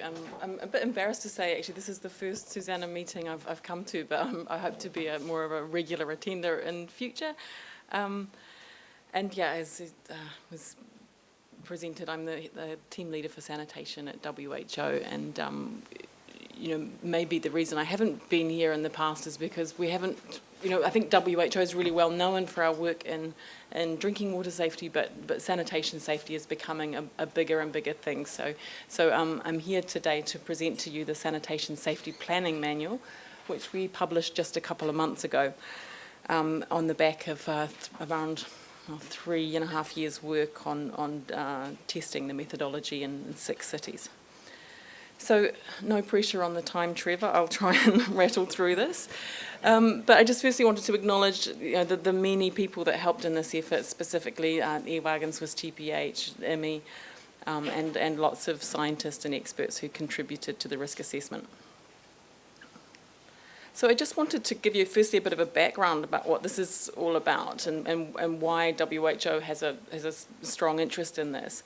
So, I think as we all know, we always kind of have this rhetoric, we do sanitation for health, but actually kind of really understanding the specific health risks linked to sanitation systems often plays quite a small role in the planning, and we're trying to kind of bring health back to the centre of sanitation safety planning. And on top of this, we recently published the burden of disease estimates for diarrhoea, and they really clearly showed that yes, sanitation is good for reducing diarrhoea, but if you can actually manage the sanitation chain, the reduction in risk is actually a lot higher.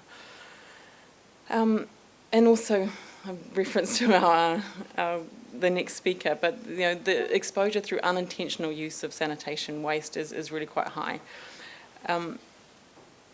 And we're also seeing this amazing time happening with sanitation businesses, and the health risks associated with reuse are one of the big barriers to these sanitation businesses. So we see sanitation safety planning as a tool and being able to proactively manage and communicate the health risks associated with these businesses.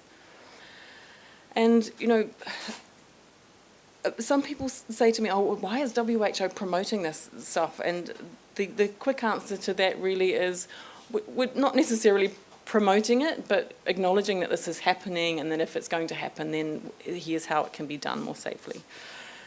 And lastly, just to say that we sort of see this tool as having a role to play in the equity discussion, because often the health risks accumulate to the most vulnerable, and often where the investment goes is not necessarily there. So we hope this can bring that aspect into focus a little. So, what is sanitation safety planning?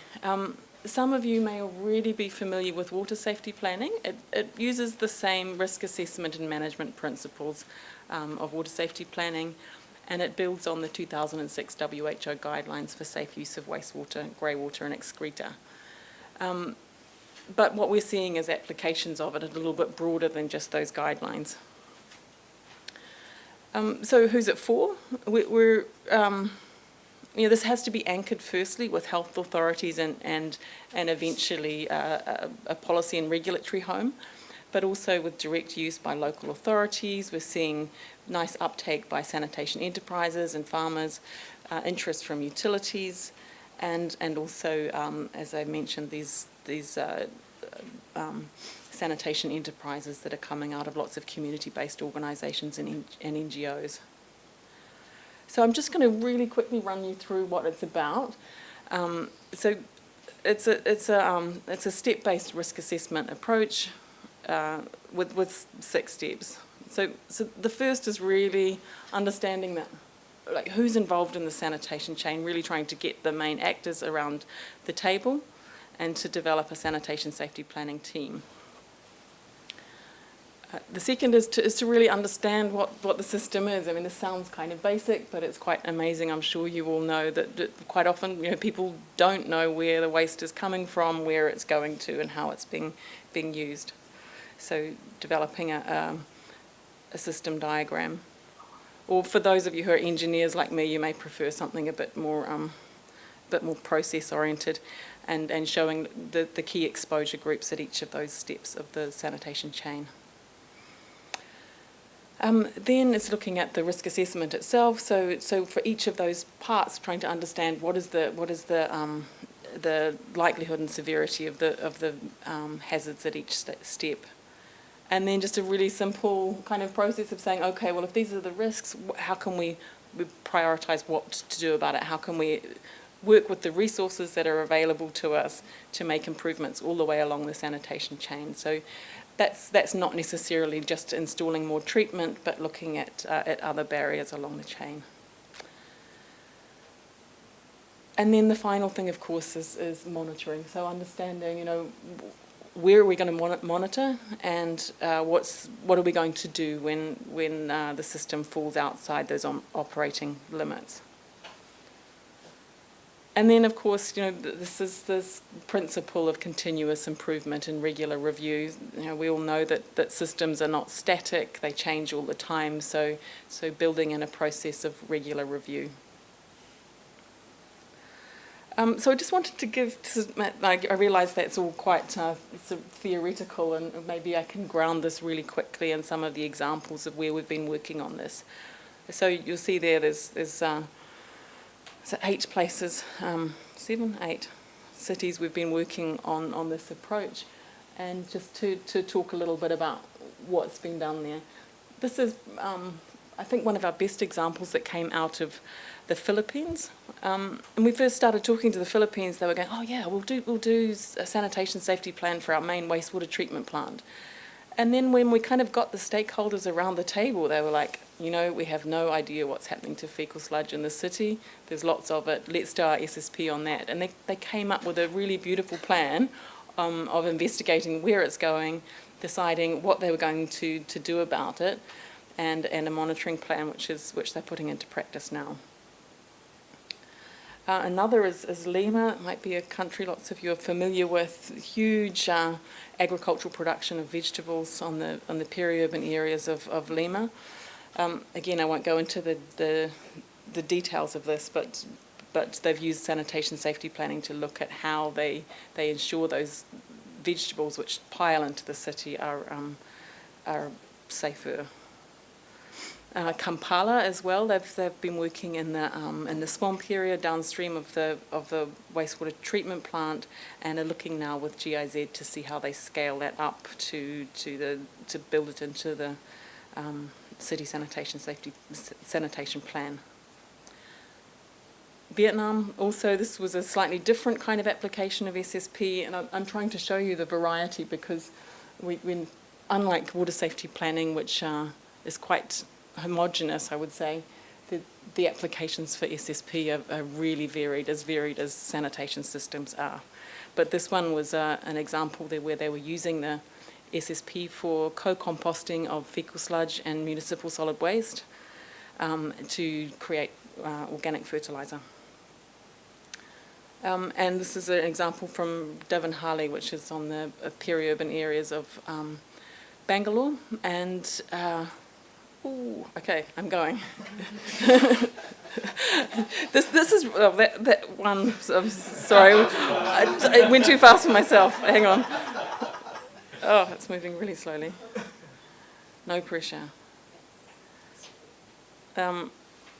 I just wanted to say here that this is one from Portugal, and Portugal have really embraced this. So just to point out, this is not for only for developing countries. There's great applications in developing countries as well, and the European Union is looking at a European-wide mechanism for safe reuse. So, I mean, this is I guess the take-home piece. What next? I mean, we want to see this kind of picked up and used and adapted, and we want to hear about what works, what doesn't work. So I guess the final point to leave you on is, please come by the WHO stand. There's a massive stack of the manuals you can pick up and use, and not only that, we don't want to just give you a manual and say, there you go. We're actually, you know, on hand to send trainers out to organisations who are ready to give it a go, and to support you through developing sanitation safety plans. So, yeah, my contact details are there, and if you're interested, please get in touch.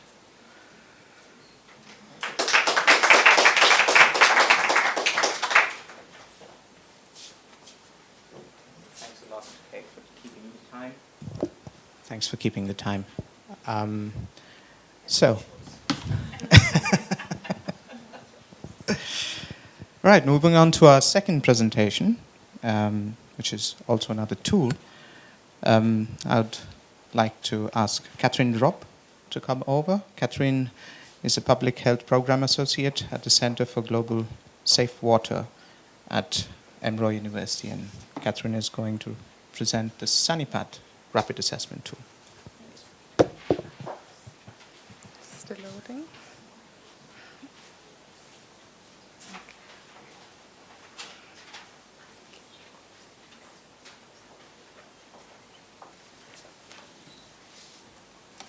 Hi, I'm Kate Robb, and I'm the Associate Director of Research Projects at the Center for Global Safe Water at Emory University.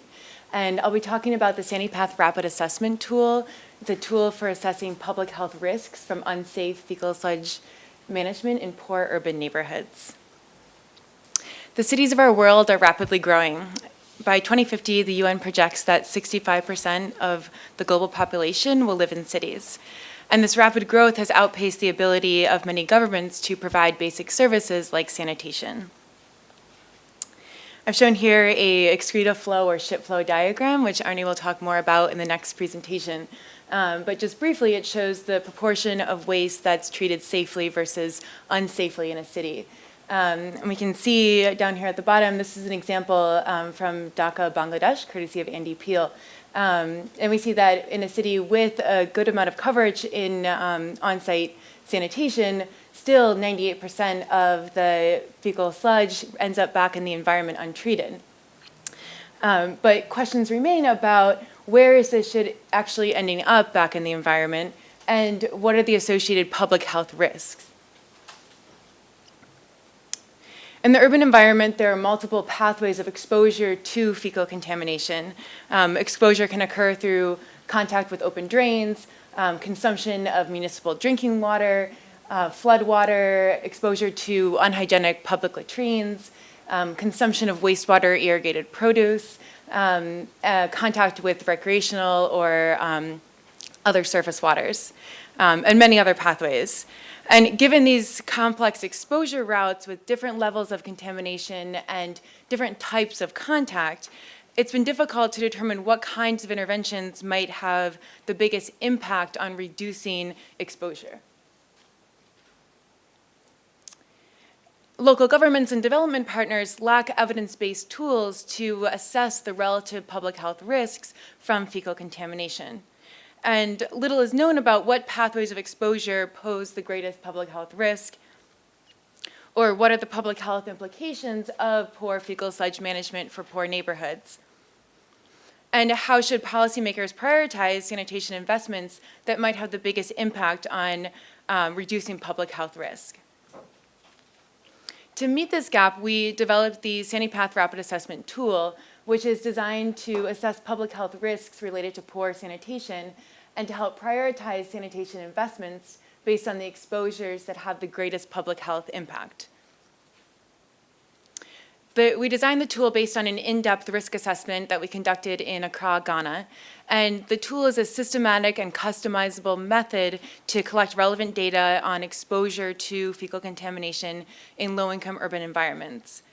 The tool is designed to be used by community, government, and development partners to help guide decision-making and advocacy surrounding urban sanitation. And the tool synthesizes data using an open source software package. And the tool, so far, we've used it in Accra, Ghana, Vellore, India, and Maputo, Mozambique.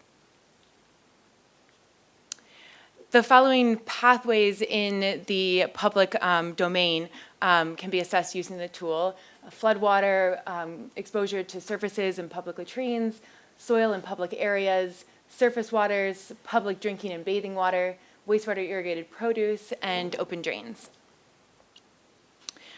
Two kinds of data are used as inputs for the tool. We use behavioral exposure data and environmental microbiology data. For the behavioral exposure data, we conduct surveys on the reported frequency of exposure that leads to exposure to fecal contamination. So, for example, we ask questions like, how often do you come into contact with open drains? How often do you consume municipal drinking water? Things like that. For the environmental microbiology data, we collect environmental samples from the relevant pathways, so samples of drinking water, samples of soil, samples of drain water, and we analyze those for E. coli, a common indicator of fecal contamination. The data are then combined to show the relative risk of exposure.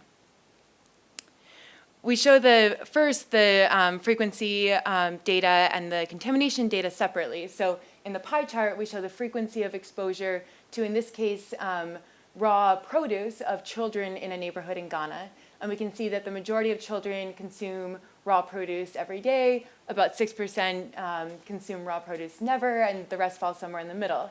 And then we have samples of produce from that same neighborhood, and this histogram shows the distribution of contamination on samples of raw produce. We then bring the behavioral frequency and the environmental contamination data together, along with other parameters like intake volume, duration of exposure, transfer efficiencies. Here I've shown the frequency and environmental data for public drinking water. We bring those together to form a risk profile. The tool uses a Bayesian analysis to estimate the distribution of contamination and the frequency of exposure. And then the mean dose and proportion of the population exposed are summarized in these risk plots, which I'll explain on the next page. So these risk profiles, here we see exposure to drinking water in two neighborhoods, one in Ghana, one in India. The proportion of the population in red or pink are the people exposed, green are the unexposed, and the intensity of the red or pink color shows how high the average dose of fecal contamination is. So here we see that a greater proportion of the population on average is exposed each month in this neighborhood in India compared to the neighborhood in Ghana, and that the average dose consumed is higher in India, as evidenced by the darker color red of the people in the diagram. We can also use these diagrams to compare risks within a neighborhood. So each of these plots are for the same neighborhood in Ghana, and we see separately adults on the top and children on the bottom. And by looking at the ratio of red to green, we can see what proportion of the population is on average exposed each month. And then looking at the darkness of the red color, we can see how high the dose is. So here in this neighborhood, it looks like raw produce is not only the darkest color red, or the highest dose of fecal contamination, but also the greatest proportion of the population exposed. So in this neighborhood, it may make sense to target an intervention towards reduction or reducing wastewater irrigated produce, or finding alternatives so that there isn't as much wastewater irrigated produce in use. One thing I want to point out here is that you may be thinking for the open drains and drinking water that the color of the red is very similar, and you may think open drains are much more contaminated, so why is that? And that's because we take into account the intake volume. So for the drain water, people consume a very small amount, whereas drinking water, they consume a lot more, and it ends up, at least in this neighborhood, averaging out to a similar dose. So in summary, the tool is used to guide users through the collection of relevant data to estimate relative public health risk. The tool provides users with an easy-to-use software interface for data collection that can be customized to fit different country contexts. The tool synthesizes data to guide community, government, and service providers in their decision-making. Some of the limitations are that the tool is designed for use at a neighborhood level and not a city level, and it doesn't actually measure health outcomes, but stops at exposure. The tool is a work in progress, and we're working to try to get the tool used as much as possible so we can keep learning and keep improving the tool. Right now we're working on adapting the tool to optimize the user interface and some of the output. We're also working to identify candidate cities for tool deployment where major sanitation interventions are being considered, and we're developing a stakeholder advisory board. In conclusion, I'd like to make an appeal to the members of the SuSanA Forum for input. We're looking for suggestions about where we can deploy the SaniPath rapid assessment tool, and ideas for partners who are working at the city level and interested in deploying the tool to inform sanitation interventions. We're looking for partners who could use these kinds of data in their work, or institutions that would be good candidates to learn how to use the tool. And lastly, we're also looking for suggestions for candidates for our advisory committee, to help us understand more about what are the greatest challenges facing sanitation decision makers, at what scale are decision makers most interested in, is it city versus neighborhood, and how can we best engage potential users of the tool, how can we best convey risk results visually, how can we facilitate the translation of the tool recommendations into actionable interventions. I'd like to thank everyone involved in this project from multiple institutions. And you can download the SaniPath Rapid Assessment tool from sanipath.com. It's an older version that's there right now, but we're working on a newer version that will be available sometime this fall. So thank you.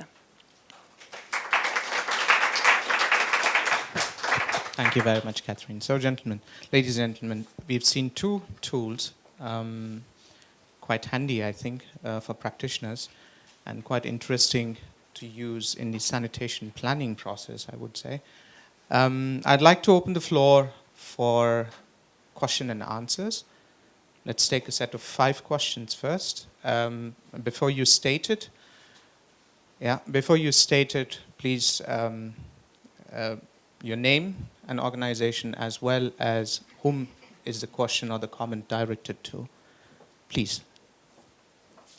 Let's have a show of hands.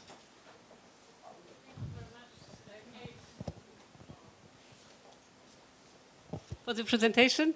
I know from the water safety planning that there are these very nice risk assessment forms, so that it's very well used and easy to understand, and then you immediately get a rank. So how high is the risk of this water supply? So is there something similar that you have in this part? I mean, that is especially relevant, I think, for decentralized systems. So I wonder, that was my first question. Second question, there was also developed a sort of wash safety plan. So I know one publication somewhere around that. So what is the difference between sanitation safety planning and wash safety planning? Anyone?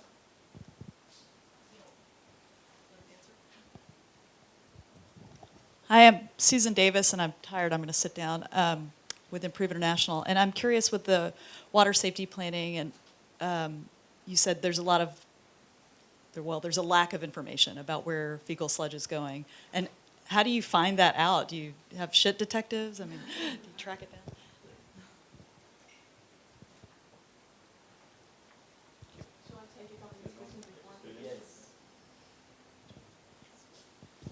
Alan Reid from Goal. Just a question on the SaniPath. You say it's a rapid assessment tool, but it looked quite involved. I wonder if you could just elaborate on your experience of, maybe cost as well, how long that takes, and some cost. But I'd also be interested in talking about Nairobi as well.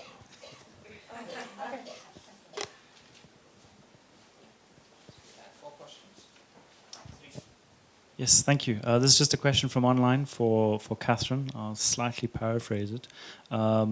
Basically, just wanting to find out the work that you've been doing in SaniPath, for how much longer do you have funding to do it? And if that is in the near future, where is the funding going to come from to continue the work? Just so that folks have an idea of how long this work's carrying on for. Could we have a set of answers first? 2 questions each.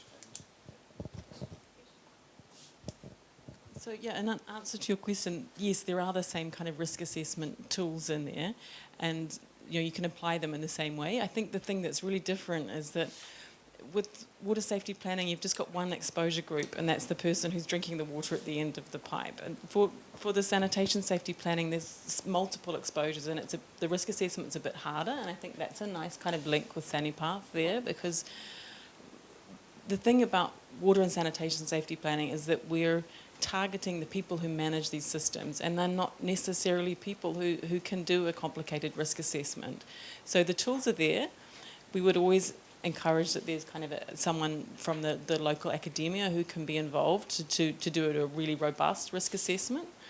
But maybe to answer the question over here, I mean, how people do that in practice, I mean, there's this principle of continuous improvement. So honestly, with some of these, the way they do it is just walking around sniffing and just looking at where things are going, and that risk assessment can get more robust over time. But the point is applying these kind of principles with the risk assessment as the backbone of the approach by which you then start looking at improvement and monitoring that's within the means of the group doing it. So this is all trying to get away from really kind of rigid threshold values for effluent and other things, and trying to take a more pragmatic approach to managing systems. And you asked about combining the wash safety plans. I think that's a really fair point. I mean, if we were to be entirely holistic, then we would do water and sanitation safety plans, and I think all as one process. I think that works quite well at a small community level where things are kind of compact enough that you can analyse it like that. Once you're getting to kind of the city scale, the stakeholders and the approach becomes a bit unwieldy, I think, and it's probably a bit more manageable to do water safety planning and sanitation safety planning separately. But we certainly don't want to constrain people's use of it. If you can make it work like that, great. Thanks for the question. So I'll start with the question about the rapidness of the SaniPath rapid assessment tool. So we call it rapid because the original study that we did to figure out how we wanted to do exposure assessment in urban slums took over a year and a half and cost over $2 million to try to assess all the different conceivable pathways of exposure to fecal contamination. Based on that study, we really narrowed it down to what pathways and what kinds of methods were really giving us the most bang for the buck, and we narrowed it down to now the study takes about a month in each place, depending on how many relevant pathways there are. So for example, if there isn't an ocean, there's no surface water, if people don't consume wastewater irrigated produce, if there's ways you can cut down the different pathways and it's faster, if there's lots of pathways, then it can take a little longer. And as far as the labor involved, so you need a team of enumerators who can do the surveys and a team who can go out and do the sampling. So usually we have between 4 and 5 enumerators, 4 and 5 environmental samplers, and then several lab technicians who are analyzing the samples. And we try to collect at least 10 environmental samples per exposure pathway. So the cost really depends on what local labor costs in a given context, plus supplies for the microbial analyses, which are several dollars on the average if you already have the equipment per sample. And as far as funding, we just got a supplemental grant from the Bill and Melinda Gates Foundation to continue our work for the next 2.5 years. But one of the big goals of this new chunk of funding is to try to make the tool self-sustaining. And so we're looking for ways that we can get the tool used more often and to have different cost-sharing initiatives so that the tool is used by different governments, that there's that there's more capacity developed to use the tool independently, and that eventually the tool won't require any involvement from Emory in order to deploy successfully. Thank you. Okay, one brief question to each presenter. Thank you very much, both of you. So Kate, I just wondered how much this sanitation safety planning tool sort of incorporates the sort of detailed methodology of the SaniPath and of the shit flow diagram, which we'll hear about in the next presentation. And will it be necessary to update the publication? Catherine, I mean, congratulations to Emory, to your group for elaborating this tool, which I think is simple but very necessary. WSP is actually applying it, or testing it as part of its fecal sludge management diagnostic toolkit. So it will hopefully sit within a toolkit that we're producing. My question, I mean, it's, I think we've made great advances, but I just wondered the extent to which you think the tool is complete in mapping the pathways between the underlying risk, which is the sort of the fecal waste, where it gets to, and then how it gets onto people and into their mouths, essentially. So, you know, are you looking at the sort of fingers and food dimension? And for fluids, for drinking water, are you taking samples from tap water and from the glasses that people drink from? Because it may be in their drinking water source, but if they treat it at home, then you've sort of mitigated the risk, partly or fully. So, yeah, sorry the challenge, but I think it's important to have a complete understanding of, you know, why people are getting sick. Thank you. Would you like to answer the question right away?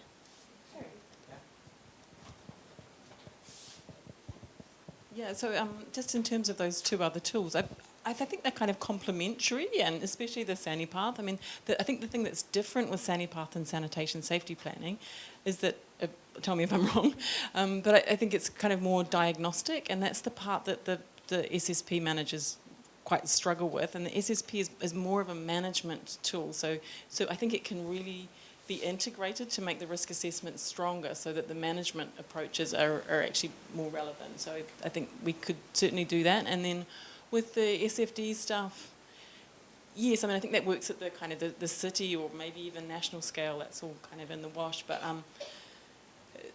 the SSP can be applied at lots of different scales, and it really applies mostly to the management boundaries of the people who are, so for example, if you're a business who's co-composting fecal sludge and making compost, then the kind of flow pathways are within that chain, which is not necessarily the same chain as a SFD. But so I think the principles can be applied, and maybe we could update it. I haven't really thought about it that far, though. Thanks for your question, and it's a good one. So in our in-depth exposure assessment in Ghana, that's where we really did a much more comprehensive look at what are these different exposure pathways, and not just, you know, from drain water to the mouth, but how it's actually getting there, and how we have I can't remember how many hours, but several hundred hours of structured observation watching young children interact in their environment, and how frequently they're putting their hand to the mouth, how much time they spend in open drains, what the contamination is in those open drains, how often they're feeding, how often they're drinking water, what kind of water, all that. And we're able to do a much more nuanced risk assessment with that. With the rapid tool, we've made a lot of different trade-offs in order to make it rapid. So, for example, we just take municipal drinking water. We don't take water samples within the home. And part of that is because we see more of city-level decision-making happening at the municipal level and trying to improve municipal drinking water, rather than more of a behavioral intervention of treating drinking water in the home. So we don't take into account, we actually do ask about whether or not people drink their water, but right now our models, or whether or not people treat their water, but right now our models don't take into account whether or not that water is treated, although we certainly could try to do that in the future. And there may be other relevant pathways, and if any of you have ideas about, maybe you're thinking of a city and there's an exposure pathway that we haven't captured, we'd love to hear about that so we can include it. But I guess in each of these pathways, there's a lot of assumptions built in about what do we think are transfer efficiencies from, you know, soil to hand, from hand to mouth, all that kind of stuff that is all kind of built into the tool in the back end, and can be customized, but it's one of the trade-offs in making it rapid. We're running out of time. I'll take 4 questions, and yeah. Okay, thank you. Very brief.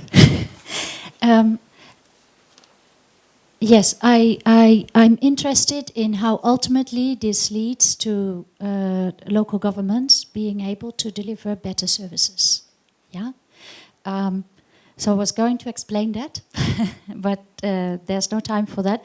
But what we're seeing is, in Indonesia, for example, there has been this tool, which is environmental health risk assessment, that was developed by Christine Seibesma from IRC, and also with a lot of support from Isabel Blackett. And that has now been implemented, I think, in over 400 cities. And I think what we're seeing is, it's also a neighborhood approach.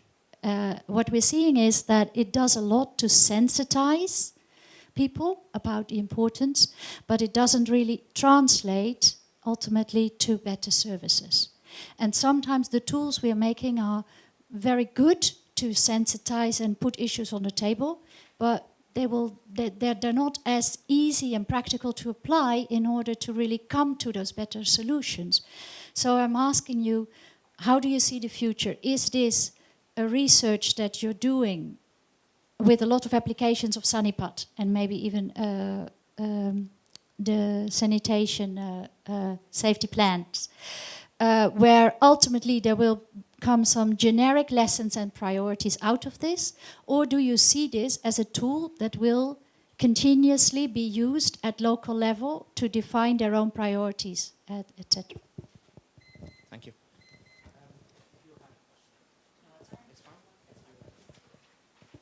Just a question related to the Sanipat research. How do you define children?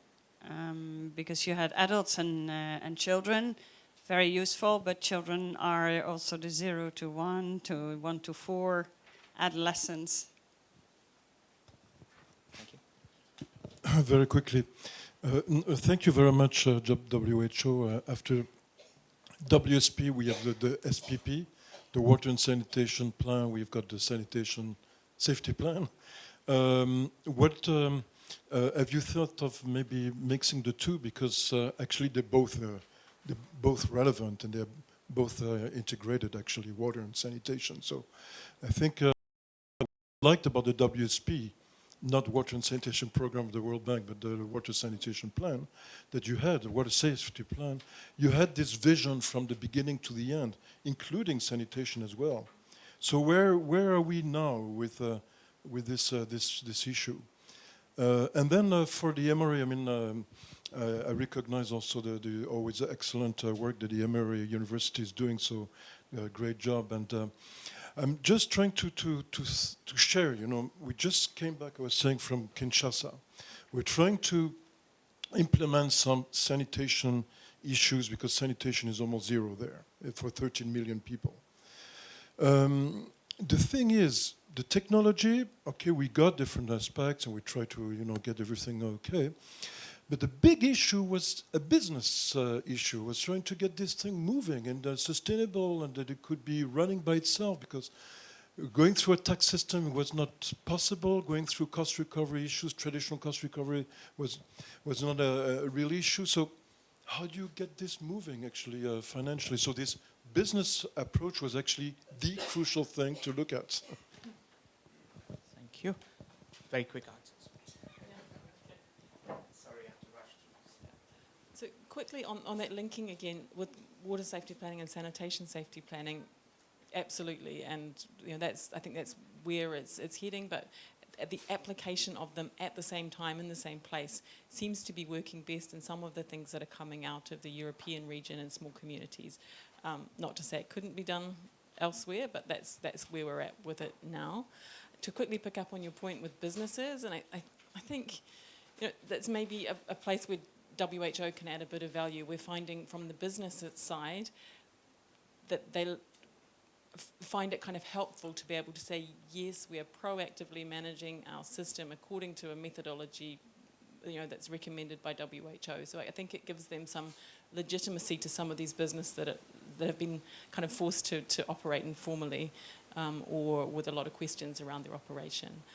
And then your question about planning and how you kind of embed this. I think maybe as a parting comment, it's quite nice to see, you know, there's the other tool you mentioned, there's SSP and Sanipath.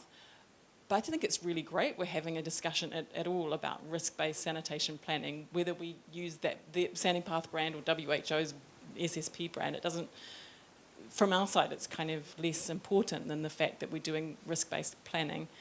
And I think where the SSP kind of helps, as you say, is to try and kind of embed this into a planning and management process. So going beyond the identification of risks, but really making a multi-sector plan about what to do about it within the resources that are available. So we're learning and going ahead with it, but it seems to be filling that purpose where we're trying it so far.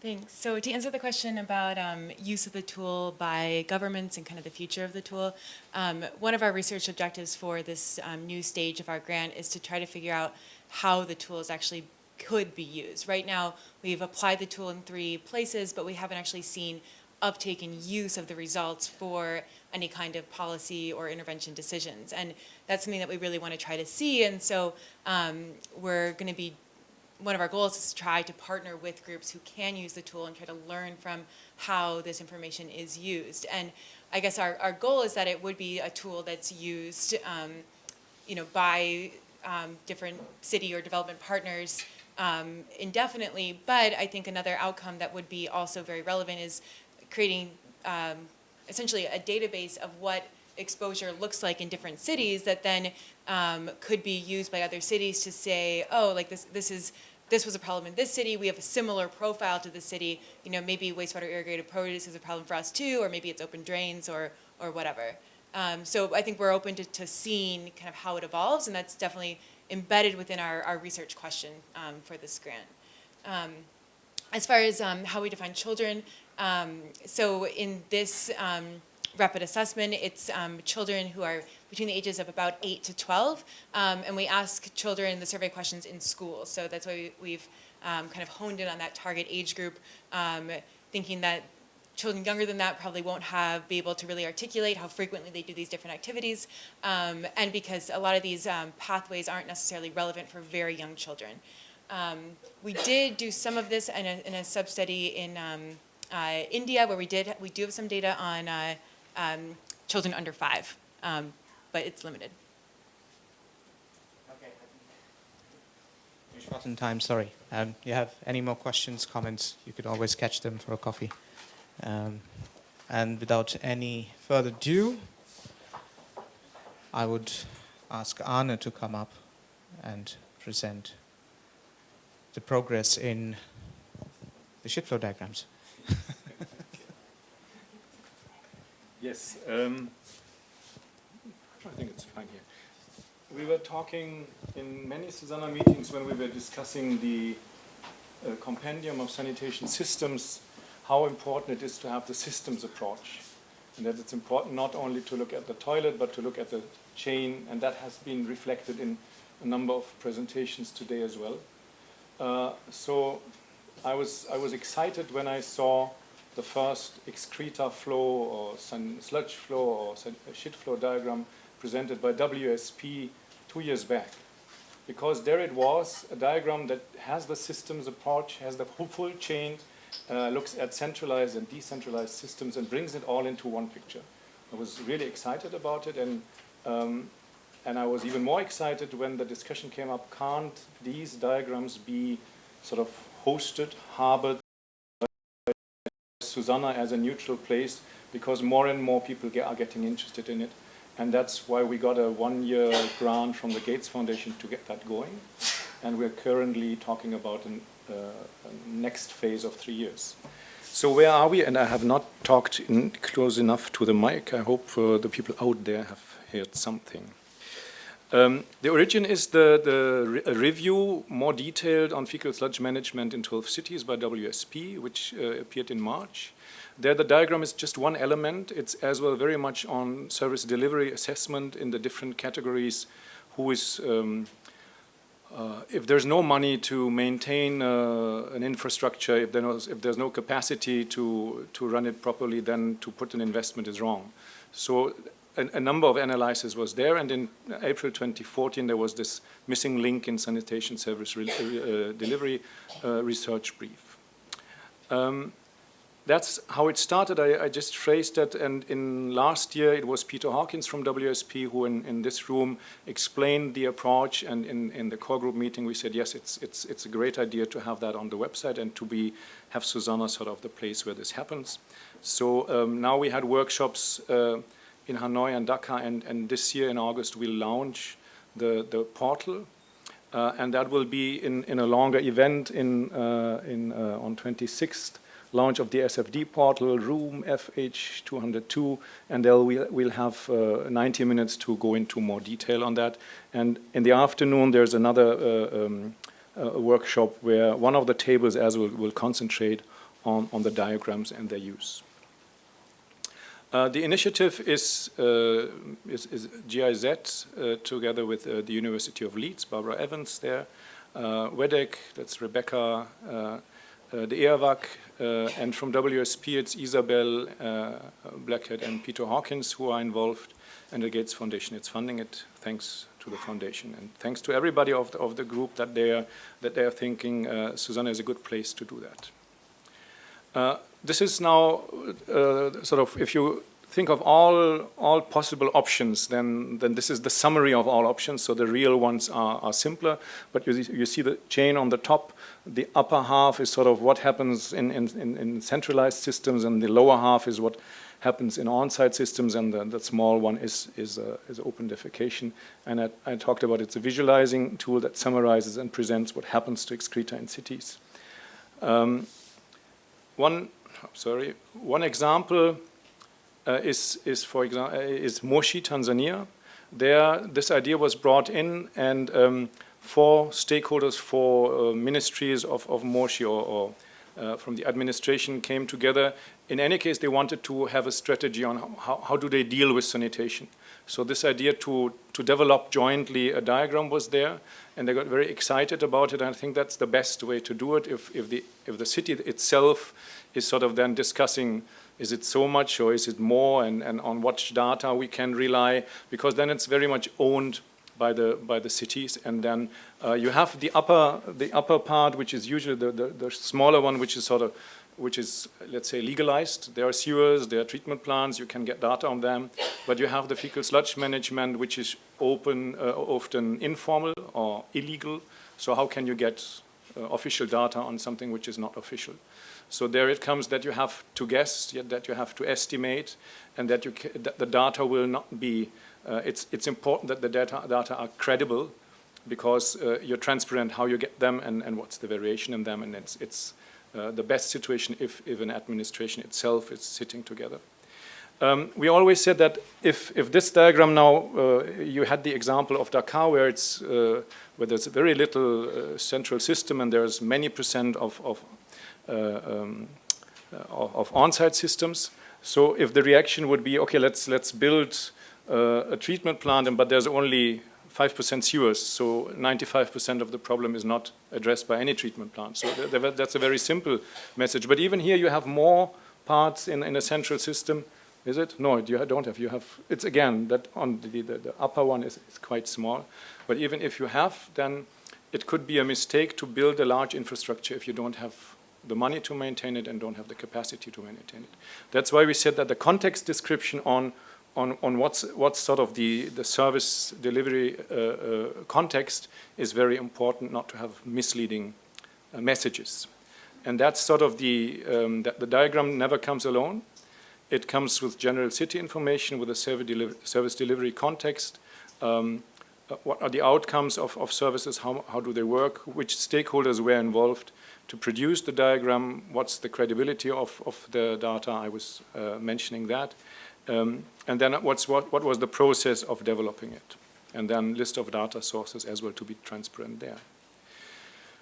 We're aiming to develop 50 of those and thereby influencing how the sector talks about sanitation, not just toilet, but having that sanitation chain approach there and looking at the whole picture, and I think that would be a great achievement to come there. We've made a web portal which is part of the SuSanA portal, where you'll find all the informations. Up to now, mainly the 8 drafts of 8 cities, and just sort of citing the 12 cities from the WSP study. and the methodology and tools are coming in the next weeks and months because they were very busy to get them ready. And there are lots of requests on how can I do it, but that's exactly the aim, what we want to achieve. Okay, that's one thing is to spread the word here in Stockholm. The other thing is that now really to include more SuSanA partners, feedback from SuSanA once we have the tools there to really on the methodology, how you like it, how to roll it out. And these are sort of the points of discussion. Can SFD be a game changer for cities? What are the challenges? What are the opportunities? I'm quite convinced that they can influence the discourse in the right direction, that it's not toilet concentrated, but it's on the chain, it's on the service delivery. But are you of the same opinion? How to best put it into practice, how to have many SuSanA partners sort of promoting it, getting it done, and well, how to address these opportunities with SuSanA. Thank you. Thanks, Dana. Unfortunately, we are still quite short on time. I would quickly ask Professor Thomas Klug to come up for his presentation. Would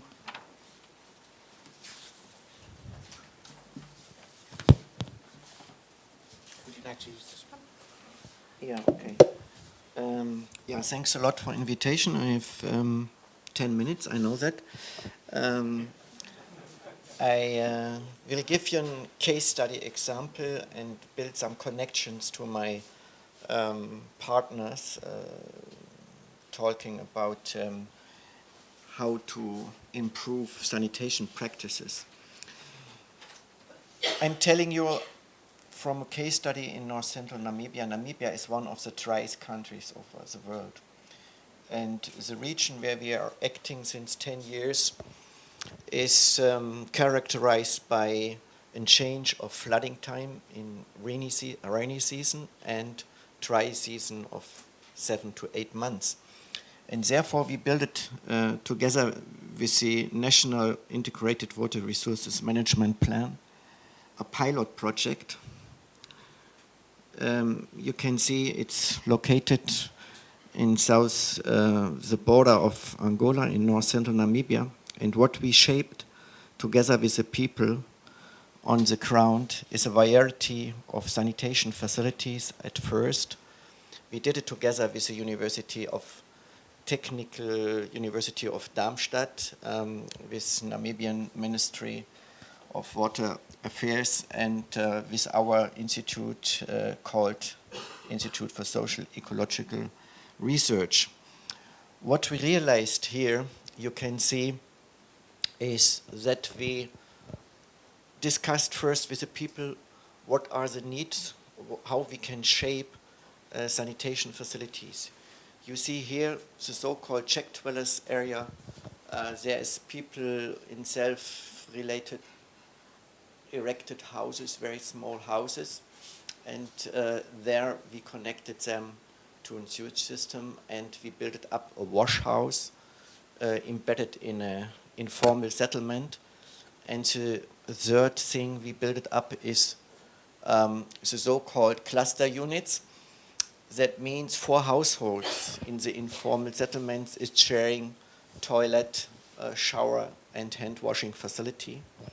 And all this sewage is collected and brought to an anaerobic pre-treatment, where we also realizing the sludge bringing to a drying bed, so that the sludge is hygienized.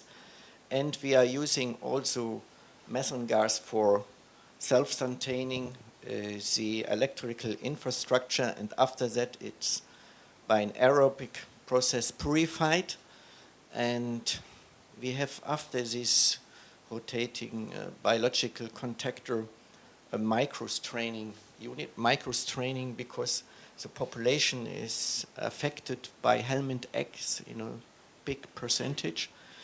And after that it's an UV disinfection installed. And this water, where we before derived energy, it's full with nutrients like nitrogen, calcium, phosphate. and brought to this pond, and then we take it by drip irrigation for irrigation. That means we are closing the whole chain between sanitation and reuse. And it is one of the key elements, reuse, for this region on the longer run to manage the water problem, because this town we are working in the moment is doubling every 3 years. And this is an approach where we can adapt to this enormous growing process. And we are realizing the semi-central approach also in China, in parts of Germany, and here also in Africa. And I think the main message is from this project that we have to realize some, I can say, problems and also challenges, how to organize the governance of maybe the wash house. It's a frequency to 250 people per day. People is coming from Angola and also from the town, from the informal settlements. And there is to find out a balance between the calculation of entrance fee and also the water amount is used. In the cluster unit, I want only to show that the committees organizing these clusters by the 4 households, it's a self-organized cleaning system. There's a challenge also between the town council and these committees to organize this work in a good manner. Very simple is it in the check dwellers in the individual houses. And if you look to this chain between wash house, cluster units, individual houses, it's also a mirror in the development of a town on the longer run. And you have some challenges to deal in this context. That means to look to the governance structure that it's working good. The main challenge for us were how is accepted the water reuse for irrigation means in human consumption to irrigate vegetables. And I showed before the technical details, and you can see that step by step it's 100 million E. coli and the same rotaviruses. It's diminished in the whole chain of purification that you can see you are on the sure side with this water. And this is a precondition. You cannot realize water reuse without a technical line like this. And this is one of the challenges, I think, for the future, that we cannot go under these preconditions if we want to realize water reuse for human conditions, for human consumption under these conditions. This is one of the main messages I want to bring out. We also had an open communication, risk communication in this project. I will only show you how it's in this indigenous language formulated. You can see to wear gumboots and gloves and also hand washing, applying pesticides and all these things. If you are communicating in an advance, it is accepted also by the people. The products are sold on the local market and very highly accepted. If I have 2 minutes more, or I'm in time, okay. What we learned now is that in this region, the normal wastewater flow goes to so-called evaporation ponds. You see it here in this more technical slides. The water is collected in ponds and they are filled up with sludge, and on the top is water. That's a normal situation. And in every rainy season, it's flooding over and cholera breakout is coming into the people. That's a normal situation. And we are looking also to manage this in the sense that we are building here in first an anaerobic unit where we can build a trap for the sludge, and to manage the sludge in the sense that it's hygienically good managed, and after that, on the end, more simple techniques for purifying the water. That means is fit for purposes like irrigation for fodder, for animal fodder or something like that.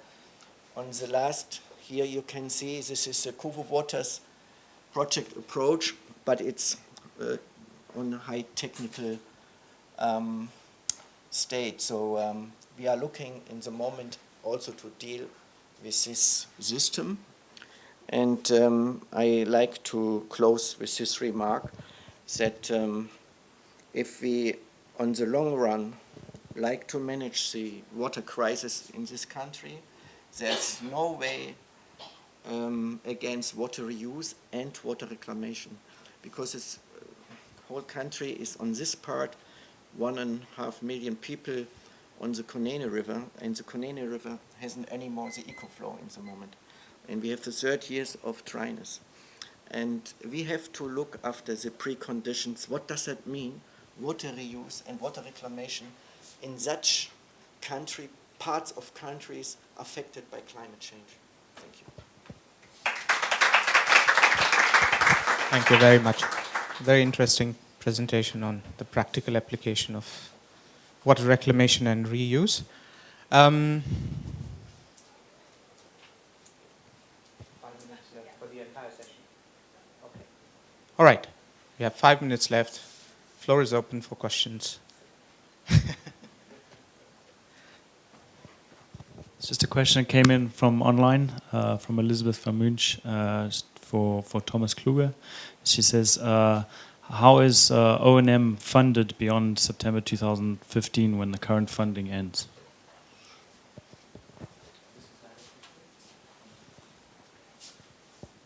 What I showed is in full ownership of the town of Utapi, and the project is ending this year in December, and then it's in full property of the town of Utapi, and the time was very short. The biggest challenge was the capacity development, that we were able to train the people in the manner on the field side and on this plant. So it's full working now.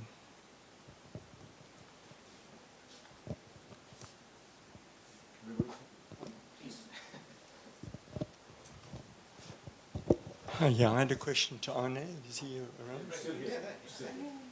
around? So, yeah, the prospects of rolling out the SFD analysis to more cities around the world, is it still at the stage of you developing an appropriate technique, an appropriate process, or how close are you to being able to really put a lot of effort and have, I don't know, many cities. 100,000 cities. Yes. I think there are different dimensions. One is that there's demand on different levels. Like in Moshi, there are other examples where cities just see the diagram and it's a tool for them to talk to each other. They don't care about the context description and some details of methodology. They go with it. And that's a trend, and we try to support this and to go with that simple thing. There's a second dimension where it's maybe the best example is India. They have a very sophisticated process of city sanitation planning. They have a national strategy for city sanitation. And there the tool is just adding at a certain point and can be sort of embedded. The question is, will it be embedded? It seems yes. It seems it's really useful. And there's then that we, with this initiative, try to bring the whole range of tools to say that what is a credible context description, what's the minimum you need, where I would say that we're getting simpler, we are getting more user-friendly, but now we have 8 up on the website in a draft version. We hope in February to have 50 up there, and in the second phase to concentrate on being closer to the demand of cities and to test what we have. Is it suitable for what cities can do and want? So the short answer is it's not that we are ready now. But I think we have done quite a part of the way in that direction. Okay, thank you for your presentation. I have another question to Arne, and it's: have you look at the link to the SDGs and the monitoring? One thinks that what you're doing is a good inventory that could be possibly used for the monitoring of the SDG and the. Yes, is that something you have been looking at? The other and the second one is also grey water, for example, more integrated wastewater management. How do you incorporate that kind of questions into your models?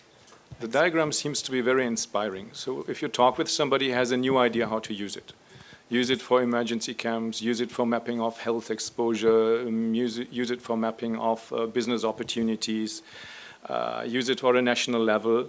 And we're trying to as well sort of harvest these ideas and to document them. We're starting with it, and that's one dimension. And the other thing is that in the morning we were saying that actually we need cities and nations to be motivated to gather data. Only then we can get the data we need on the higher level. So SFDs are seen to have potential to support this process. And the project is actually then asking the question, can you never compare two cities? Because every city will make use of the diagram and the tool, but it will make use so different from the second city. So then how can you aggregate it? So the effort of the project is quite a bit to say that, can we do it in a standard way? Even if that might be slightly less suitable to the individual city. So maybe we do twice. One that's Moshi and how Moshi wants to do it, and one that would be to the standardized of the 50. There are quite some expectations, and that's why I was so as well happy about the morning, that there's more flexibility to learn while going to get the right answers, because that's the question we have. So, but we have purposefully not included that in the project because that's sort of overwhelming. It's clear that what we want to do wants to be at service for that, but if we would include that into our tiny little project. It's a follow-up to that, more of a kind of a yes, Kate, comment. You could actually better answer that part of the question, perhaps. Well, I don't know, but it's a pretty unanswerable kind of question at the moment. But just to say that, those of you who have been following the SDG process, we have the outcome document now, which is great. We've got a water goal, so that's a huge step forward. We have these targets now, 6.2 and 6.3, which cover the sanitation chain, wastewater and sanitation, which nicely brings together these two parts from basic sanitation through to reuse. And the indicator framework, the proposed indicators, I think will really allow us to use this framework, and that's certainly what we've proposed. The question that keeps me up at night now is how the hell we do it. Because, this is super useful at the city level, but for the global assessment we have to have it has to be statistically based, and I think we have to kind of go from what's been done at the city level, which is great, but a lot of it's secondary data and key informant interviews, which is perfect at the city level, but it's going to be harder to use that for national level assessments and global level statistics to say, oh, this was based on a key informant interview. So we have to kind of build in that statistical component, and that's where we're headed now. And if I was to kind of imagine in 5 years' time, I would love to see like the same kind of SFD base kind of template with all the boxes the same, with slightly different ways of estimating the flows in those boxes for cities, which is more action-oriented at the city level, and for national and global level kind of comparisons and statistics-based. So yeah, that's. I think we're all headed in the right direction. Is the short answer, but a lot of work to go. There's a show of hands here. Very briefly, it's a thank you to GIZ for taking up the charge, I guess, in terms of representing sanitation as a sanitation chain and putting that out there so broadly. It's time, and I really appreciate that that's what you're doing. The other thing that I appreciate is that first and foremost you put in the center place is what is going to be most useful for the cities to progress towards their end goal, because ultimately that's, when rolling out the statistics, what we want to see is that on the ground people have better water sanitation. Thank you. One more question, that's it. Or comment. No, yeah, I think it's an exciting project and I'm looking forward to all the data. But leaving the flowers aside, I've been arguing in several occasions now that for the shit flow diagram, it's a real shame that we have containment only, and that we have not aligned with the EWAC, sanitation value chain that we made, which has user interface and then containment. Because what we are seeing in a lot of the cities in Asia, I know it's different in Africa, is that people do have toilets, but there's no containment. Okay. There's actually, and when you're making a shit flow diagram where the containment is red because people don't actually have a septic tank, it goes directly to the drain, etc., then that bit is red. But for the city who has just achieved so-called full coverage, that's really disappointing. So I would like to see the user interface as a separate category in the shit flow diagram, and then make that green, and then say to people, yeah, but do you see that septic tanks that they have are no septic tanks? Or especially in the wet countries, you know, that is a big issue. Because it goes directly to the drain, because it overflows, etc., etc. Thanks, Antoinette. Thank you. All right. I think we are up with time, and I leave it with a thank you, because the question is, what is a septic tank? We come back to the question, to the functional definitions and so on, but these are the right discussions. Let's put it like this. I think these are the right discussions. That's what I would say. All right. Sorry. Thanks a lot for the 4 speakers. A round of applause, please. And it was really interesting discussions. I'd like to close the session over to you. Hi, thanks very much. So the next session is going to be on addressing long-term sustainability and market development.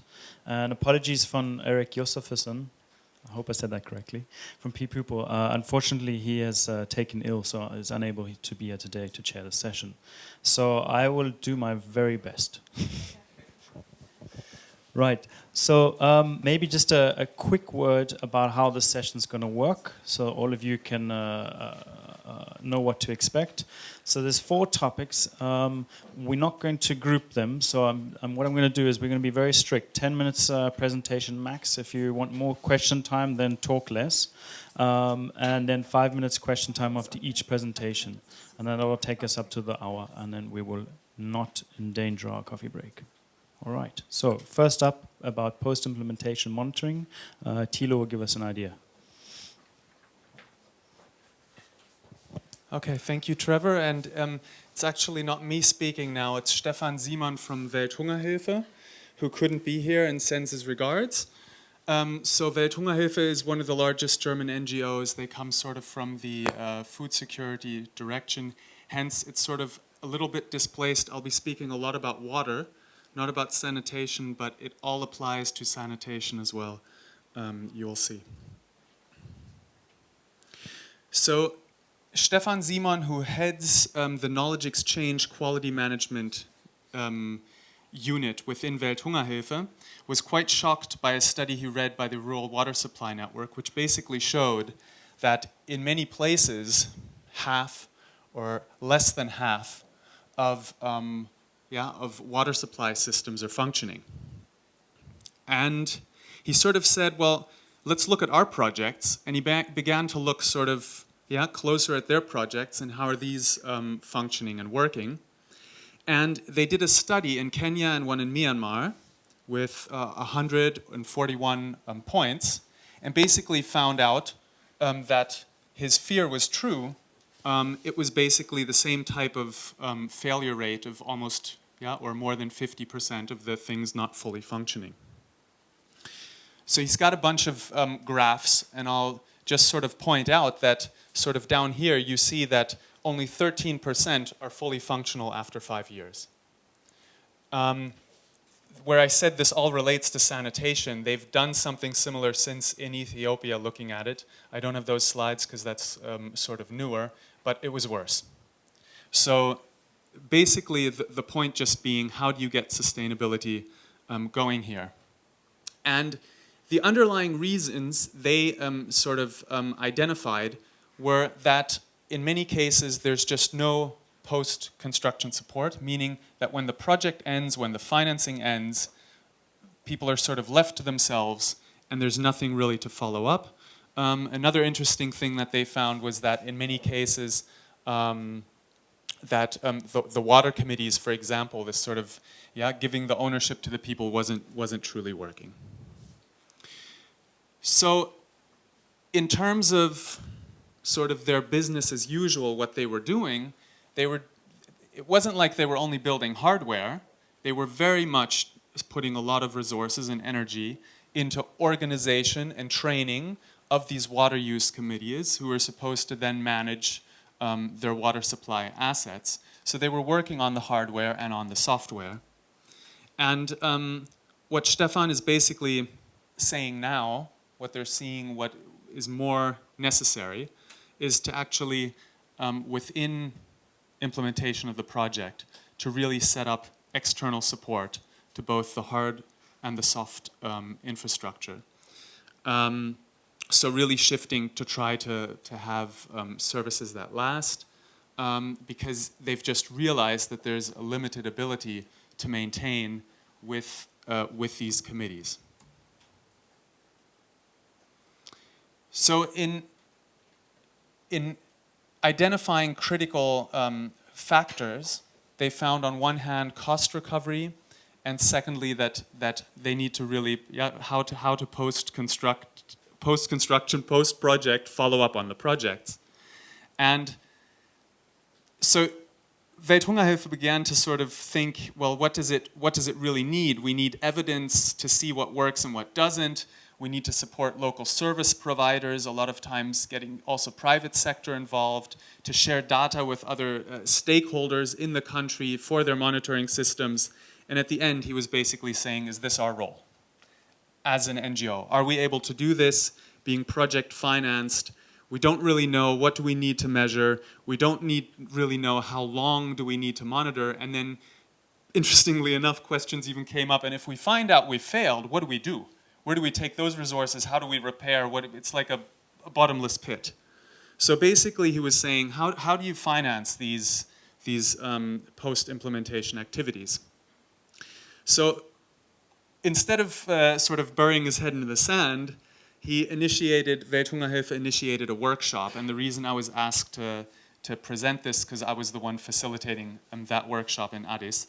And you see the logos of at the bottom of sort of organizations that were involved. And the questions were basically, how do we integrate our roles and responsibilities for this long-term monitoring? How do you hand projects over? How do you really, and the interesting thing was that it was so difficult to keep people on track because we just came back to the typical sustainability issues that everyone knows from their projects, but that wasn't what we were trying to discuss. We were trying to discuss how we set up these structures for looking beyond when the project ends, not only within the project, and how we can trigger broader discussion. We basically realized we need to have the different actors discussing to each other, and this is a larger issue. We need to take it outside of our meeting room.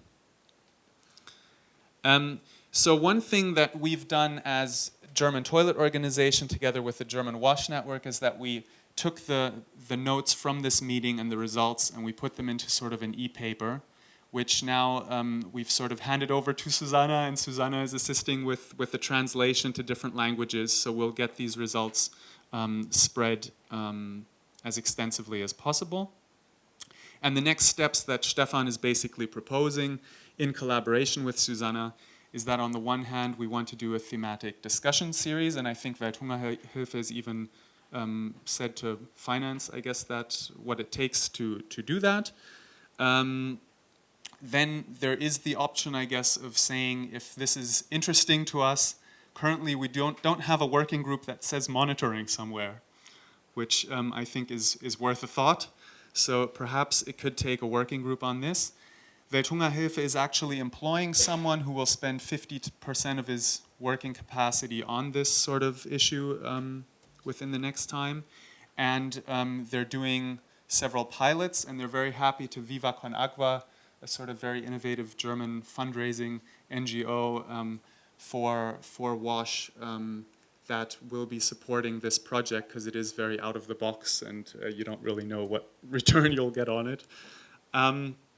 There is supposed to be I guess we aren't a working group yet, but just to let all of you know who are interested in this issue that on Wednesday, 26th at 11:30 at the Rural Water Supply Upgrow stand, there will be people getting together who want to discuss this further, and I'll step outside of my role as being Stefan and applaud him for not only identifying an issue, but then really mobilizing his organization to deal with this.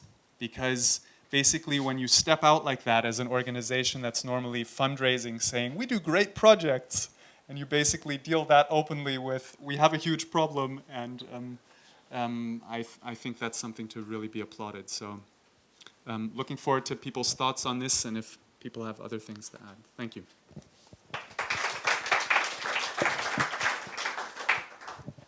Well, Thilo, stay at the mic, just to answer some questions. So we'll take 5 minutes of questions. Can Constanza, you put me on 5 minutes? Okay. So we'll take ladies first.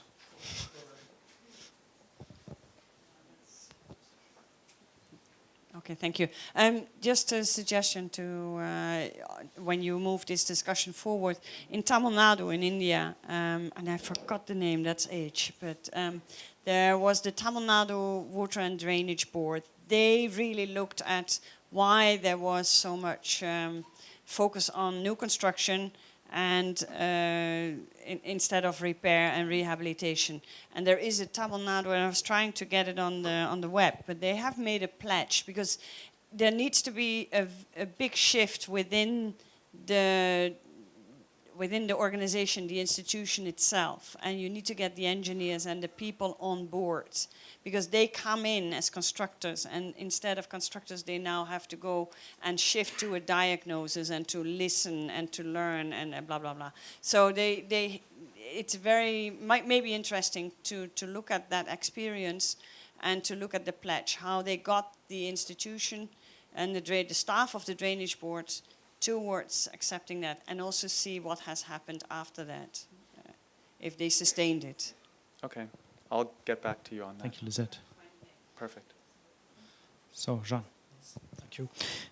For the one who were in the WEDEC last month in Loughborough University, there was a session about water point sustainability with a PhD run in Malawi, exploring the failures of sustainability.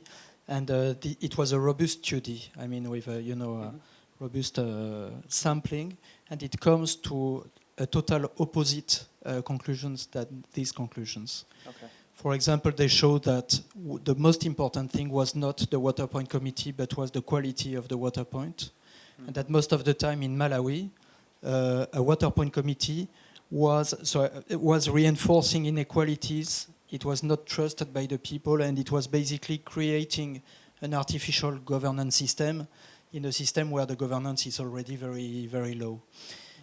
So I think that it shows that it's extremely contextual. Mm-hmm. It shows that if we want to discuss that, we really need to have robust sampling, and I don't think it was so robust, 41. If not, it's very difficult to compare. And I think you're right. I think it could be really interesting to have a sort of thinking on sustainability, comparing the context, etc. But it's a wide subject, yes. Lost track of hands, yeah. I think Steph and then Well, you're speaking next, so 1 second. Yeah, thank you also for presenting these very honest but very shocking data, obviously. I just wanted to find out from the paper that you have written, have you seen a difference between that post-implementation monitoring that is needed for water supply and sanitation, and where are your thoughts going? What are the similarities and what are the differences between the two? Okay. All right. Do you have any responses? Otherwise, because we have 2 minutes. Okay. So Well, I can take one more question or responses. I'll just respond to that last one, because I think the differences between water and sanitation are important, because with water a lot of times things are easier to monitor than with sanitation. There was sort of we had certain monitoring experts also in the room who were trying to explain different tools that could be used. And one, for example, was sort of you had like a sensor in the water pump that basically just shows is the pump pumping water or not, and if it's not pumping, it sends sort of just by a quite cheap chip like a signal, which can be sent to someone from the private sector that then knows there's a pump for me to repair, because it was shown that after sort of 3 days of not the pump being used, people revert back to sort of the old water source. That, I think, type of comparison for sanitation, or particularly for hygiene behavior, becomes very, very difficult in sort of installing somehow a sort of system that that long term will then will sort of lead to people jumping in at the right time to take it to that next level. There was one thing that didn't come out properly here was, I think, was also the close linking, because we were talking about sort of that it might be surpassing government systems, or there was some comment made there. It was interesting when we began the workshop. We did have a lot of government officials in the room as well from some different countries, and at the beginning we sort of did a lineup to look who's working in PIM so far and who isn't, and many people were sort of standing at, well, when our project ends, it's over, at sort of one end of the room of we don't really do this.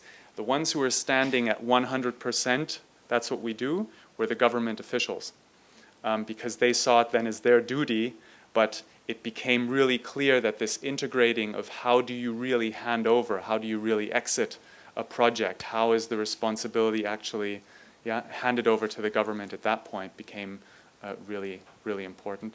If there are 30 seconds, the only person I'd ask to add something would be Ryan, because you were part of the workshop. I don't know if you felt there was a part that perhaps was missing or misrepresented, or something you wanted to add concerning the questions. Okay, 25. One thing which I took away, but also maybe it's because something I strongly supported, was the idea that PIM is really an implementing organization perspective, because it's about implementation, and so it begins and ends. And so one thing was that the government, I think, said, was they're the monitors, but the idea that anything that's designed to be PIM, whether it's water, sanitation, or hygiene, needs to be supporting the national systems. Correct. All right, thank you very much. I am going to ask the next speaker, and Susan also had a question, so if she wants to use some of her presentation time to ask Thilo and at Bridges, then she's very welcome to. So I'd ask Susan Davies Davis to speak about the failing forward and future-proofing sanitation failures and what we can learn from them. And you have 10 minutes. Thank you very much. Thank you. Good afternoon. I'm Susan Davis with Improve International, and I like to use toilets almost every day, probably more than once a day. Right? I used one here. It's very nice. There's soap, there's hot water, there's towels. And as I think everybody in this room already knows, that is not the case for millions of people. And it's not just that they don't have access to a toilet. Some people have access to a really filthy toilet. Some people use their toilet until it fills up, and then they go back to open defecation. Some people use their toilet but don't have a place to wash their hands, so they're actually getting more contamination. So I just want to start with a quick question. So from the presentation you just saw before this one, did anything surprise you? Was anybody shocked to hear that post-construction support is needed? Or that, water committees need to be strengthened and so on, and lack of spare parts, all this stuff? Is any of this a surprise? No, it's not. And so that's why I call this failing forward. Let's fail differently. Let's stop making the same failures over and over again. I've been, in the past 4 years since I founded Improve, a bit of a failurologist, and I collect these little nuggets of failure. And the point isn't to be depressing, which it is, but to really start showing that we're failing in the same ways in a lot of different places. So let's stop doing that and start failing differently, fail forward. And so this idea of future-proofing is a cool way to say building in sustainability. And I'm sorry, it shouldn't be toilets, it should be sanitation. That's the word I use for non-wash people. So all of this stuff is snapshots. It's not a rigorous academic study, but it's things that I've been collecting over the years. And, you know, a lot of times when we talk about failure, especially with water points, but sometimes with toilets, we talk about functionality, right? The lack of functionality, and that's where you start seeing a lot of stats. But there's all kinds of different failures.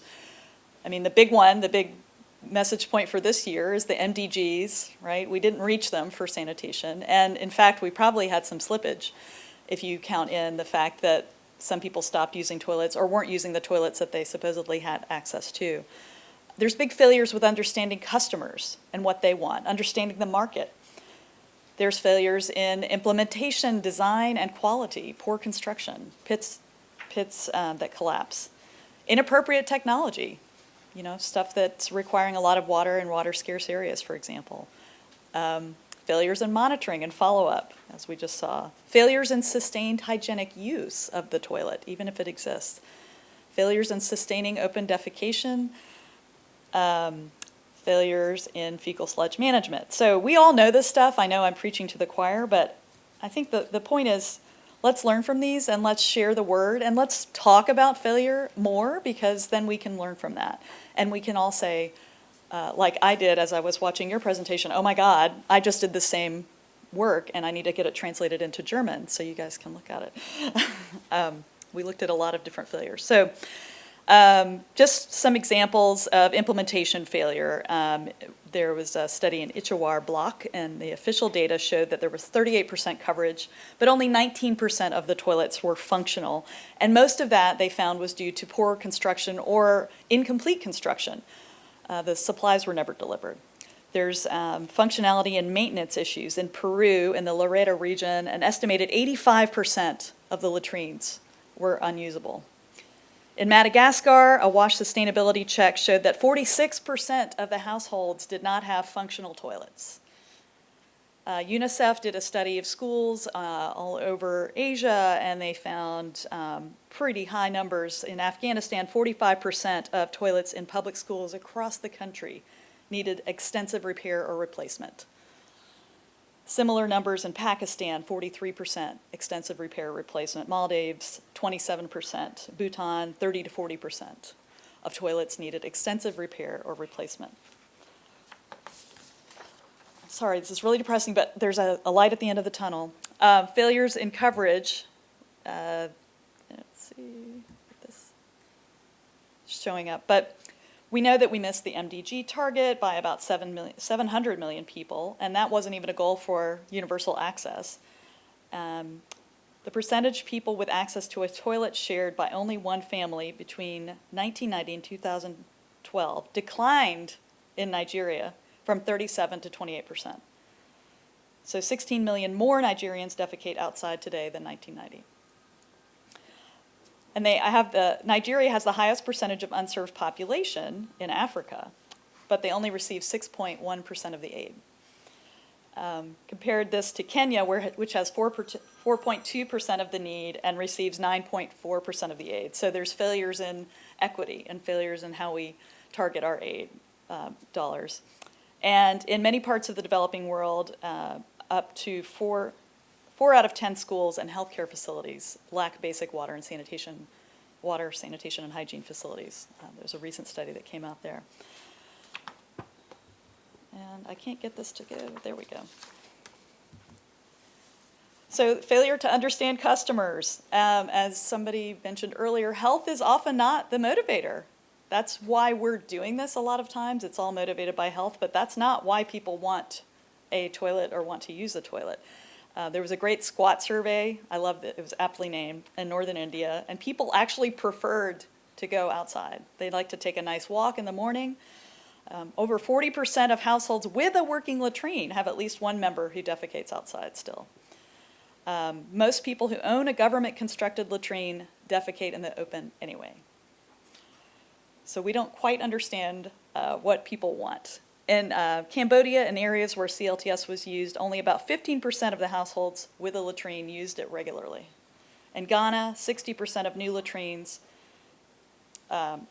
only 60% are being used in rural areas. And even if we do think health is the issue, this is a really interesting Emory study in schools in Kenya, where the kids had increased hand contamination after toilets were installed, even with hygiene promotion. And they suggested that that might be because they were using the toilets, but they weren't actually practicing hand washing. And anal cleansing materials aren't frequently available in Kenya's schools, and they weren't provided as part of the project. So, whoa, this is really scary. And we all know shit flow diagrams. But I would like to kind of think of this as we've failed to understand the value of shit.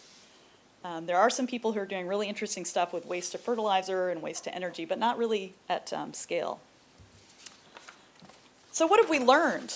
I think we have learned some things. Obviously, there's a Sustainable Sanitation Alliance. That's a step forward. We realize it's really important, but it has to be beyond the access and more towards the services, right? And to get to that, to get to universal access and universal services, we need political will, leadership, funding, coordination, affordable and appropriate technology, sustained local capacity, so not swooping in and doing a project. And this big thing is this cultural shift. Now, if we knew how to do all this stuff, we wouldn't need these forums, right? We could all go sit out in the sun. But I would just encourage us all to continue to learn. This is a great time to start thinking differently and start working differently and stop doing business as usual, because we have the new Sustainable Development Goals. And it's time to put these learnings into practice and future-proof sanitation gains that we've achieved. Thank you. And I have a lot more really ugly stats on our website, improveinternational.org, and we just, with help from Elizabeth, set up some failure stats on the Wikipedia wash page as well, if you have any to contribute in the interest of learning. Thank you.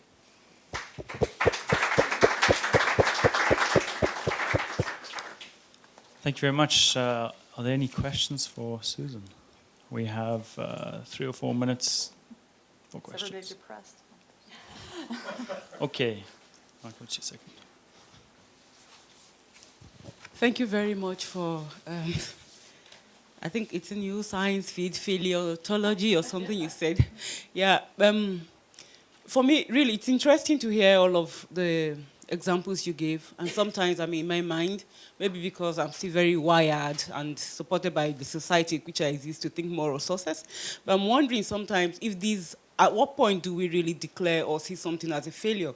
Because if you think of interventions and all of these in a spectrum or in a continuum of some sort, these programs are at certain levels on that continuum. So at what point is it exactly a failed project? Because that's one thing. But then the flip side of it, it will be more interesting for me if, and that is where I think learning would really be happening, if the examples of failures we have, we're also documenting examples of successes or things that have been done to address a specific failure. So that way it really closes the loop. And I don't know if you're working in that regard, so I probably have to check out the website, but just my thought around it. I'll go back to the microphone because, Yeah. yes, that was a perfect question, actually, to ask. I love that. I know people say that a lot. Well, you're telling us what doesn't work. Can you tell us what does work? We just started some research with Catholic Relief Services, CRS, on sanitation successes over the long term. So we're doing, it's still kind of high level. We're doing a desk review and interviewing different people, but we are trying to document or find where there is documentation on successes. And it doesn't matter what approach, we're just kind of looking at a bunch of that. So we should have that desk review. Oh God, it's due at the end of this month, next month.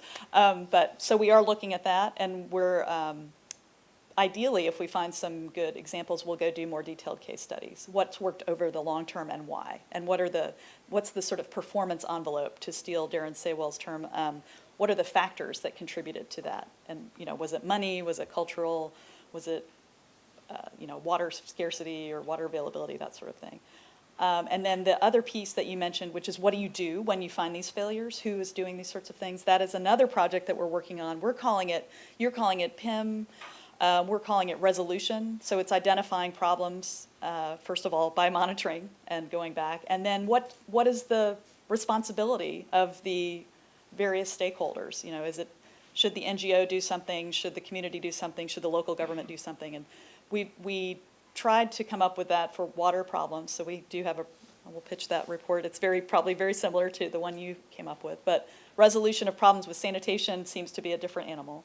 And then to go back to your very first question is, like I said, these are all snapshots. We don't really have good, except for the JMP numbers, we don't really have good numbers over time for the same place, right? This toilet, the pit filled up, or in this community, the pit's filled up, and then they replaced them. We don't have good long-term data like that, as far as I've seen. If somebody has it, that would be great to share. So it's declared a failure, kind of like with water. The day we showed up, the water wasn't flowing. It's the day we showed up, the pit was full, or the latrine appeared not to be used, or it was collapsed. I think some of these are obvious failures. Some of them they have potential to be fixed, but we often don't get to that level of detail of, hey, it looks like your pit's full, what are you going to do about it? And then follow up and say, did they do something about it? So you're right, and that's the challenge, is we need more data, or we need more information. We really need to kind of understand why. Right, there's a last question here from Anna. Maybe it's not exactly a question, it's a thank you, because I might not be surprised about the results, but about the seriousness which both presentations try to follow them up. And there's sort of a comment or thought. The two cases, and maybe you don't need more data, you need other examples. It's Dick van Rinhoven, it's definitely the Dutch who said that they'll do the post-implementation monitoring and only the money flows if it's still there after 10 years. As a result, those taking the money were saying, well, we have to make different projects now. So there are examples where the way you give the money has effects. So it would be maybe interesting to look at them. And I don't know if I have a romantic perception of the Nepal SNV thing. What come to my mind, and Antoinette might comment on that, is there's a simple form of a biogas plant, but it's businesses who select the farmers who take them, and they get some money for doing it, but there's a share of money which only comes after 3 years. So there's built in a system that on a micro level, you think long term. And I would like to see more examples of this long-term thinking in the planning, and maybe that would be interesting. Yeah, if I could just quickly say thank you so much for saying that. I think we've started with, we identify failures more at the technology level, right? We're like, this is what happened with this pump or this toilet. And then we've kind of expanded to, this is what the community did wrong, right? And then we've kind of gone to, well, this is what the implementer did wrong. But we haven't quite gotten to, this is what the donors are doing wrong. Because we don't want to offend anybody, right? I'm sorry. But really, if the donor says the measurement of success is you build these number of toilets in 2 years or 1 year, and that is the only measurement of success, and it's not about building local capacity, and it's not about working with local government, and it has nothing to do with the time dimension, then yes, I think the donors are part of the problem. So thank you for bringing that up. Thank you very much, Susan. All right, thank you. Give us a round of applause. I'm trying to keep it on time so we can all the questions that were not asked, and we can ask in the coffee break. Next up is Genevieve Kelly from PSI, and she'll be chatting about activating the supply chain for rural sanitation in Bihar, India. So, Genevieve, you have 10 minutes. Welcome. Thank you.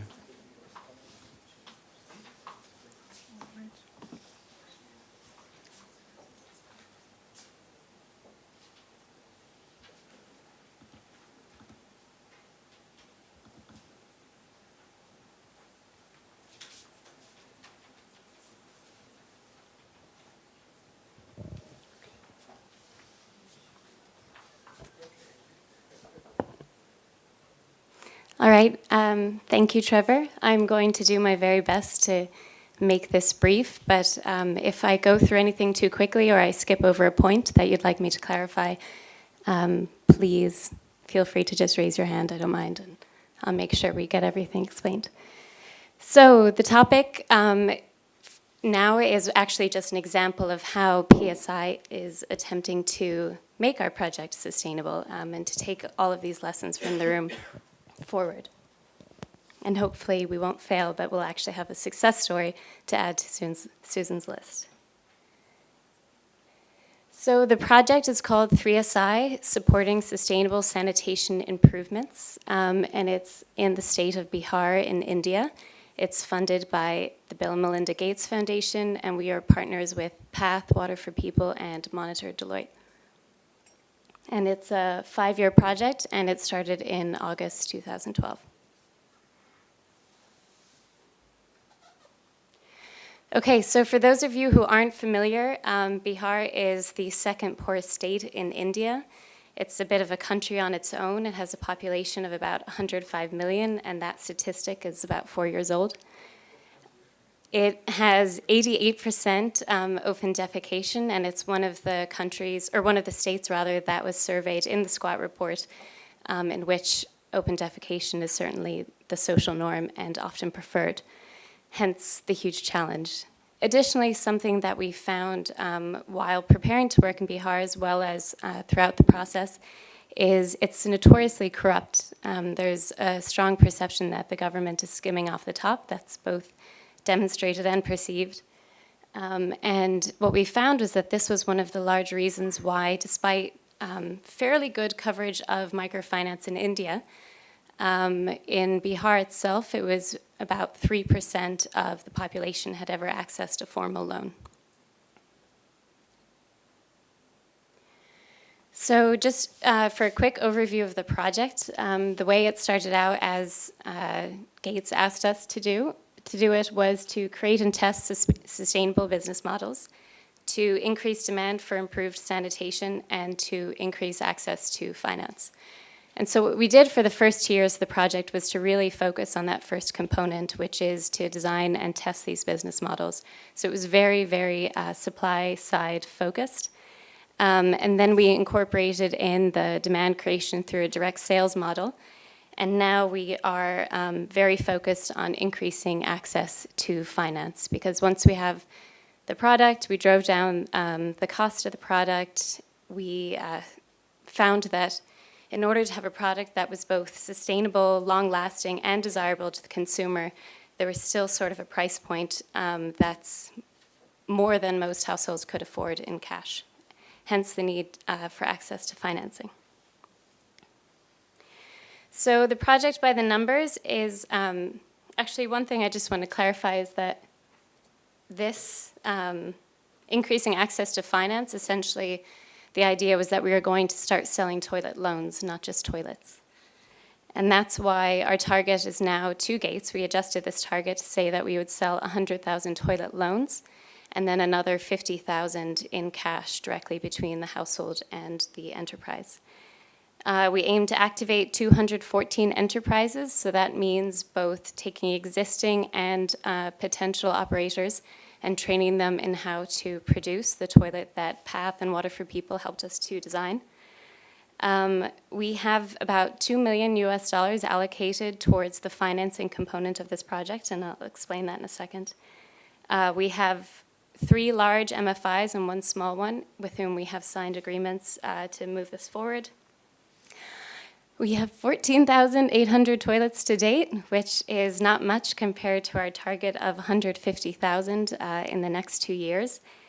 However, the vast majority of these, actually 14,000 of those, are cash. And despite the fact that we found that financing was the huge constraint, we're seeing that we're kind of getting some of those higher income households that have made the cash purchases. And once we get financing fully activated, we're hoping we'll see a sudden uptake in loans. And we have 175 enterprises activated so far, which is to emphasize that we really focused on the supply side for the start of the project to get things in place. Okay, so the gist of this is that we have this $2 million pot of money. It's partly from within the budget from Gates, as well as a contribution by the Unilever Foundation through their Domex Toilet Academy.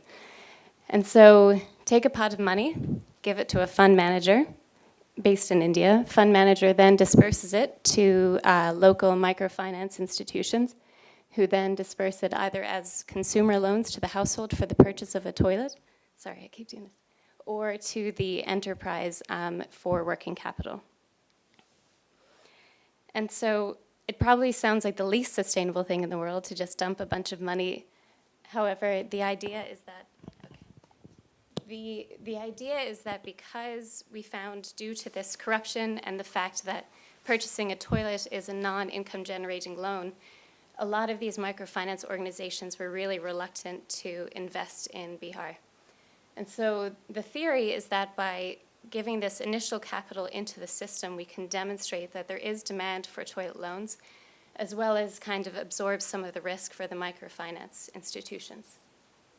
And then I have these highlighted little blue mini MFIs, which are the NGO arms of each of the MFIs, which are actually able to receive grants from this fund. So not just a loan, but an actual grant, and that's for demand creation.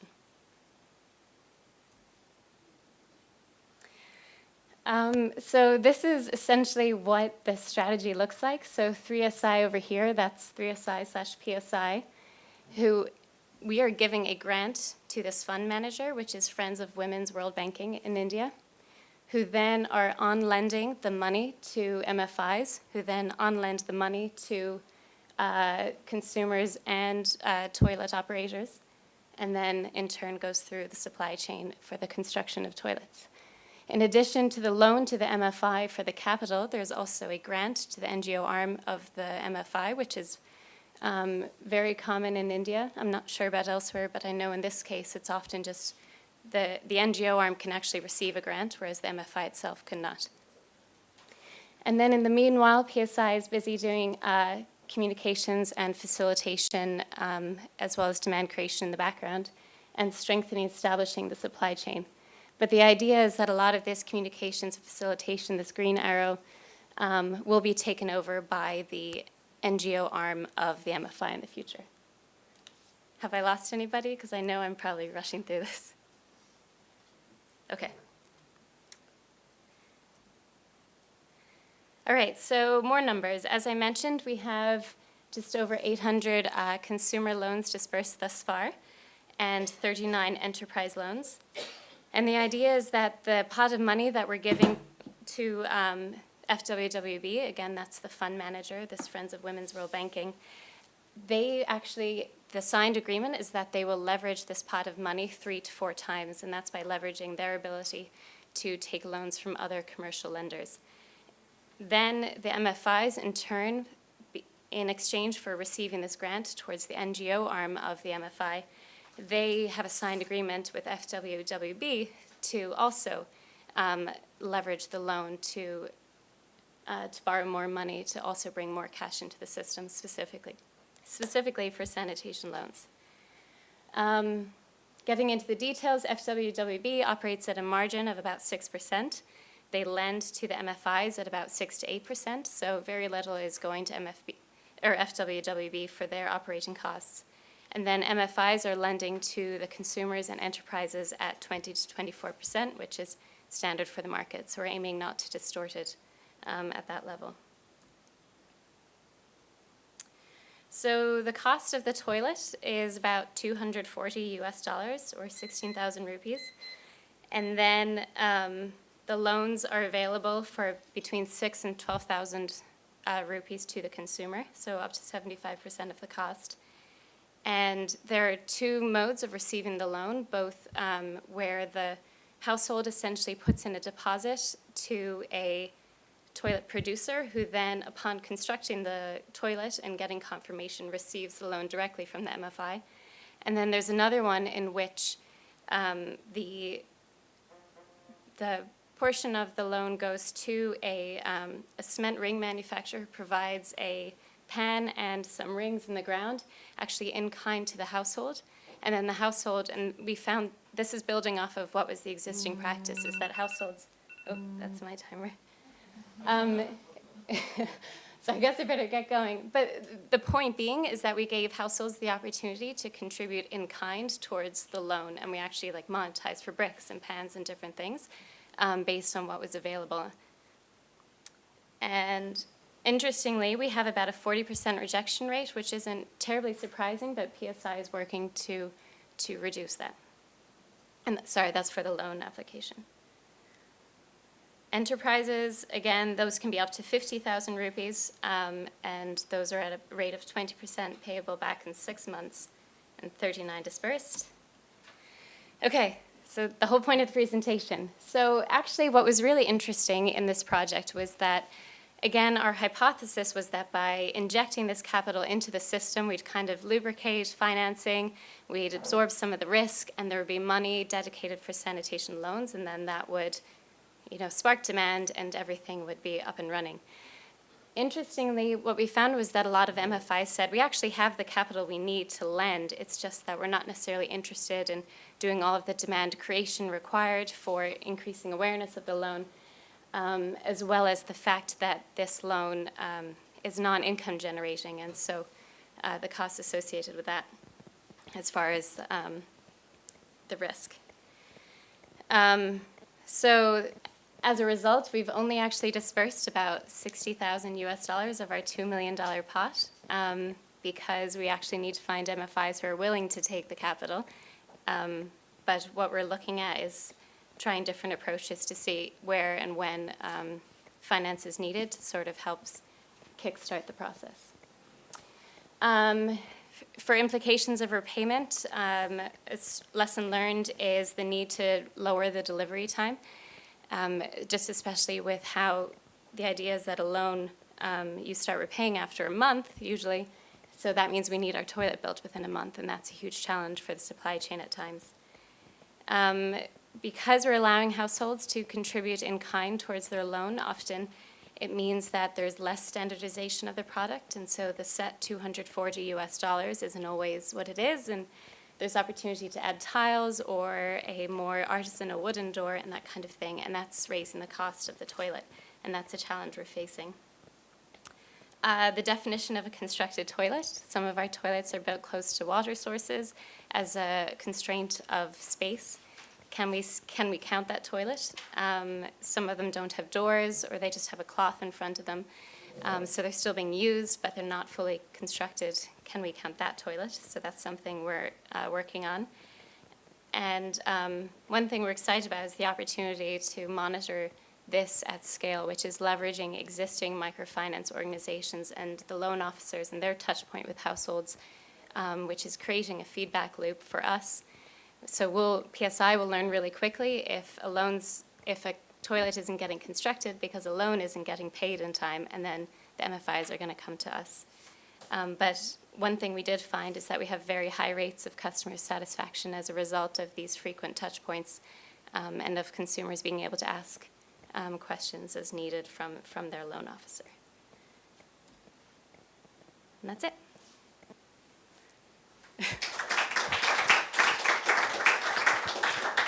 Very good. We have 1 minute for a question, because you went a little bit over your time. That was intentional. So, one question. I see there's 3 hands. 4 half questions. No. We'll go over here, because Belinda hasn't asked a question yet. And the other questions I'd ask the folks to ask Genevieve in the coffee break, which will be in a couple minutes. Okay, mine will be really, really quick. Because you're funded by Bill and Melinda Gates Foundation, do you know the work that was done with Vision Fund Path WSP in Cambodia? And because I was one of the review, and it's very similar results. So following on Susan's presentation, how are you able to take some of that learning into what you're doing now? Because yours seems to be still ongoing. Yeah, so that's a great point. My understanding is that there was not a huge capital infusion into that, if I'm correct there. So I think that's what's a little bit different from this model. But absolutely, we're leveraging those lessons learned, both with having direct sales of toilets and trying to turn loan offers into sales agents. And the work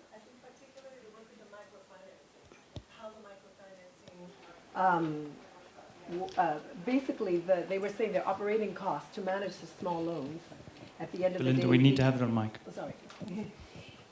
I think one of the key findings, besides some that you mentioned, is the microfinance. For them to get really involved, and this is really a key crux to your work, is that the operation cost for them to manage these infusion, these exchanges, is so much more than the loan itself. And how do you connect that to other home improvement loans and other things?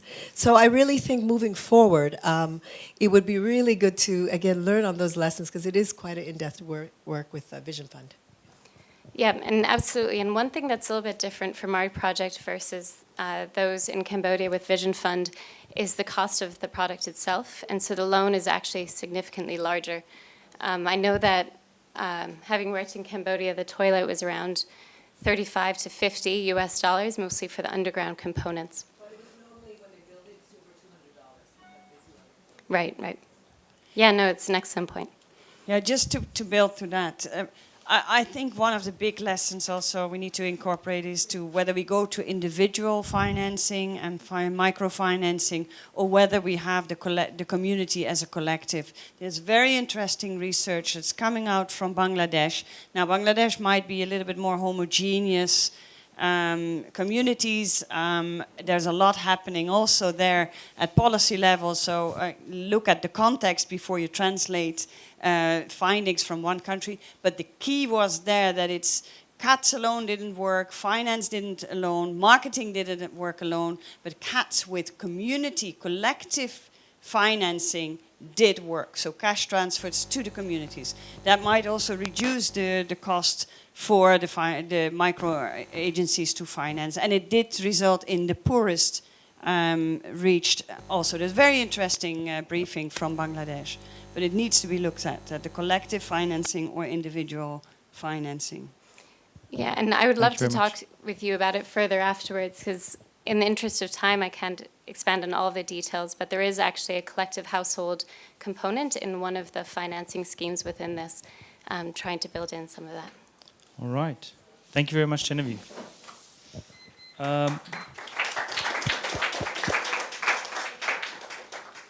So next up we have Antoinette Kromer from SNV, and she'll be talking about urban sanitation finance from macro to micro level, and this is basically a bit of feedback to the community on our thematic discussion that we just had the last couple of weeks, which Antoinette was involved in as one of the experts. So, Antoinette, over to you. Thank you. Okay, so I arrived this morning from Jakarta, and it's about 9 p.m. for me now. And I'm an irrigation engineer trying to say something about finance, and Guy Hutton is standing in the back of the room. It's a really scary situation. And then I made a presentation of about 20 slides, so I think I should skip that. So let me try to say something about that discussion in an old-fashioned paper-based way. First of all, who was in that discussion? Anybody who participated? Vaguely. Who wrote themselves? So majority is lurkers, right? In any email discussion that you're doing, it appears that you have about 10% of the people who write, and the rest are lurkers. And within that 10%, there's 2% who always write. Those are the ones that you think, oh, it's the same points over and over again. So this was a SuSanA discussion on finance, and it was really interesting. It started with Catarina Fonseca from IRC and Guy Nerman from WSEP, talking about domestic finance. Catarina about domestic finance at national level, and why this is so important to take that into consideration. Why do you think she made the point of domestic finance for sanitation? Team A. Huh? Who? Oh, because donors don't want to pay for it. Team B. Why why domestic finance for sanitation? Because sanitation is a household responsibility. Oh, wait, we have a semantic discussion. Why? This was at the national level domestic finance. So, let's say tax. Why national level tax for sanitation? Because it's a public good, right? Because water and sanitation is a human right, and governments are duty bearers, and that justifies that investment. Yes? We're all here. But then there's a big problem, because it's a nice thought, but usually tax is very low. And there's so much corruption, so there's nothing ending up. So what would still be the positive of pushing for this, if it's such a tough job, pushing for domestic finance? Team A. Yes, sir. It's potentially sustainable. And we want sustainable. It's an aspirational concept, right? Good one. Yes, that was actually coming up in the discussion. It could be showing credibility to donors and thereby leverage more money. Team B, don't stay behind. If you spend domestic for okay. So if you would spend your own money on it, then you would be more interested on ring fencing it and making it sure it goes there. All right, one of the things that was said is it will build the social contract between government and citizens, and it will bridge the timing gap and the revenue gap. The timing gap being this one. The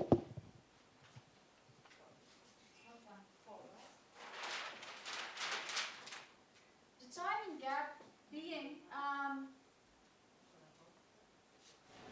can you see it? Oh gosh, that's okay, I can do it. Okay, the timing gap being that if you think about sanitation systems, or you talk with local governments about sanitation systems, then very often they say that's all very important at urban sanitation, but we don't have the initial infrastructure investment, which is very big. Let's not be so US-centered, let's express it all in SEK for the sake of being here. Yeah. And then, of course, the other money that needs to be spent. So that is your initial investment.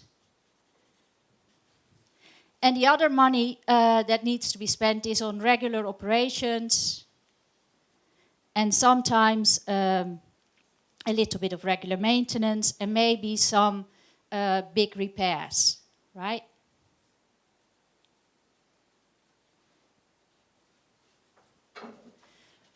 The problem is, local governments say, we don't have this money because we're only getting money once we have the system in place. And then we can start asking for a tariff. So if we use domestic finance, we can start making this first investment. That's what we think, but local governments generally don't think that. Because when we talk, when we did this discussion about finance for sanitation on our D group that has a lot of our local partners, the local government mostly would say, yeah, you know, that risk for me is too big. I don't actually think that anybody is ever going to pay tariffs. There's not a high demand here. I'm not going to put so much money in it. But if there's a grant from Gates Foundation, then we'll do it. So yes, and that revenue gap may be that in the beginning there's not enough tariff to actually cover this. So that's again where you could put your domestic finance in. Then we had another guru of, so this was the first topic of this sanitation discussion, right? On domestic finance with Guy and with Katarina. Then we had the second topic, which was with Sophie Tremollet on microfinance loans. And she was basically saying we need to expand our understanding of microfinance. We need to think not only about small loans from MFIs, we also need to think about savings, insurance, remittance. We need to think about cooperatives, local revolving funds, self-help groups, crowdfunding.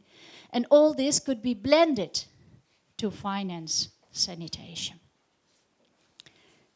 Now, I want to come back to this because I think this is really important in the discussion about urban sanitation financing. Because in my view, we have on the one hand, we have the talks, the discussion, for example, is this the clock?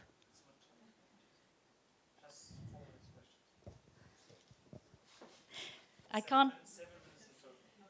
Okay, all right.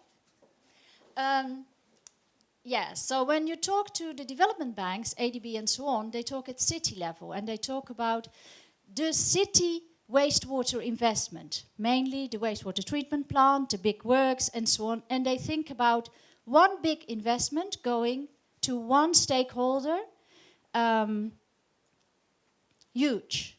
And then when you talk to small NGOs, local NGOs, they talk about small loans to households to build their toilets, to set up a community facility, to start doing a service in a certain area, etc.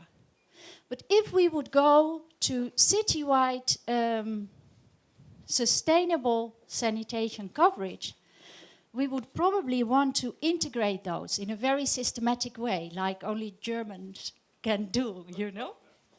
Like we see it as a whole system where there are small business models and big business models with big businesses, other type business models, with different finance needs that would need to be integrated. So this is a bit the discussion about city-level sustainable cost recovery. Now let me flip through my slides. No. Oh, yes.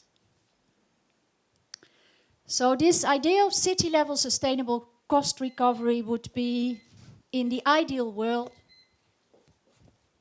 the entire sanitation value chain. I should have asked you about this, right? The entire sanitation value chain, the entire geographic area of a city, the entire life cycle of those different services, though understanding there may be several services within a city with different life cycles, and of course for all social groups, maybe also those that don't have formal citizenship and so on. Okay, this I already showed you. So when you're thinking about any of those systems, you're dealing with this problem that to start sanitation services in a city, it's a lumpy investment. You need a lumpy investment. Even if you're doing fecal sludge management, you need trucks, you need a wastewater treatment, a sludge treatment, etc. Only in small areas you can say, okay, let's do this through trenching, right? We've some great examples of trenching in Malaysia, in palm oil plantations. So we learned from Sophie's work that actually there can be different types of money, different types of revenues to cover it. And as I said, your tariffs in the beginning will be very, very small and may become bigger later. Your taxes may remain stable, though perhaps maybe not at that level, maybe your taxes are actually here at the bottom. But you're looking for something to pay your upfront investment. And what some of our colleagues also said is, yes, but the idea of reuse in sanitation, that could be the potential funding stream on the basis of which maybe even loans could be given, because that revenue from trade is now low and it could become high. Now, I wish this was like that. I'm not convinced yet. Though I come from an agriculture university, I have a lot of affinity with ecological thinking, but I haven't seen yet trade having this type of revenue. But in the ideal world, this would become one of the ways of funding sanitation, right? And the question is, where does that upfront money come from? So the thinking in our part of the discussion was, can we blend finance? And not just at the bigger city level. So this is an example of blending finance at the city level that I think I should not start to explain. But you can read it in the paper. But what I want you to take away from this type of graphs for now is that there are many different sources of finance and many different stakeholders who are investing in sanitation, and you really need to tailor-make that. But if you think of an overall service model of a city that includes solutions from different parts, then this part on treatment would maybe be managed by one. Does this table make sense? So we have the value chain here and different parts of the city simplified here, right? City center, areas with low income, areas that have decentralized sewer. In Indonesia, we have some cities that already have like 40 DWATs inside their city area. The market, some hospital, etc. They are all slightly different customers, slightly different areas, and they will not all get the same type of service. But we could think that there are different businesses or different service providers having different needs for finance, and start making the puzzle bottom up. So my final reflections are that in this discussion, the final reflections that Anne-Catherine made was that it has a lot to do with all the usual suspects. But there are some other usual suspects that I didn't mention, which are Team A. This corruption. Team B. In sanitation, the not so usual suspect is the chicken-egg problem.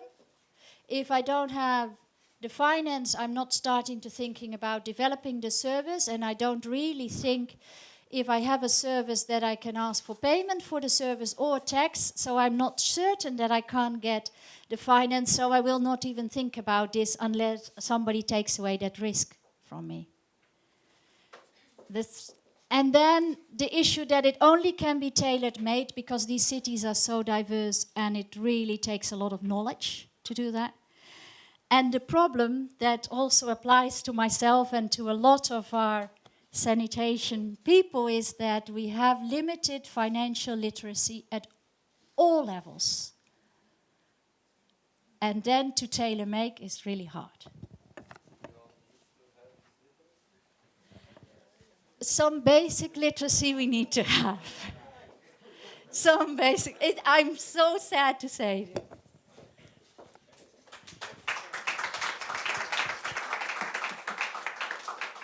I wasted all my time.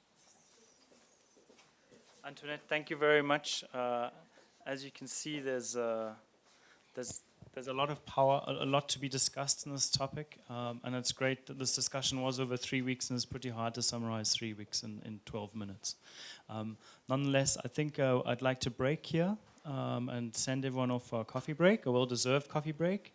Energy's been great in the room. The questions have been great. So thank you to Prit who chaired the previous session. And yeah, let's have a 15-minute coffee break, and that means we will come back at 22. So we have a full 15 minutes where discussions can continue. And then we'll start the next session at 22, please.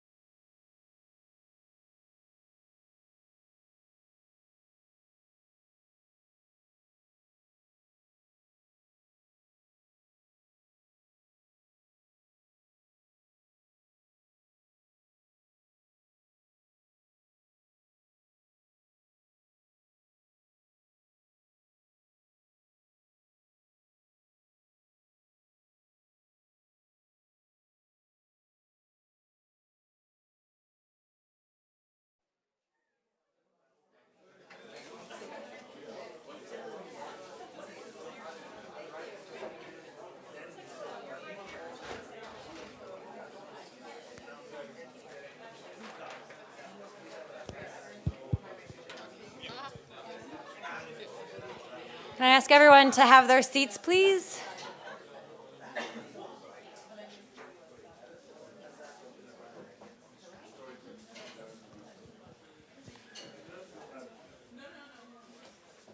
Good afternoon, everyone. Those in the hallway, if you want to come on in, we'll begin. For the final topic of today, other than the wrap-up, turn to the person beside you and share, and you've got about 2 minutes between both of you. Share with the person beside you what this means to you and your role. Your role, your organization. What's the importance of this?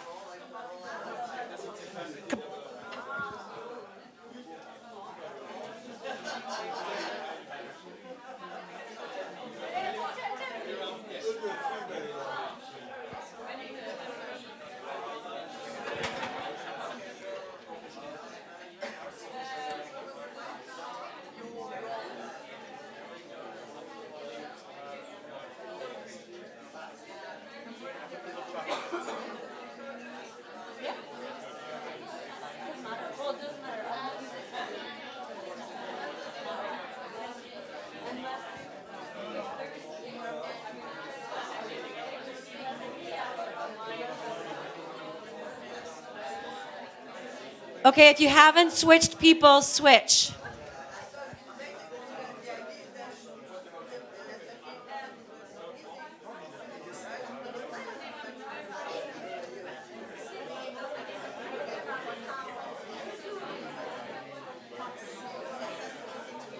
Okay, wrap up your final thought.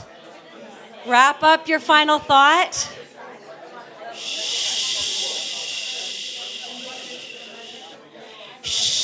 Okay, wrap up. I gave you 3, not 2 minutes, so you had extra time. Okay, close up your thought. John. Okay. I was asked to, my name's Shauna Curry. I'm CEO of COST, Center for Affordable Water and Sanitation Technology. And the way I was asked to open by sharing a little bit about who COST is. And the title of the session is actually sums up very well the core of who COST is. But one of the biggest questions that we're constantly asking ourselves, and what's important for this conversation, is for whom and for what purpose?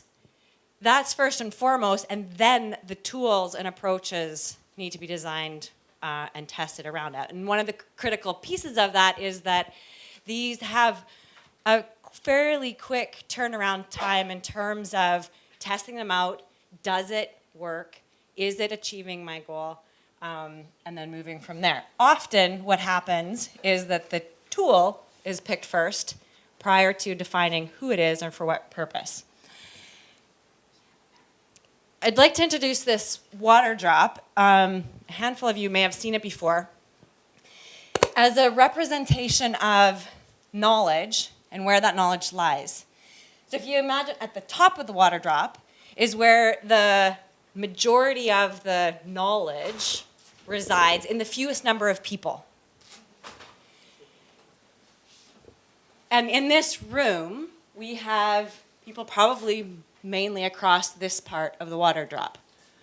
I'm an engineer, well-educated, good experience. I reside sort of in the middle here. I interface quite a bit with WASH researchers. The greatest opportunity to affect change resides at the base of the water drop, where the majority of people reside, with the knowledge about their own local context, but not necessarily the knowledge that resides up in the academic institutions and in the heads of this room. And we hear about this capacity gap and the need for knowledge translation across it. And this is how I'll sort of frame or put today's session in place, it's also how I'll describe, back to the question that SuSanA asked me to introduce cost, is that in the brief introduction on cost is this is where cost has fit. The last 14 years, we've been solely focused on what does it take to close this gap. So our services, our education and training services are focused at the practitioner level so that it can mobilize and drive that bottom-up action, and that knowledge translation and transfer needs to be both ways. I'm likely preaching to the converted, but the question is then how? And that's what we're exploring in this session today. And one of the things that I've really appreciated about SuSanA over the course of the years is that they too or SuSanA as a network is focused on how do you share and exchange that information in a real practical way that results in people having better water and sanitation, or better sanitation, I should say. And that the I would say very agile and adaptive approach that GIZ has taken to setting up SuSanA is part of the reason it has been so successful, is that it's been real time. Does this work? No, it doesn't. Let's try this. That works. And then trying that out, and then what works and what grabs a hold of the membership, that's where they move, where the network moves towards. So with that, I'll introduce our first speaker, who's going to give a very concrete example. Dorothy, how do I pronounce your last name? Whatever. Dorothy works with a Swiss-based company called Secon, and she's going to speak very specifically about a concrete example of the whom is entrepreneurs and the how Secon is working with those entrepreneurs to build their skills and knowledge to be able to implement sanitation programs. Over to you. You want this? Yeah, let me take that. Do I have this thing there? Well. Yes, for those who don't know me, my name is Dorothy Spuler, and I'm working for Secon, and I'm going to present today the Smart Startup Program that's showing how Secon is trying to develop capacity of entrepreneurs specifically. So Secon stands for Society, Economy, Ecology and Consultancy, and we have three main objectives: innovation, integration, teaching, capacitating and changing, and successful sustainable development. So we have an interdisciplinary team which includes engineers, geographer, economists, training specialists, and together we have developed different capacities for ourselves and competences in the field of water and sanitation. And two of our core competences are business development and capacity development. And there, Shona talked about it, we have developed a broad portfolio of capacity development activities. Some of them you know maybe, it's the Sustainable Sanitation Water Management Toolbox and related training programs, the Water Integrity Management Toolbox and Water Integrity Management in the water sector. And one other project is the International Center for Water Management Services, CWAS. CWAS is based in Willisau, in the heart of Switzerland. Some of you know it. It's a non-profit organization, and it's based on the consideration that water and sanitation challenges are business opportunities. So it provides a platform for entrepreneurs in order to transfer their business idea into a successful startup. So what does CWAS offer? It offers entrepreneurs a space for development of innovative ideas, a space for networking with international experts, business training and coaching specifically where it is required, exchange with other startups and like-minded people, and an inspiring working space. These are some pictures from the center in Switzerland where you can see the personal coaching support the people get and providing them the space to develop their business idea. program, which is addressed to these kind of people, contains 5 modules: business development, marketing, operation, finances, funding, and finally one-to-one coaching in order to make the idea happen. So that's nice, and we have managed to see now over 30 operational startups up there. And they have a different focus ranging from product or technology to service provider, and startups focusing more on the northern market or on the southern market. So the problem in the beginning was that we thought that most of our startups were more focusing or sitting in this side of this slide, which is normal because we're based in Switzerland. This, of course, is an ideal situation in order to connect to know-how from relevant institutions like ETH, or whatever.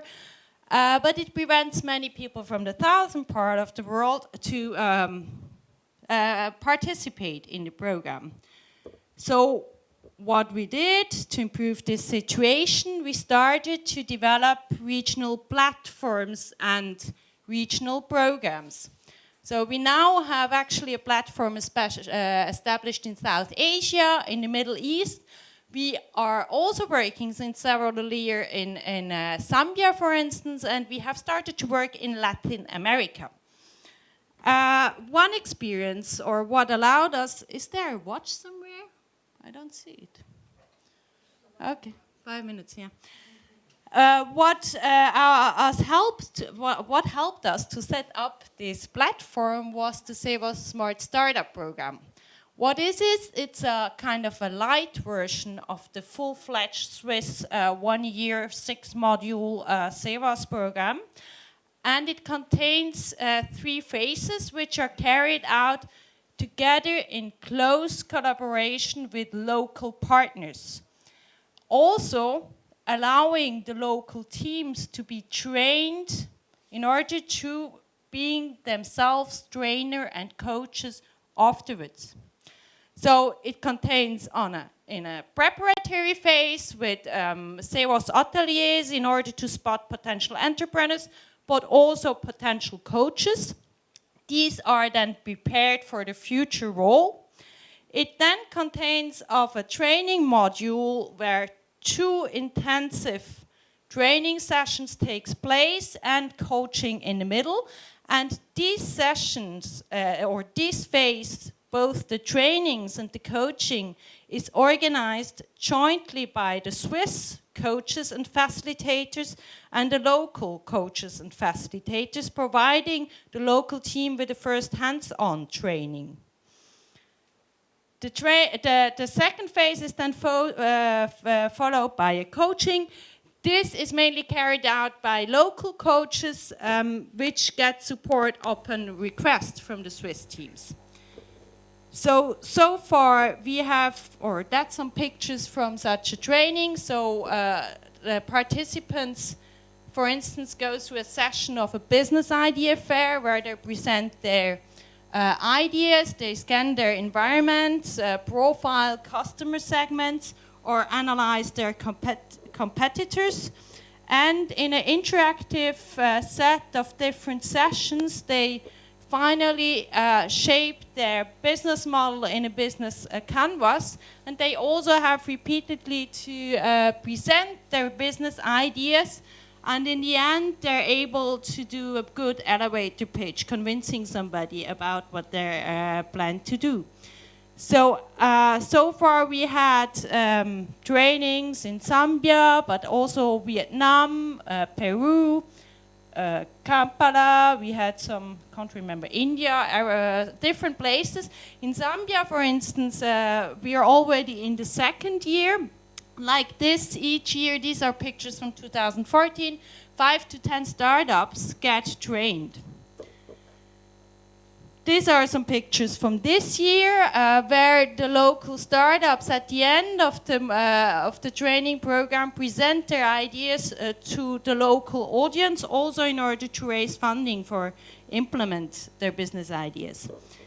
So what we learned is that actually another way to carry out such CWAS startup programs in the region is to combine and integrate them into existing projects, where the projects define the objectives, the audience, and the expected results. And the CWAS training program is shaped in order to fit those. This enhances not only the sustainability of the project, because they gain a business development component in order to activate the local market, but also it enhances the sustainability of the CWAS activities. So examples are, for instance, a recent workshop in India focusing specifically on the training of service providers for decentralized natural water and wastewater treatment systems, and another project which allowed us to carry out several projects is the resource recovery and safe reuse project, where different organizations, some of you may know this project. This project also allowed us to invest in the capitalization of the experience we made. Yeah, I'm almost done. Of the experiences we made and compile them actually in a resource recovery and reuse business development toolbox. It is an online resource that contains results from the analysis of over 50 business cases worldwide, what works, what doesn't work, but it also contains material, presentation, and background readings from the training module. So it's a resource online for anyone who wants to read, but mainly for the trainers that we are training throughout our activities. And we really hope that becomes a central resource in order to have small CWAS platforms everywhere around the world. If you want to access it, you can go to the famous assaswm.info toolbox, and you go to specific topics. And I think that's so far all from my side. Brilliant, perfect timing. No, stay up here. Stay up here. You get to answer questions now. The thing that I really like about this case is that it clearly demonstrates or shows the leverage of capacity development and the investment that's required for that capacity development to work. So it's an ongoing continuous process, and it's a suite of services that CCON provides in order for that knowledge and skills to be actually transferred so that it can take action. And then going back to the previous session where we were pointing out on the how we're seeking sustainability, how this sort of investment can sort of lead to that sustainability. So questions for Dorothy? Any? Thank you for your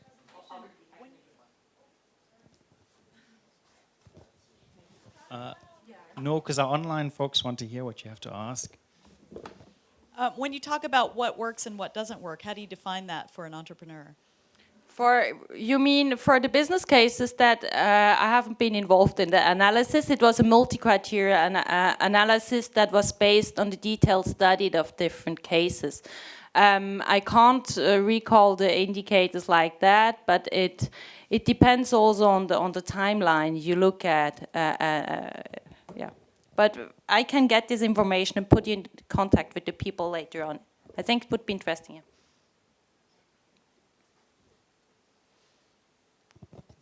Yeah, thanks. How could you get this down to country level? Because it strikes me that at a country level, this is a fabulous resource and idea to have. Yeah. Actually, the small startup program is designed to replicate our experience from Switzerland in country level. How do we bring it down? We do work with light versions in the beginning together with the local partners that we have to identify. And while we're starting working with them, at the same time we're training local trainers and coaches in order to become independently later on. So we're basically providing business development support to local seawassers. I have two questions. One is you are training people for a very difficult market. The water and sanitation market is known revenues producing. So I'm wondering about the business model on that. It's one question.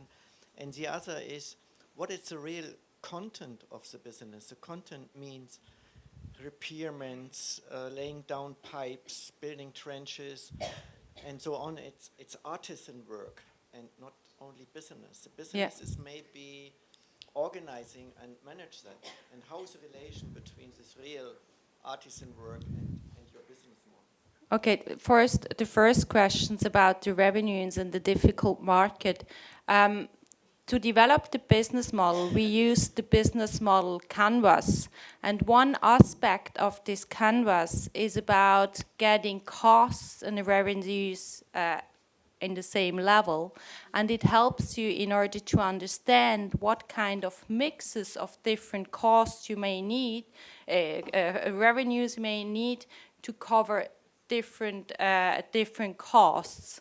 And I don't think I can make a general statement. It depends on the case.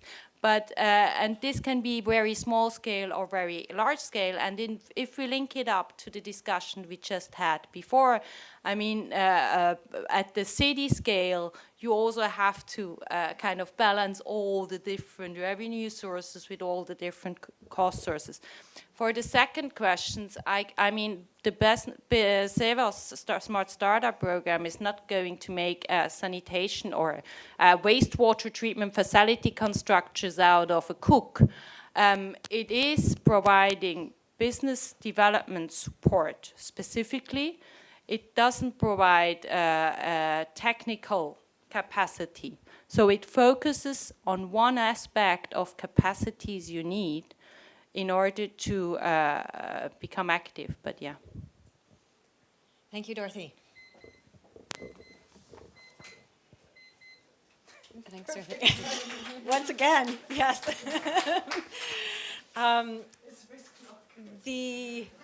And back to that water drop diagram is CWAS has very, very clearly defined the whom their target market is, and it is entrepreneurs in that niche. And so there's a much broader, to your last question, there's a much broader area of water and sanitation that has to be met in other means, and capacity development in other means. One of the, not to preempt Trevor's, but the next stage of our discussion this afternoon is what can we be doing from our individual organizations as contributors to SuSanA and SuSanA? What ideas can we generate here in the room that for moving forward to increase our ability to share knowledge within the sector?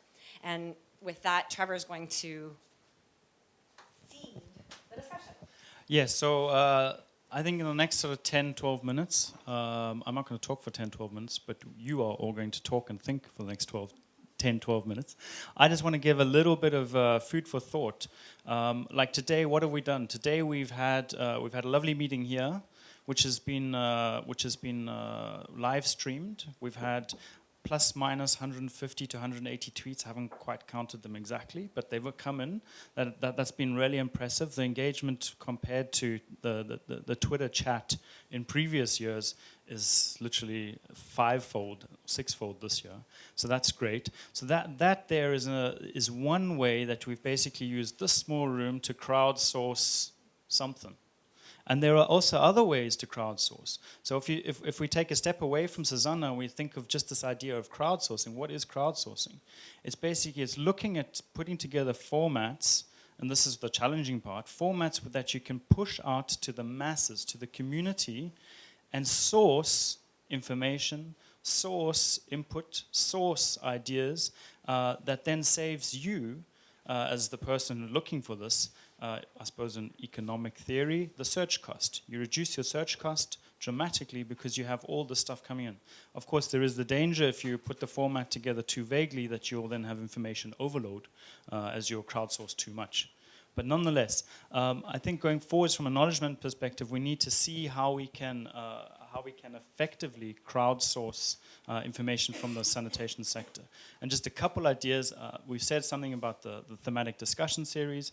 Another idea is about having a sector events calendar, whereby you put in the technology so that all the different community members or partners, perhaps, because you want to have some kind of barrier or some kind of quality control, can actually then contribute to a very large sector events calendar. So you can not only have global events, but you can actually find out what's happening in the region. And then, of course, there's wikis. We know about wikis. We know about that idea. It's about collaborating in one document and having a living document and taking that forward. And another idea, of course, is crowdsourcing information from different partners using a profile. I mean, that's not a new idea. I mean, that's basically that's Facebook's model, LinkedIn's model. So those are a couple ideas. But when we think about crowdsourcing, what I'd like to discuss in the next 10 minutes is what do all of you think are interesting ways to crowdsource information in a format that you don't get totally overwhelmed by what comes back at you. And so what kind of ideas could we maybe do some brainstorming about this for the next 10 minutes or so? Thank you. Right, and the other idea that SuSanA wanted me to speak briefly to is, well, it's not just an idea. We're at the soft launch stage of a WASHI library, which essentially is an automated collection of WASH-related content from all the known, maybe not all, but the known libraries out there, that when you go, there's often duplication, it's hard to find, and this WASHI library makes it more efficient for us to be able to find the resources and then high grade the information to get the top references, to be able to identify the mix of what's pure research versus gray literature, project reports, and to be able to group items in sub areas of our own interest. Where we are at on this is, like I said, we've got a soft launch and coming up right away. Phase 1 will be solely on the documents side of things, such as research and publications. Phase 2 will also include news, media, self-published news, blogs, images and diagrams, videos, and people, experts. And then phase 3 will include the social media aggregation. Phase 4 is improving the search capability, which is basically making it a smarter search engine based on user purpose, intention, or relevance.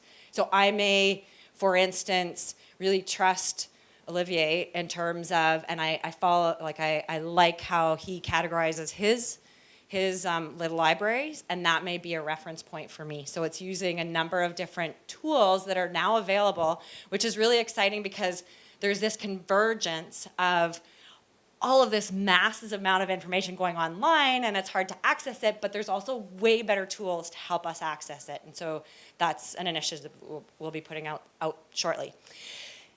Next, for the last 8 minutes, is... Pardon me? No, we're not taking any questions.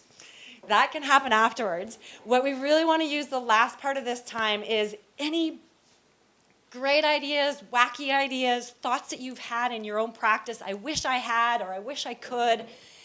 We're just going to, no discussion, brainstorm, no ideas or bad ideas. Put your thoughts up here, reflect back what you've heard from, like, where your energy is around what Trevor and I have just communicated. Other ideas, we're going to make a list. Some of them will be great, and someone will take initiative, and other ones may come up in the years to come. So, Dorothy. I just would like to quickly react, then you get my brainstorm. No, afterwards. Brainstorm ideas. So, and I'll just, you call them out. We can't take the microphone out, so I'll repeat the ideas so that our online listeners can hear. Translation. Arabic, Chinese, etc. Okay. To build on that, what about instantaneous translation? Instantaneous I think that Google has some tools. translation. There's tools out there for that, and I need a different pen because this doesn't write. Okay, yep. And the search functions in the library. Search. Because it's linked to your, I'm giving my comments to phase 4. Sure. Multi-search based on user proposals. From my experience with e-libraries and stuff, this should be phase 2 because it's the critical issue in order to get users. Okay, I'm not wanting explanation. Search functions will follow up with you. Use the people using the SuSanA library to tag the documents they find. Mm-hmm. Yeah, I would say the same thing. Yeah. People to give their opinion, and I would like it for different people. You know, researchers have different preferences of what was a good document than practitioners. So this is specifically for the Washi library concept. And if people could put comments under it saying, I use this tool, it's like I made this recipe of this pudding, but it's always collapsed. So actually, you guys have just given me an idea. Is what I'd like to do is I'll collect, I have no idea whether my lead on this will appreciate or not this, but what I'll do is I'd like to collect names of people who would particularly like to be part of the soft launch and to be part of the process and can provide us with feedback, does it, doesn't it, what's missing. So I'll collect that afterwards on the specific to the Washi library. So other ideas. It's a very traditional one, but reviews, there's so much evidence that if you list it all, you've got too much to read. So you need continuing updated reviews, a bit like the Cochrane collaboration. Yeah. Great. Trevor, you had something? Editors to bridge the language gap. Editors, sorry online, I haven't been reading everything. Editors to Bridge the language gap. bridge Sometimes the idea is really good, but just not bad English. language gap. Okay. Separate trainings and publications. Related to crowdsourcing, it's a sounding board. We're already doing that, but we could more promote this service.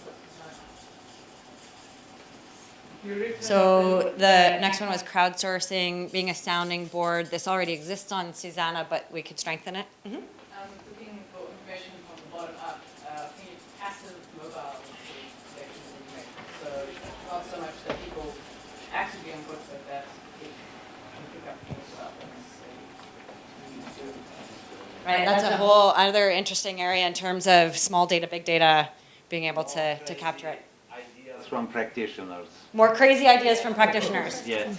More. Maybe automatically screen for wash information in documents and news, etc., from not wash sector people.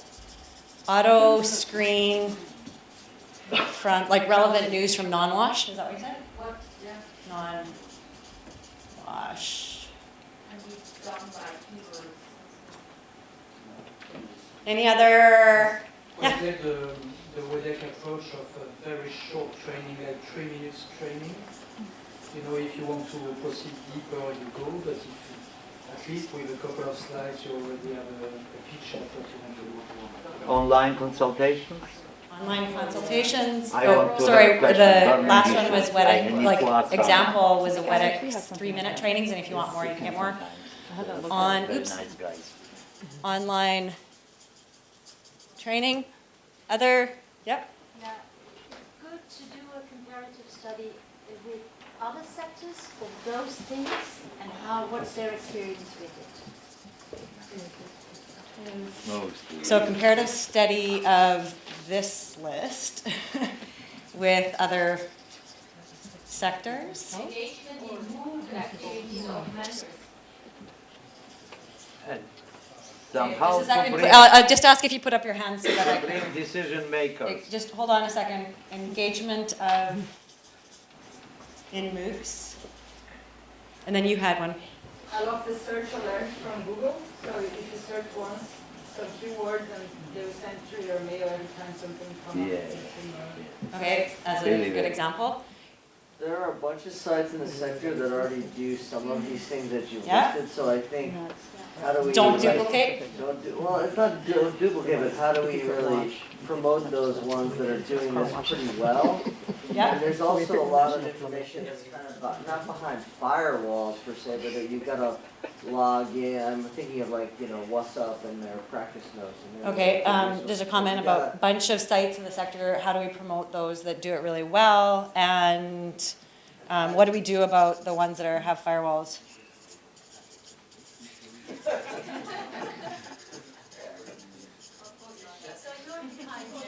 Okay, I'm going to have to wrap this up. Any final, anything that was not captured here that you want to make sure gets captured here? Shana, can you go? Whoa, great. So you know what? I'm going to have to close this. And with the additional ideas, please email them to Trevor or come up and write them on the board at the end, because we'll have the wrap up and then you can write them up. I think it did what we wanted to do, is sort of generate some enthusiasm and some ideas that some of you might leave from here and take initiative on. And I think with that, I'll wrap it up and pass it back to SuSanA to wrap up the day. Thank you to everyone. And I'll have a piece of paper for those of you that would like to be on our cost list for the Washi Library as we develop it and you want to provide input. We have discussion on the forum. Oh, sorry, there's one more slide. One more slide? My apologies. No. I had it all set up nicely. This one. Oh, yeah, this one.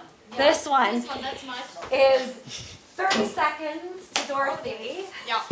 Thursday afternoon, room 351. We're going to continue the discussion. We're going to see different examples from partners on how to develop capacity to different target groups. And I hope many people from you are going to join as well. Room 351. It's just before the working group exchange, so it's easy. You just come a little bit earlier.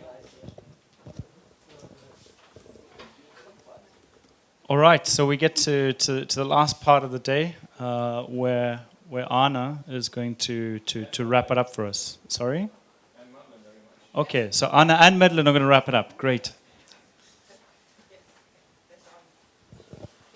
Can start. Yes, coming. This is And a very Trevor as well has to say prepared- something, because this is a very well what is- prepared wrap up, isn't it? Hmm? This is a very well prepared wrap up. I don't intend to go to the slides actually, because we had too many slides and too much talking. Yeah. Outlook. And the Outlook actually, instead of showing it on the slide, you all have this paper there on your seat. And there is what's there, where SuSanA is a co-convener. That's quite interesting. And it as well shows all the working group meetings which are there during the Stockholm Water Week. Yes, so come, let's continue to meet there.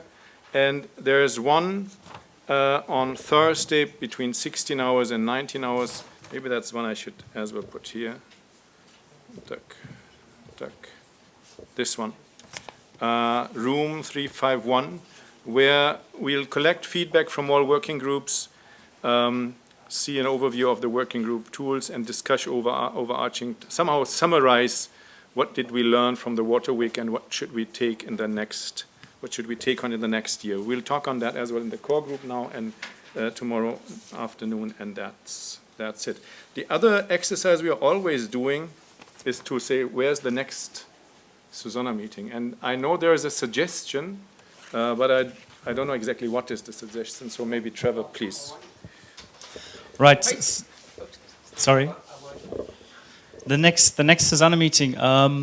We've been approached by the Sustainability Forum, which many of you may have attended. The last one was in Amsterdam in 2014. and I think Arno was there with a lot of other folks, Aqua Consult, etc., and many other folks who are active in the Sustainability Forum. They didn't have anything in 2015, but they are going to have another Sustainability Forum in 2016, and they want to team up with SuSanA and have a SuSanA meeting and a WASH Sustainability Forum together in a sub-Saharan African country. And the countries they're currently talking about are Ghana, or Uganda, or Zambia, or South Africa. So that discussion has been started, and that would be one suggestion or one idea that we could consider for the next SuSanA meeting. That would be the 21st, and the timing would be in the first quarter. So it would be at the end, probably sometime in March, maybe early April, sometime there. So rather soon. But we just did SuSanA meeting this year, now in August, and previously in May, so we're good at doing these things quickly. So that would be one suggestion. Other than that, because it's a plenary, so we're also open for other suggestions for SuSanA, for the next SuSanA meeting. Naturally, the key thing is that there's a strong local partner and there's a strong driving force, and we're not doing a standalone event, because we never do. Yes, the idea is as well to combine it with events which are there in any case. So this is from the SuSanA roadmap, if you download it, which are the events coming up. Is there another idea and suggestion? So please. Yes? Not an idea, but in 2016, the Mike, WEDEC is there a will be mic? in Ghana. Hmm? The WEDEC conference. Thank you. The WEDEC conference 2016 will be in Ghana. So if we can combine conferences, it's really great, more efficient. When is it in Ghana? But usually they are around May, June. Oh. Okay. So that's slightly okay. Isn't it every other year? Just one correction. The Sanitation Water for All is hosting what's called a ministerial meeting, and that is going to happen in the first quarter. Date undecided, but maybe as early as February, March. And the idea there is post the SDG announcement that in fact all the ministers would be invited to one venue. That is distinct from the high-level meeting, which is now in October. Okay. So that's the discussion with the ministers of finance. Okay. So that now happens in October, and the ministers have their own session in, as I say, a date and venue to be determined, but as early as February, March. No, it won't be in Washington. Definitely won't be in Washington. The only reason that it's in Washington is the high-level meeting fits with the Minister of Finance, which is the fall World Bank meeting. Yeah. So there's another venue under discussion, and it may be announced at the end of this week even. Okay. Thank you very much, Piers. And if there are other ideas, contact Trevor so that we can maybe combine these ideas or find synergies or select among them, share them with you. Great, thank you. Having said this, I think that's it for today. It was a rich, a full day. I'm really excited about it. And give the thanks to Madeline and SCI, who again did the 8th time a great job. And it's not fully over. There's something waiting for us, but I leave that to you, Madeline. Yes, first of all, I would like to say that we will run the 9th meeting next year in connection with Water Week. So okay. we all meet here next year again. Liking it or not, we are always here for you. And yes, thank you. I would like to thank everyone who has been joining us on the web. It has been very nice to follow the Twitter flow, because I understand that people have been watching us online, coming to the meeting, or doing the contrary. Been in the meeting and go home and watch us online for several reasons. So that's really nice, and I think we have had quite a good attendance, and the Twitter flow has been nice, and you have been very nice and patient with us. And we are actually going down to what is called the self-paid dinner. It's very nice. We're going to have a float for ourselves on the water down in the canal here, and it's a very nice location. lovely evening out there. It's And 15 minutes walking distance, or? or not even that. It depends if you take the German direction, it will be complicated. If you follow the Swedish shortcut, it will be very quick, so you know who to follow. Follow your local guide and you will be there quickly. It's downhill, very close to here. Follow German maps, it takes you time. Okay. And then it's... We also like to treat you a little bit, and I think we are all very tired and happy, so we have some wine, and so we have a little mingle before we go down. But we need to start to organize our things, because on Monday there will be 70 climate researchers in this house again, so we have to leave it as we received it this morning. So we will be doing cleaning up while you are mingling. So. Okay, the glass wine here and carrying the chair here. Yeah, a little bit. No, not chair. But make sure that you bring cups and stuff like that to the kitchen. That will facilitate for us. Yes, this one. Yeah.